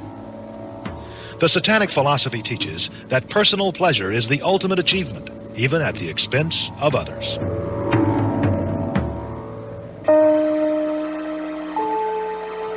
There are 4 different symbols which refer to the mark of the beast, or Satan. 3 6s in a row. 3 6s facing inward of each other. 3 Fs in a row, F being the 6th letter of the alphabet. Also, 3 circles interlinked with each other. The sign of the horns is a hand signal given among members of the occult. Teenagers who flock to heavy metal concerts flash this sign often.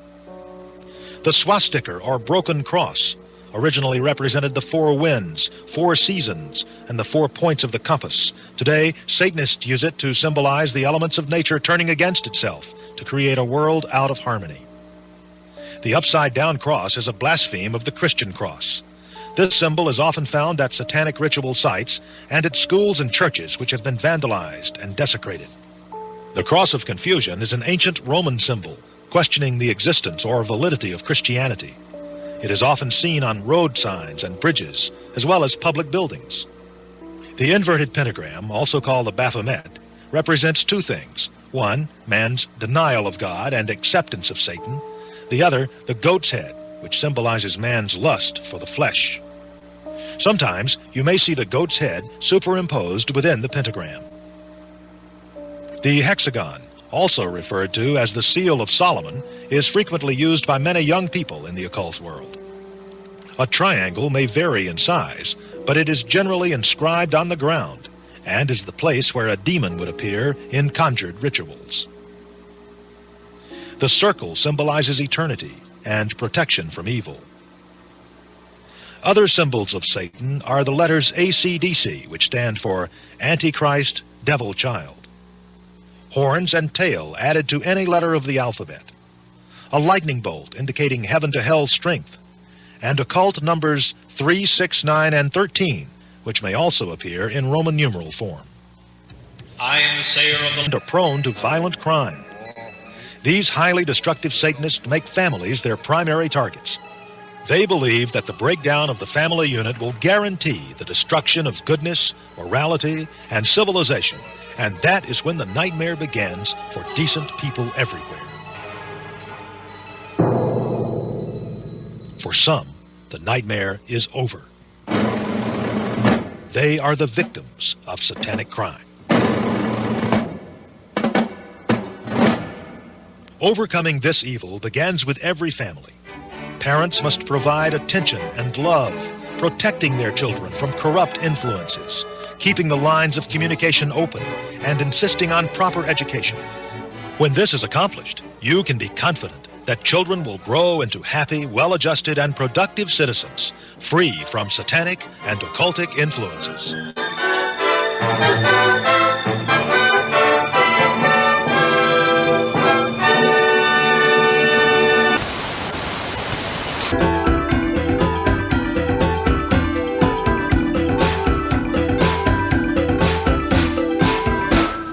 Unfortunately, all of the signs of self-involvement, rebellion against authority, self-righteousness, disrespect towards parents, they're common in the growing up years. They're also signs of involvement in satanic cults. Perhaps one of the major signs of cult involvement is when the group moves into obsession. They get stuck on one idea, one type of clothing. They center focus on this idea and they do not deviate. They focus on destruction and on doom. They have many highs and many lows in their self-esteem.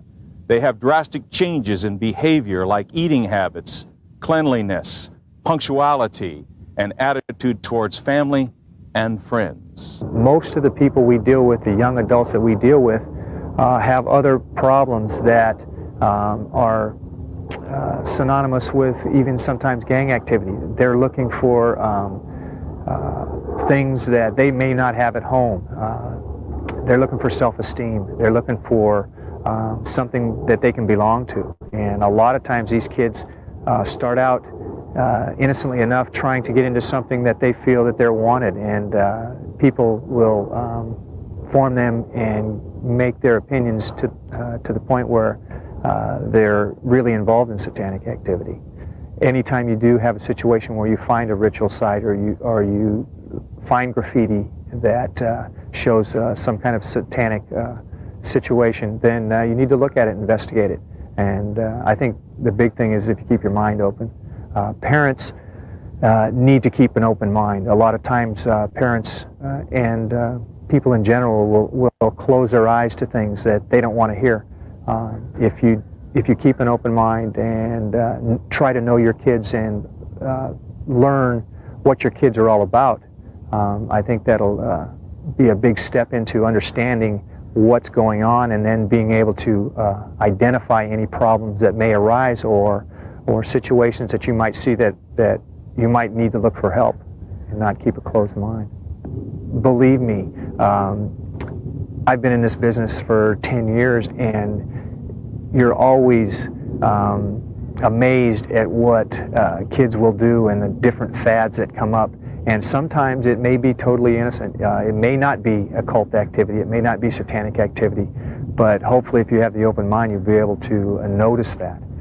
When we get involved in some of these training groups, we try to talk to PTAs and school administrators and things like that, not only just in occult activity, but just keeping an open mind on what teenagers are all about nowadays. And they may be involved in this stuff. They may be what we call dabbling in some kind of occult activity. It may be just a rebellion on some form of Christian upbringing, something to get your attention. As you observe kids that may be involved in satanic cult activities, be patient, be watchful. It's best to understand them because provoking them will only drive them deeper into the cult and that behavior. Teach the parents and the school officials and the youth workers to note these behavior changes and to take time to find out what's going on in their lives. Teach them to ask the meaningful questions and what the symbols are about that they might write on their notebooks and they might wear on their clothing. Teach these youth workers and parents to talk to their kids about the lyrics of the songs that they listen to over and over again. They have a right to know what's going on in the young people's lives, and open communication allows that to happen. Don't hesitate to encourage these parents and youth workers to seek outside help. Call your local support services for youth. They can be a great help to you. Never, never stop this important investigation into lives for the value of our kids in America. Satanists celebrate a host of rituals and ceremonies during the course of each year. As some are held more important than others, a host of crimes are committed before, during, and after the ceremonies.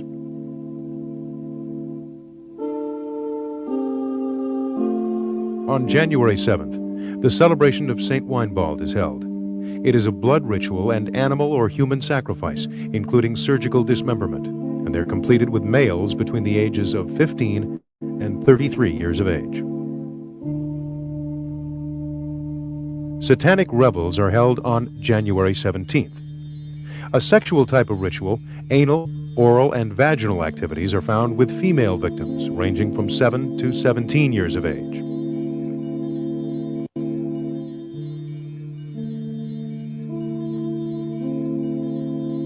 Candlemas, a high religious holiday, is held on February 2nd. At these sexual ceremonies, animal, oral, and vaginal rituals are completed with females from age 1 to 17.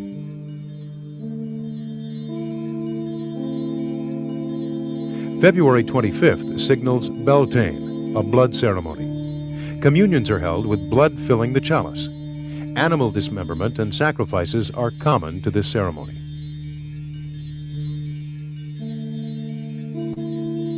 The celebration of St. Iketat is held on March 1st. During the blood ceremony, human blood from devotees of any age and any sex is consumed for strength and as homage to demons.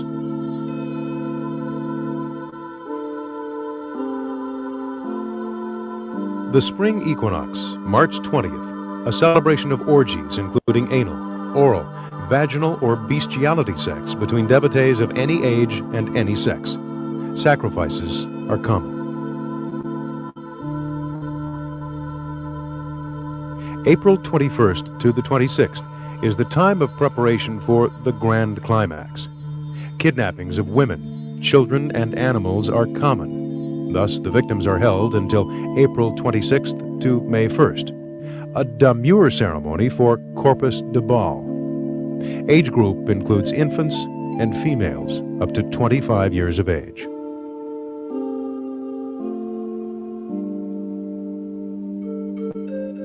April 30th, called May Eve or Walpurgis Night, signals a host of activities and historically is devoted to coven initiations.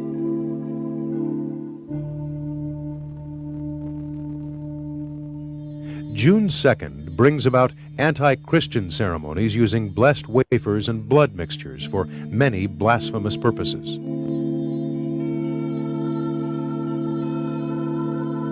June 21st and 22nd signal the summer solstice, when orgies, anal, oral, and vaginal in nature, take place. Any age, any sex. Demon revels are held on July 1st. Sex with demons, human and animals, primarily large dogs, take place with devotees of any age or any sex.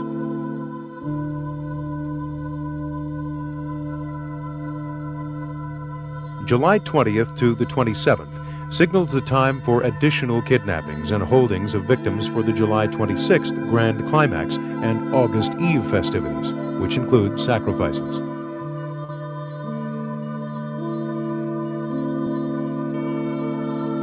Satanic revels occur on August 3rd, with its sexual orgies with females from 7 to 17 years of age.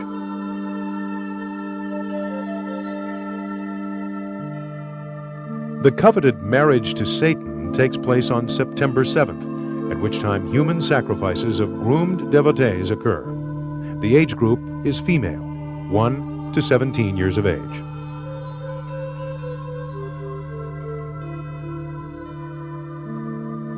September 20th is the time of the Midnight Host, a blood ceremony when dismemberment of females 1 to 21 years of age takes place. Hands are planted as part of the ceremony.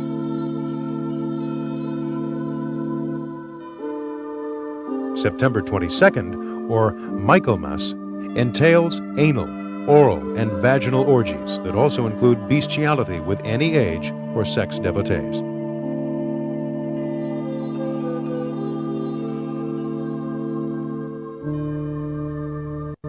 October 29th to the 31st, Samhain, or Halloween celebration, is a high unholy day. Sex with demons is primary, as is infant sacrifice.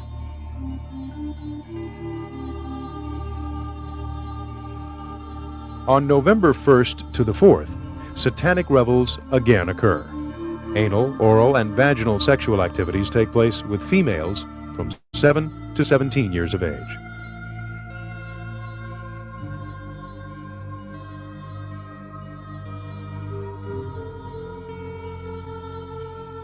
And December 22nd, or the winter solstice, entails orgies with any age and any sex. And on December 24th, Demon Revels is a demure ceremony and a signaling of the high grand climax.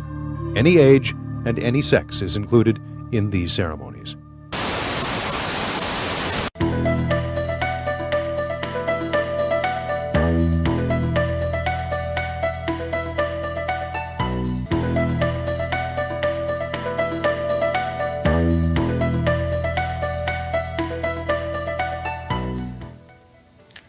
I've enlisted our friend Charles' able assistance in this portion of our presentation for reasons which will soon become obvious. Charles?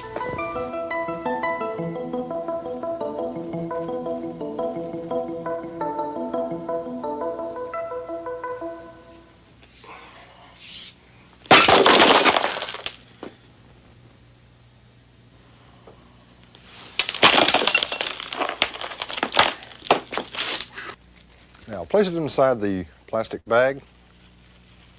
Now break the bulb. Excellent. Now reach inside and choose a piece and hand it to me.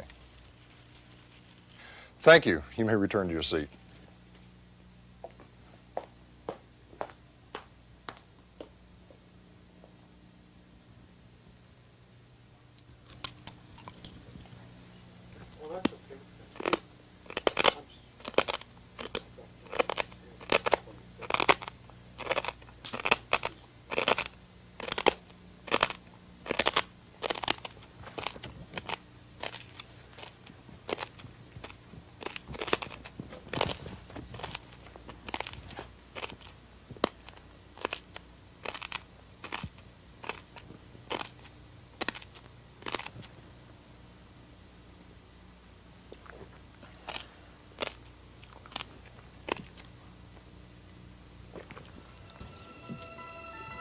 fire, one of the most powerful and destructive forces of nature.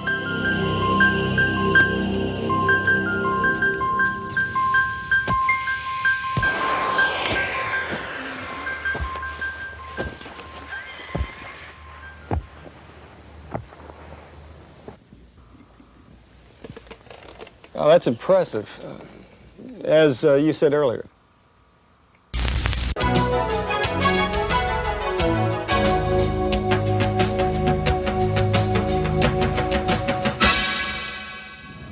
Richard Ramirez, known as the Night Stalker, was linked to Satanism. He had a pentagram on his left hand, and he would draw one on the walls of his victims' homes. At his arraignment, he yelled, "Hail Satan!"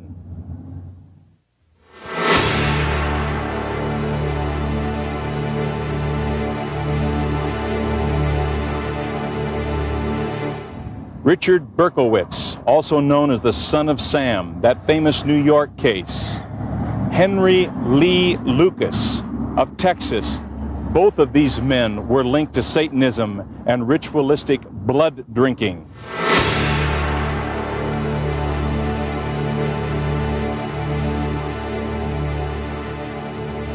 Stanley Dean Baker of Massachusetts. At the time of his arrest, he had one of his victim's fingers in his pocket, and he was charged with dismemberment. He stabbed his victim 27 times, and he ate his heart.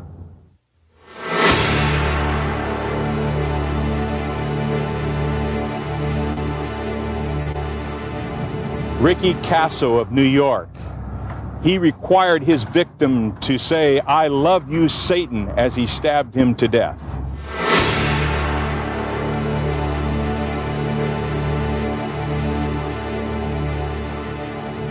Carl Drew from Massachusetts. His satanic cult killed a 20-year-old woman, decapitated her, they kicked her head around, and then later he had sex with her body.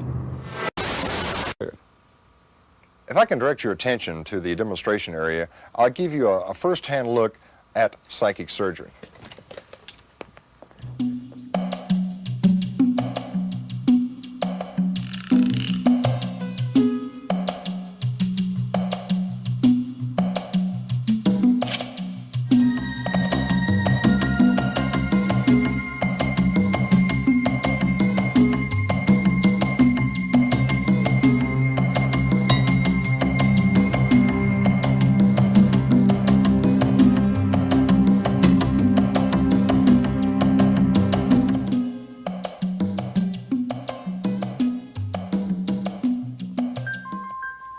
The next time you or someone you know is approached by a member of a New Age group, remember what you have seen here today.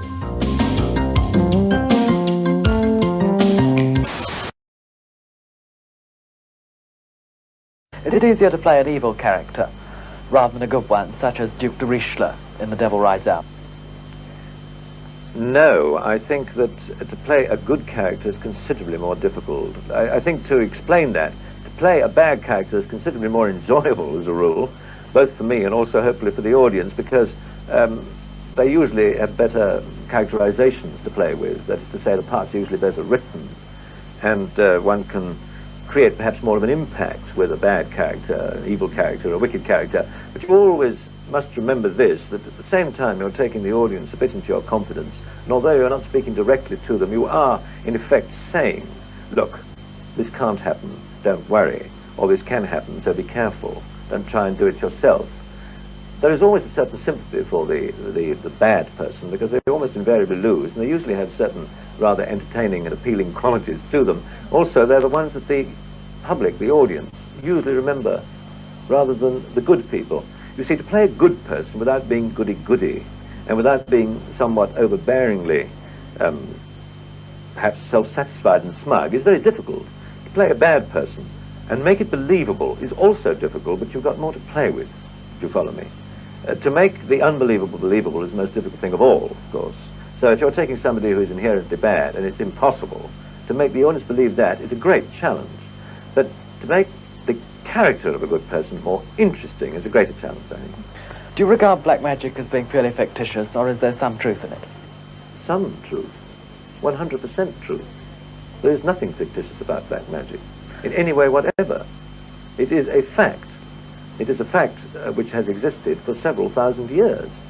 I mean, when we talk about black magic, we are talking about Satanism, necromancy, alchemy, witchcraft, the worship of Satan, the worship of dark forces, whether it's voodoo, juju, whether it's something practiced in the Western world or the Eastern world, whether it's easily defined or not easily defined, the order of the left-hand path, the following of this, the following of that. It is basically the worship of the force of evil as embodied by Satan, Lucifer, the princes of darkness and their legions and so on.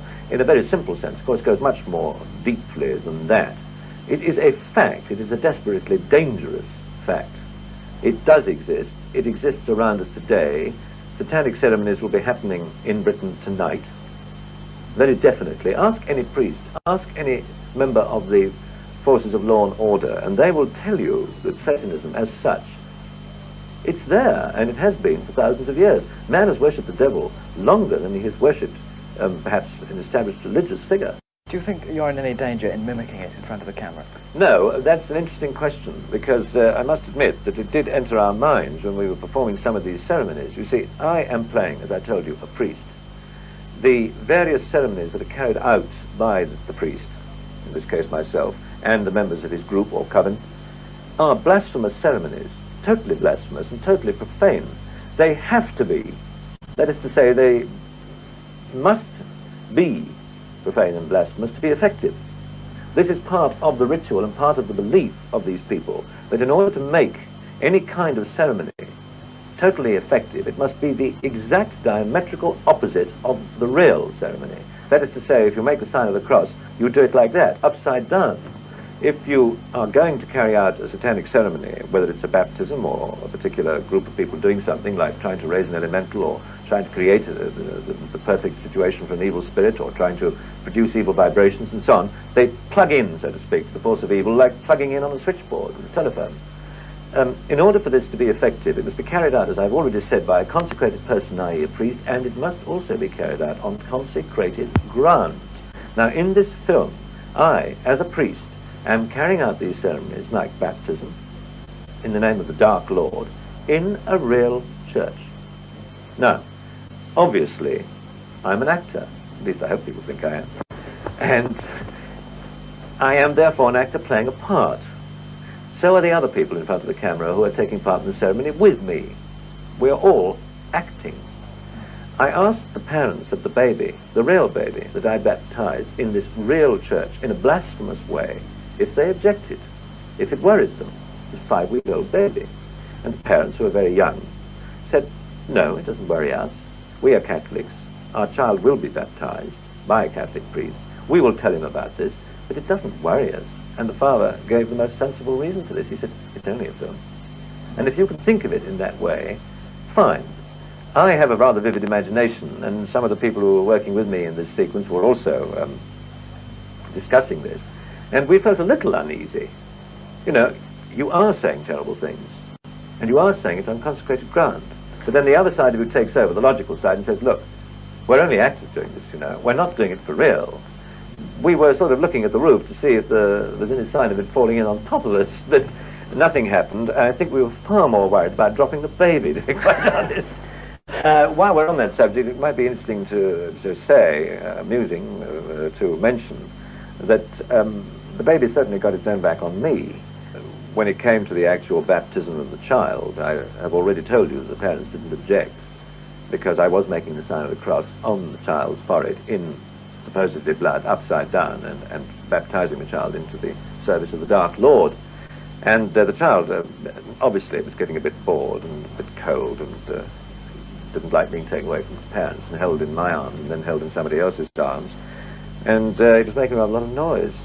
And I started to speak very quietly, and there was complete and total silence, which impressed everybody. And I myself thought, well, you know, it's listening. It was staring at me with rigid concentration. And I suddenly realized why there was this total silence and this rigid concentration. The child was retaliating in the way in which it knew best, all over me, and all over the lady who was holding the child. Well, all I can say is it speaks volumes for our self-control that none of us broke up, because, of course, it was extremely funny.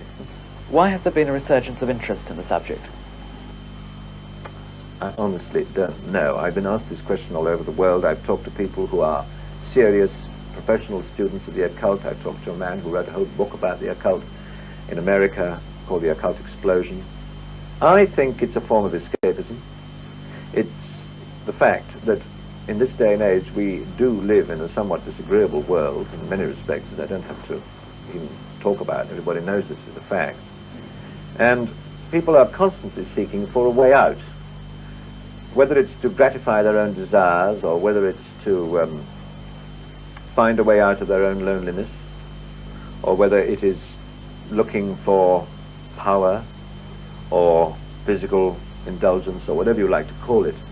I think it's always this question of people looking for a road out, an exit, an escape, some form of safety valve which will help them to blow off steam. They don't realize how dangerous it is to get involved in this respect, because inevitably they start at a lower level and then they get absolutely under the control of the bosses, because the bosses exist. They have the same ranks in the Church of Evil as they have in the good church. They do. They have ranks in the hierarchy of the priesthood, just as you have bishops and deacons and archbishops and cardinals and so on. You have various ranks and grades, like Magister Templi, the master of the temple, Ipsissimus, the sort of number one top man. And this is not just occult writing for the sake of writing. This is a fact, and people really believe in this. As a matter of fact, there is a church in Los Angeles called the Church of Satan, which is run by a man called Anton Sandor LaVey, who has written 2 books. I'm not sure that he intended to be taken too seriously, otherwise, obviously, if it was true and complete Satanism, it wouldn't be admitted. But he sent me a copy of 2 of his books because he'd seen a picture I'd done with Sammy Davis Jr. in which I'd played the devil, a very sort of modern, up-to-date devil, Lucifer. The thing was called Poor Devil. The film was called Poor Devil. It was very amusing. It was a comedy. And he sent me a copy of one of these books, which was headed Regi Satanas, which means Satan is king, more or less. And he wrote underneath to Christopher Lee, a fine actor and a perfect devil. And from Sandor LaVey. Well, I took that as a compliment. I don't think that's intended to be taken too seriously. That is all out in the open.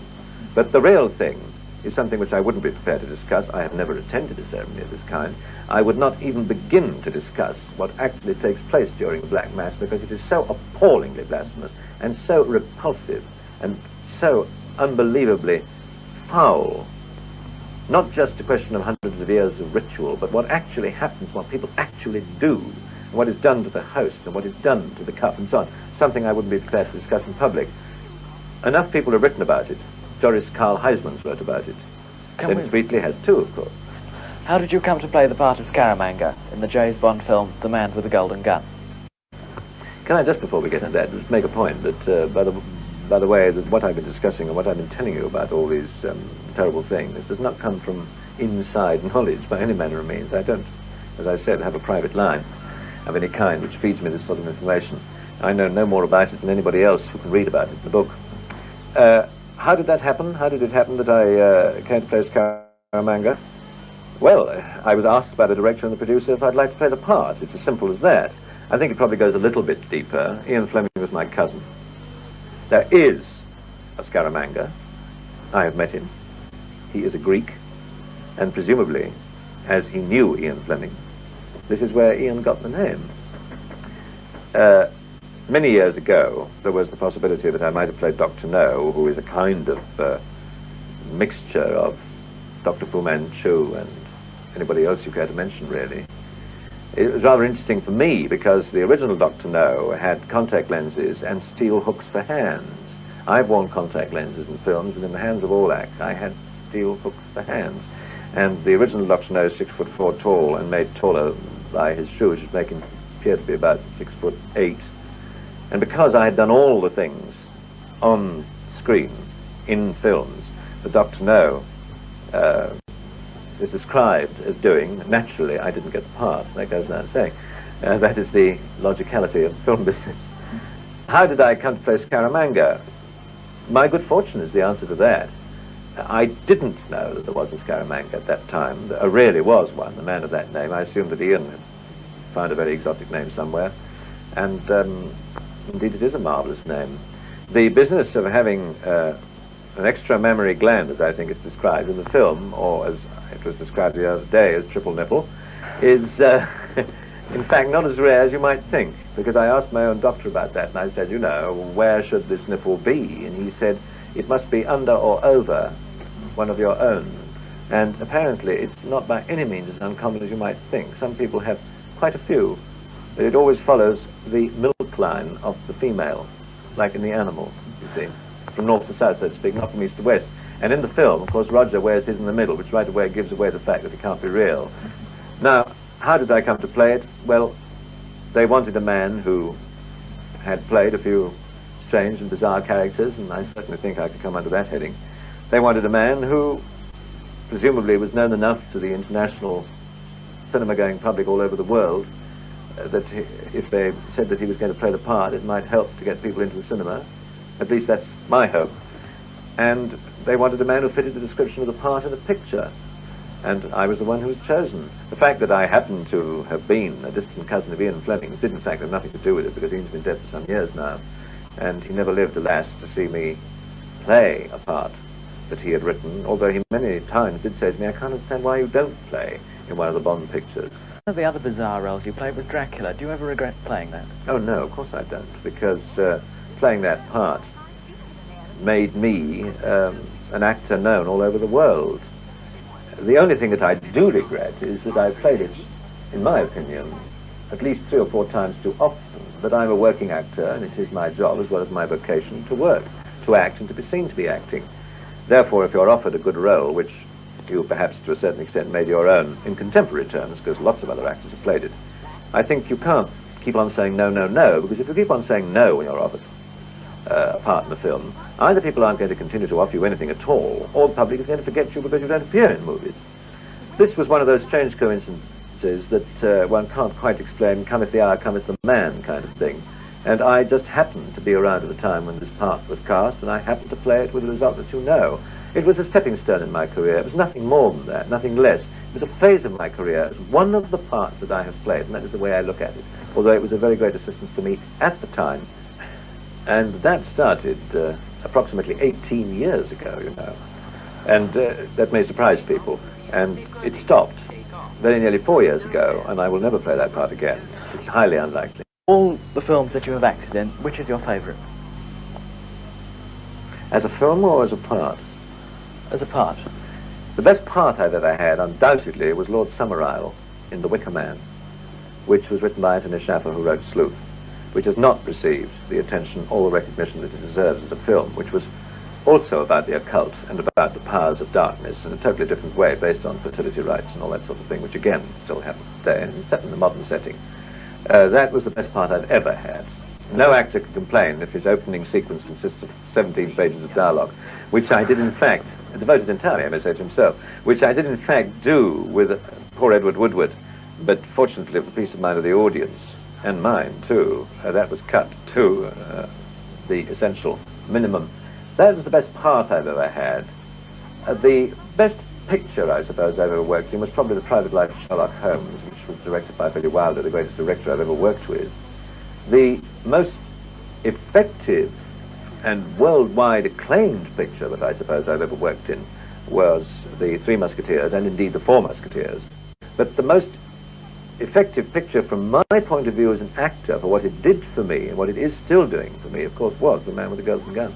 Christopher Lee, thank you very much indeed. Not at all.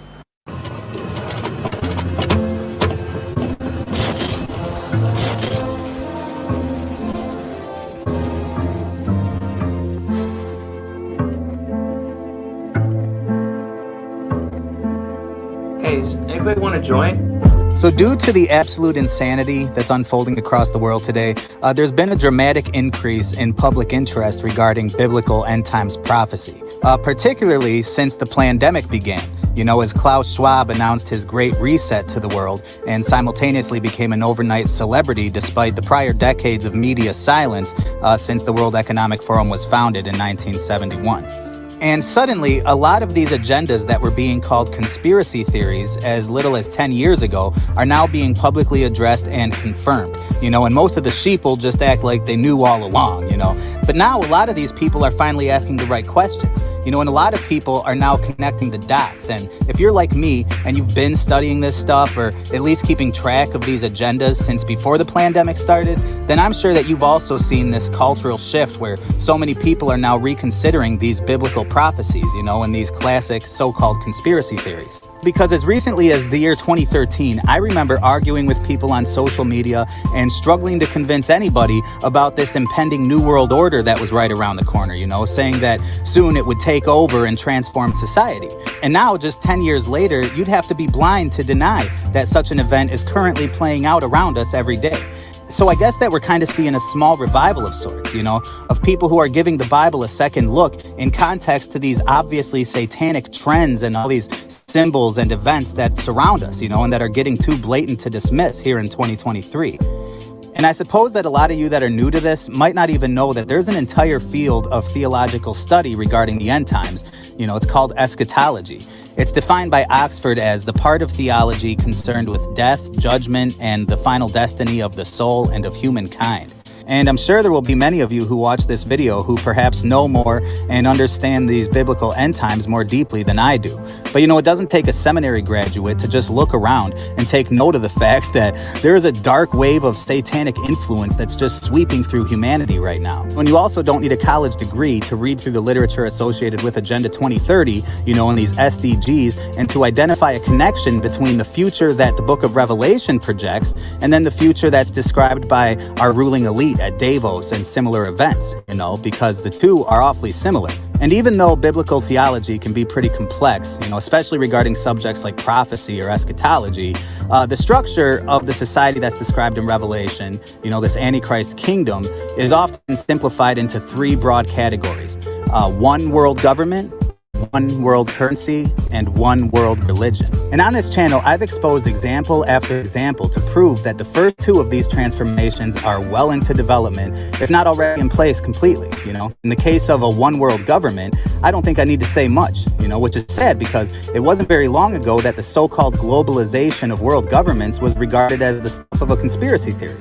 And yet it's been clearly demonstrated throughout the course of this pandemic that this totalitarian and liberal agenda is not confined to the United States, you know, or just the United Kingdom, but rather it's being enforced unilaterally across numerous nations and cultures, you know, and we understand that it's being done at the beckoning of the United Nations. And doesn't that name just say it all? I mean, honestly, how could the United Nations be described as anything less than a world government structure?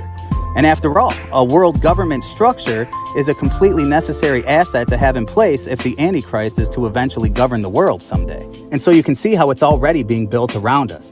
And then comes the one world currency. And again, do I even need to say any more? I mean, the popularity and the accessibility of cryptocurrency today is establishing a new digital economic model that's being adopted by nations worldwide. And this economic model is designed to be completely compatible with the incoming digital twin world that's being programmed around us, you know, with Facebook's metaverse being the first notable advancement in that direction. But make no mistake that Meta is only the tip of the iceberg when it comes to this stuff.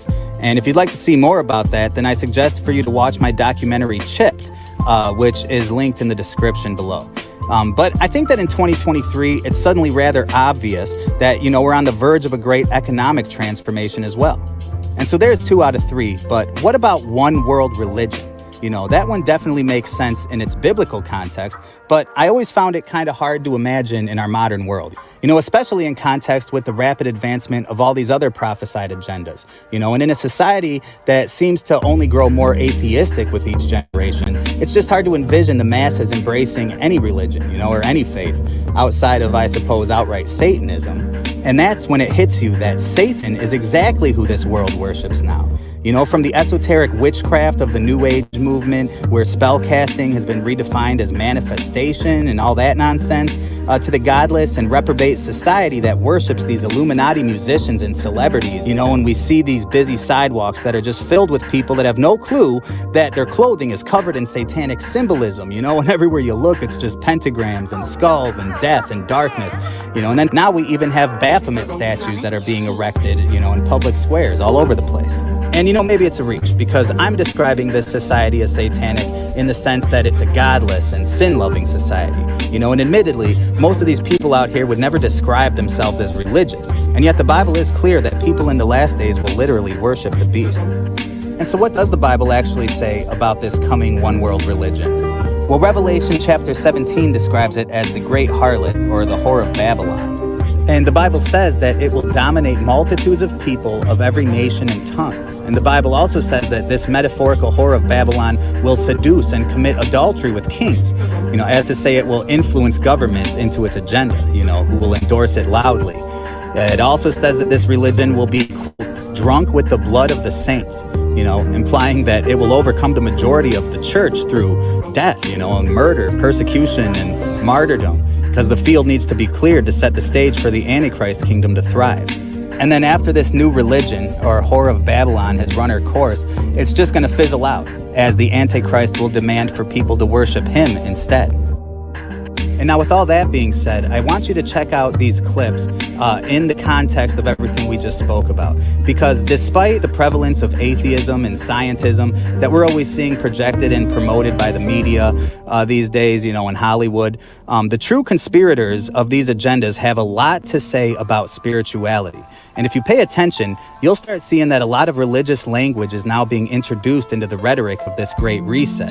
And who better to demonstrate this than one of the World Economic Forum's favorite spokesmen? Celebrated historian, philosopher, and a best-selling author whose books have sold nearly 30 million copies worldwide. His newest book, Sapiens, A Graphic History, is brilliant, and it's out right now. Please welcome one of the brightest minds on planet Earth, the incredible Yuval Noah Harari. How are you?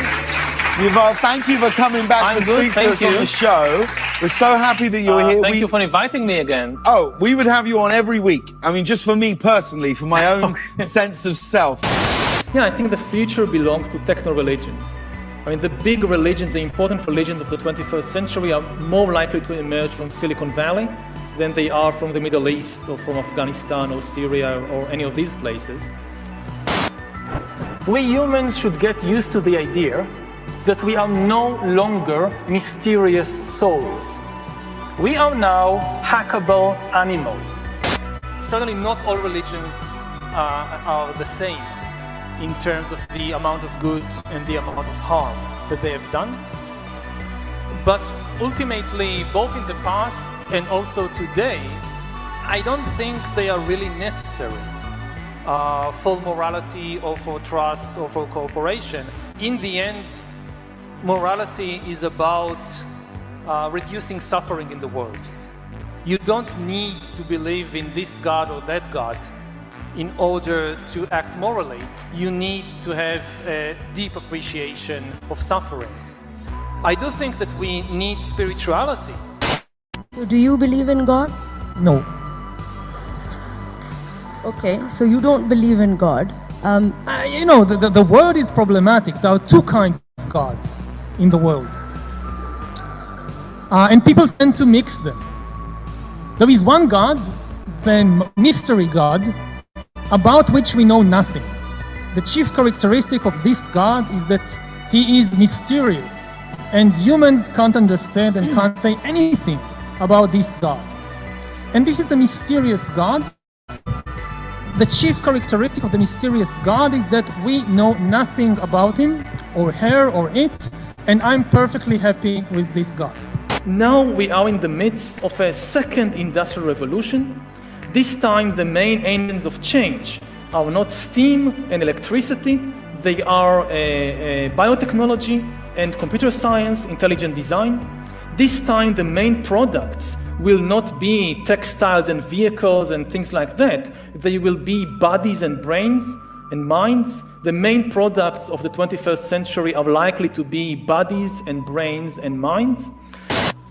Religion, on the other hand, I think it has done whatever good or bad it could have done for humanity. And it's now losing more and more of its power. It's still very important for people's identity, but most of its traditional roles, I mean, in the past, religion, it determined agriculture and medicine. If you are sick, you go to the priests. If there is no rain, you go to the temple to pray. And all these things have been taken over by science and technology and the engineers and the doctors. and what is left is really defining collective identities for human groups. And in this, religion is now mostly harmful, I think, because instead of encouraging global unity, the main thing it does at present is to support tribalism and nationalism and prevent greater human collaboration. Then there is a completely opposite kind of God, the concrete lawgiver God. And about this God, we know far too much. We know exactly what this God thinks about female fashion, about human sexuality, about who should you vote on elections, everything. And they are likely to give people visions based on technology. Everything that the old religions promised, happiness and justice and even eternal life, but here on earth with the help of technology and not after death with the help of some supernatural being. For example, among our closest relatives in nature, the chimpanzees, homosexual behavior is quite common. Most sexual activities among chimpanzees are not done in order to procreate little chimps. Rather, chimpanzees use sex to cement political alliances, to establish intimacy, and to diffuse tensions. Is there anything unnatural about it? The idea that sex exists only for the purpose of procreation is complete nonsense, invented by priests and rabbis. We need probably spirituality more than ever before, because a lot of spiritual questions and philosophical questions are suddenly becoming practical questions. Questions about free will, about what is the meaning of humanity, what does it mean to be human, which, people argue about for thousands of years, but had very little immediate implications. What you think? It's just, a pastime for philosophers. Suddenly, it becomes a question for engineers, because we are able, or soon we will be able, to start re-engineering humans. So a question like, what does it mean? What does humanity mean? What is the essence of being human? It moves from the realm of abstract philosophy to the realm of engineering. For example, what will happen when artificial intelligence will replace most humans in the job market? Experts estimate that it could take as little as 30 or 40 years for this to happen. You don't have any answer in the Bible what to do when humans are no longer useful to the economy. You need completely new ideologies, completely new religions, and they are likely to emerge from Silicon Valley. Ethnically diverse Kazakhstan is home to 18 religious denominations, and in September it opens its doors for a global interfaith dialogue. Its capital, Astana, hosted the 7th Congress of Leaders of World and Traditional Religions. Delegates from more than 50 countries came together, urging for peace and consolidation around the world. The efforts of world leaders, the efforts of international organisations are not enough to overcome the challenges that humanity is facing. And the voice of spiritual leaders who have great authority among the world's population called for the joint overcoming of all the challenges. This is very important. Islam, Judaism, Christianity and Hinduism, as well as other world religions, were represented at the Congress. This year, Pope Francis, as well as the Grand Imam of Al-Azhar, Sheikh Ahmed Al-Tayyab, were among the renowned guests. We have to go one step further. We have to have a strategic mood. We have to construct the world of tomorrow. It's a systemic transformation of the world. So we have to define how the world should look like, which we want to come out of this transformation period.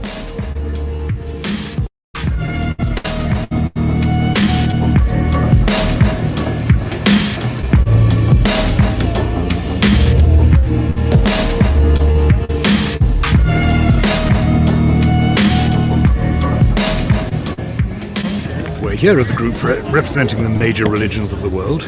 And we're here to support, with our prayers and our thoughts, the global leaders meeting for the COP27 conference right at the moment. We know that they need resources that are more than just human to deal with the crisis that's coming. So we've tried to formulate 10 principles, what we call climate repentance, that is acknowledgement of where we've all as a human race fallen short, and how we've got into this critical situation with our environment.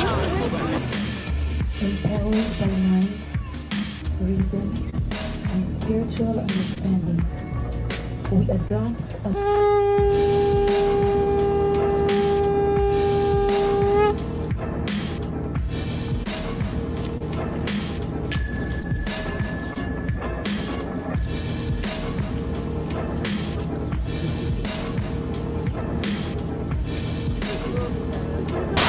multi-faith leaders to gather in Israel and around the world for climate repentance. What exactly are they doing? They're repenting for climate change. Why are they not repenting for the sins of the world? Why are they not repenting for breaking the 10 commandments? But instead, they are provoking the Most High by trying to create new 10 commandments. Very interesting. Jews, Muslims, Christians, Hindus, and Buddhists from Israel, Egypt, the USA, India, Spain, and the UK plan to gather Sunday around the world to call on global leaders to act for climate repentance.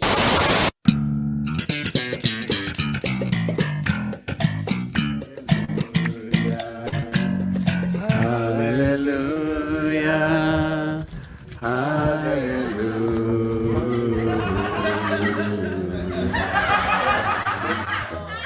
We are here at Mount Sinai, a place of historic revelation, a holy spot for the three Abrahamic faiths.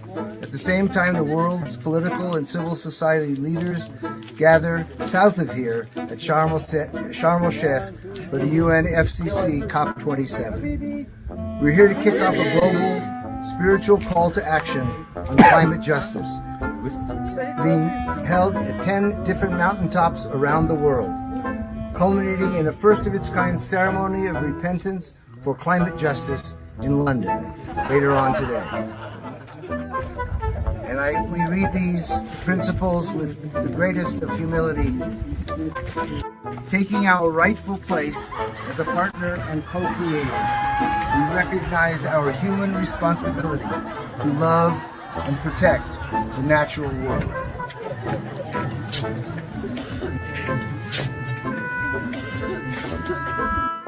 Nature is permeated by God's presence and being, by the spiritual, manifesting ultimate reality in every particle.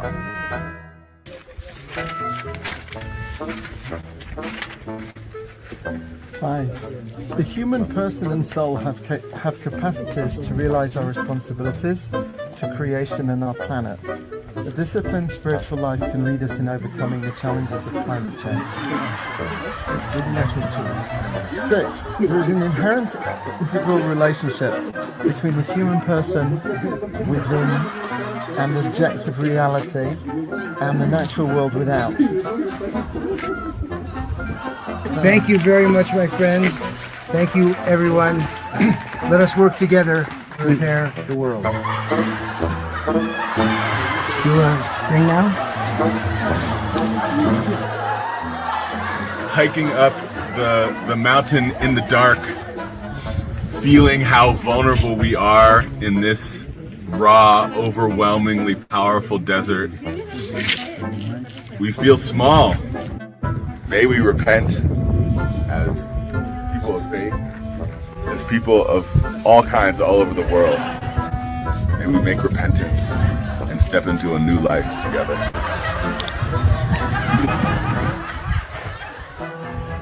These tablets are already a little bit broken. They were made by the Strike for Friday's teenagers. And in Hebrew it says, keep your promises, which are not being kept by the world leaders. I have the...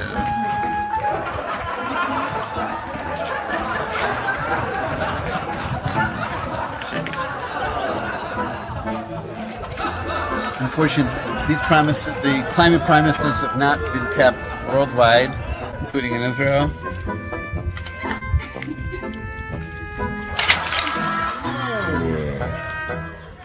And when it comes to the leaders of the world who are gathering at COP27, There's a lot of talk. There's some action. But there's not enough to be able to keep the world to 1.5 degrees on the warming. The whole world needs to cut our emissions by half by 2030. And they're not yet. We take these green commandments, we look down to Sharm el-Sheikh, and we're not satisfied.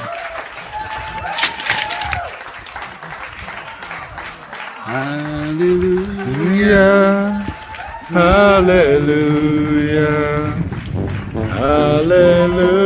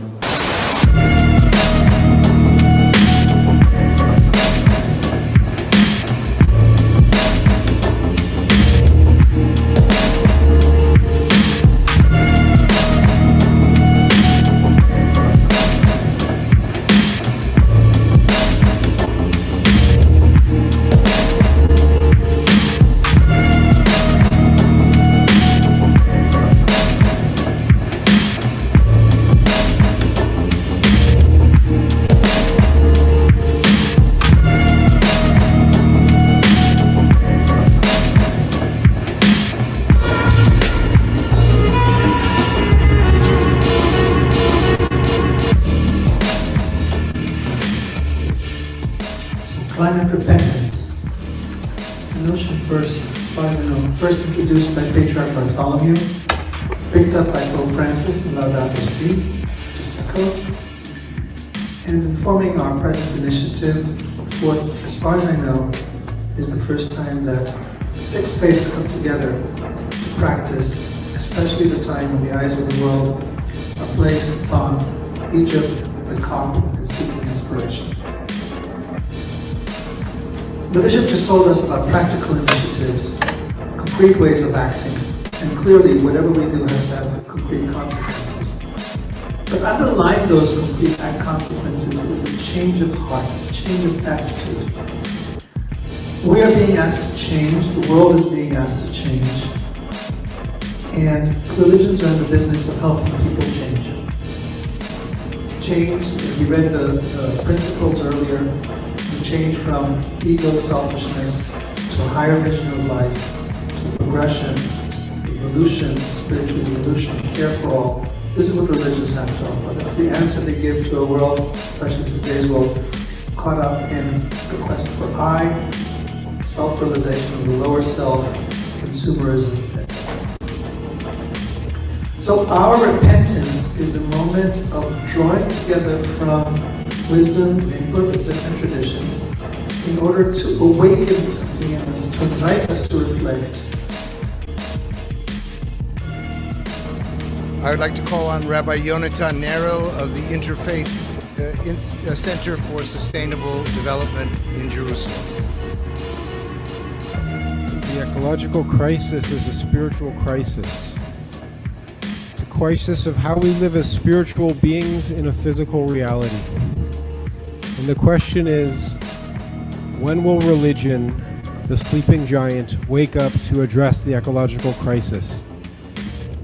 Over the past number of months, we've worked to promote 10 universal principles for climate justice, which were formulated by the Elijah Board of World Religious Leaders and released a couple days ago at a climate repentance ceremony in London. And another group was at Mount Sinai with these tablets.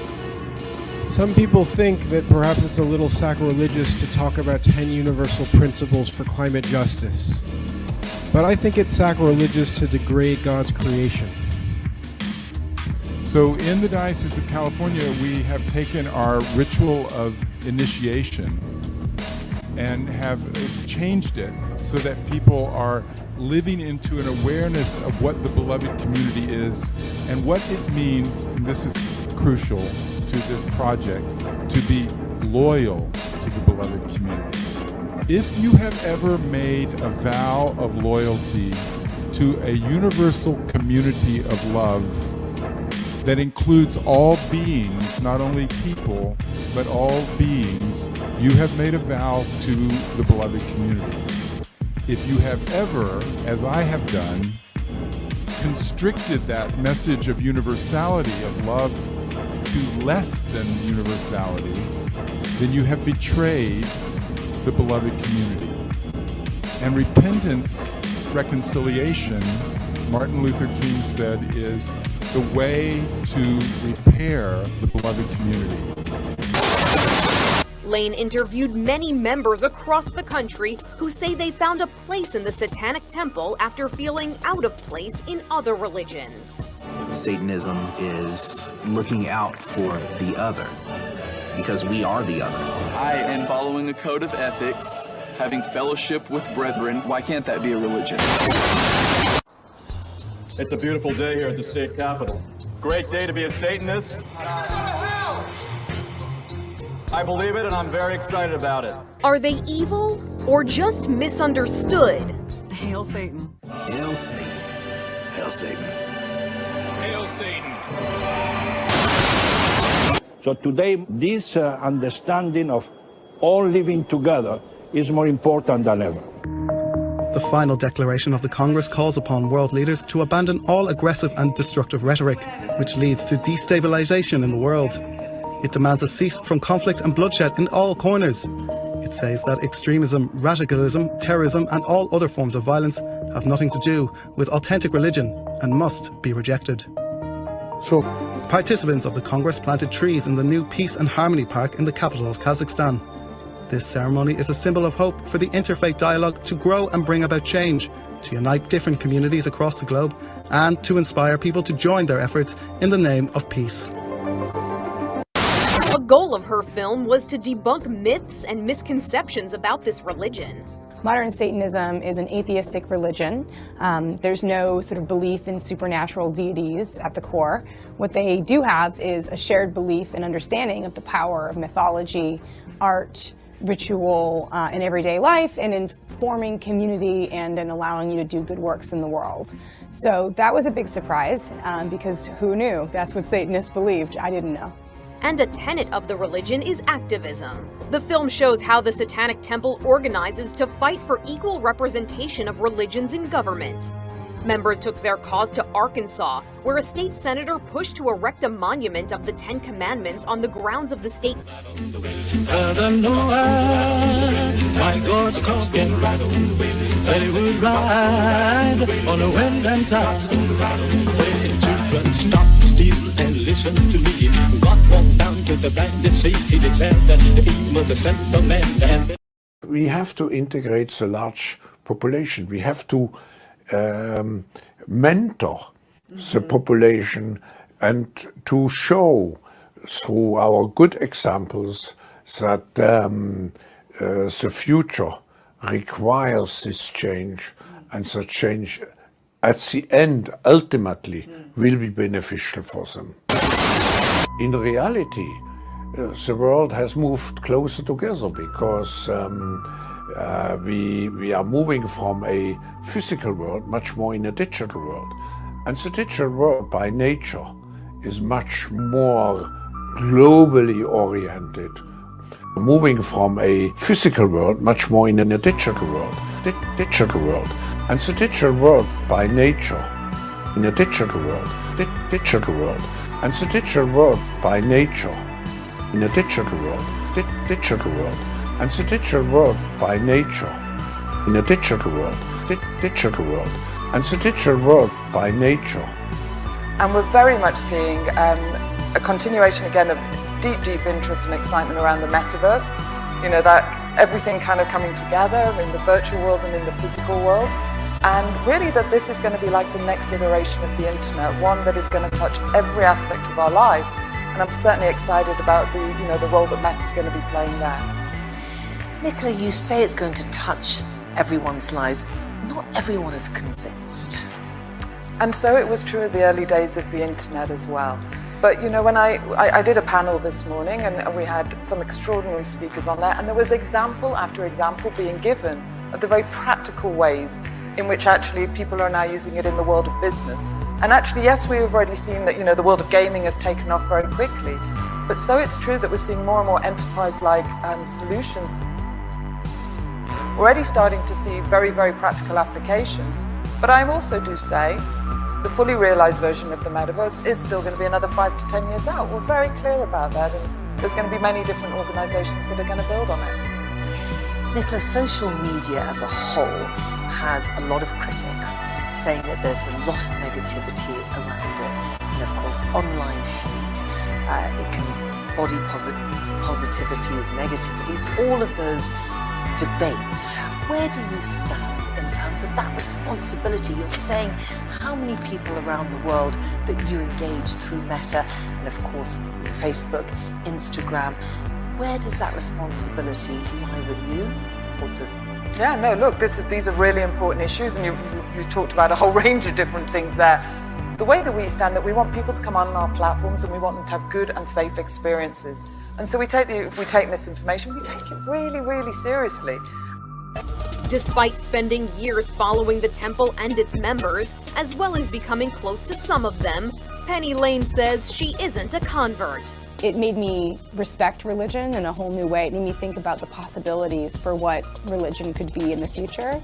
I always thought religion was essentially an anti-modern phenomenon that would be better off in the trash can. I don't feel that way anymore. I think religion's great.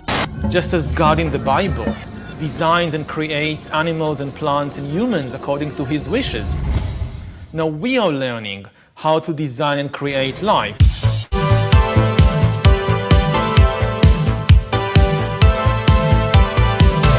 Please subscribe to Fallen World Films while you still can. Well, definitely thanks to everybody that stuck around and watched that thing with me. So the whole idea of this was to be like, if you were just living back in the 90s again, and just channel surfing, and you just stumble across something crazy on TV. Remember those days? And this, I think, went well. I enjoyed just hanging out with you guys in the chat. And so this will be a cool format that I could do when we're not doing live shows and in between working on my documentaries, like I could put together some of the great old classic documentaries and footage that have taught me so much that now are just part of the public domain. And I'll just put it out like this because I think that was a lot of fun, and there's no shortage of footage out there and material. So glad you guys joined me for this. Thanks again for being here. God bless you all. It's getting late. Time for me to get the food that I ordered and eat it. Spend a little bit of time with my wife, go to bed, and work in the morning. So Jesus loves you guys. Thank you for subscribing to Fallen World Films. And if you haven't, then you ought to do it. And that's it. Bye-bye. Brother Noah, my God's talking, said he would ride on the wind and tide. Hey, children, stop, steal, and listen to me. God walked down to the bandit sea. He declared that the evil was sent for man, and then he decided to restore the land. He spoke to Noah. Noah stopped and said, Noah, I want you to build me an ark. I want you to build it 3 cubits longer. I want you to build it big and strong. I want it 50 high and 50 wide, so it will stand the wind and tide.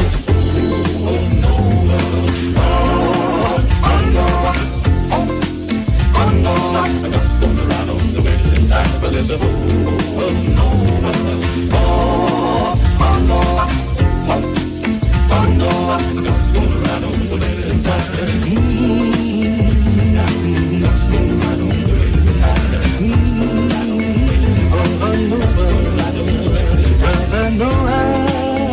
My God's talking, say would ride on the wind and tide. Well, after the foundation was laid, then Noah began to hew and build. The ringing of the hammer that judgment, the hewing of the salt that sin repent. 100 years he hammered and sawed, building the ark by the grace of God. When the ark was done, God's voice was heard. He said, now Noah, let me tell you what to do. Calling the animals 2 by 2, so he called them in the ark. The 2 by 2, he called a bird, the ox with the kangaroo. And they call in Interfaith, the ham and the Sam. Then life began to flood the land. He raised his hands to heaven on high, shook the stars and moved from the sky, shook the mountains, he troubled the sea. He went to his chariot, he stepped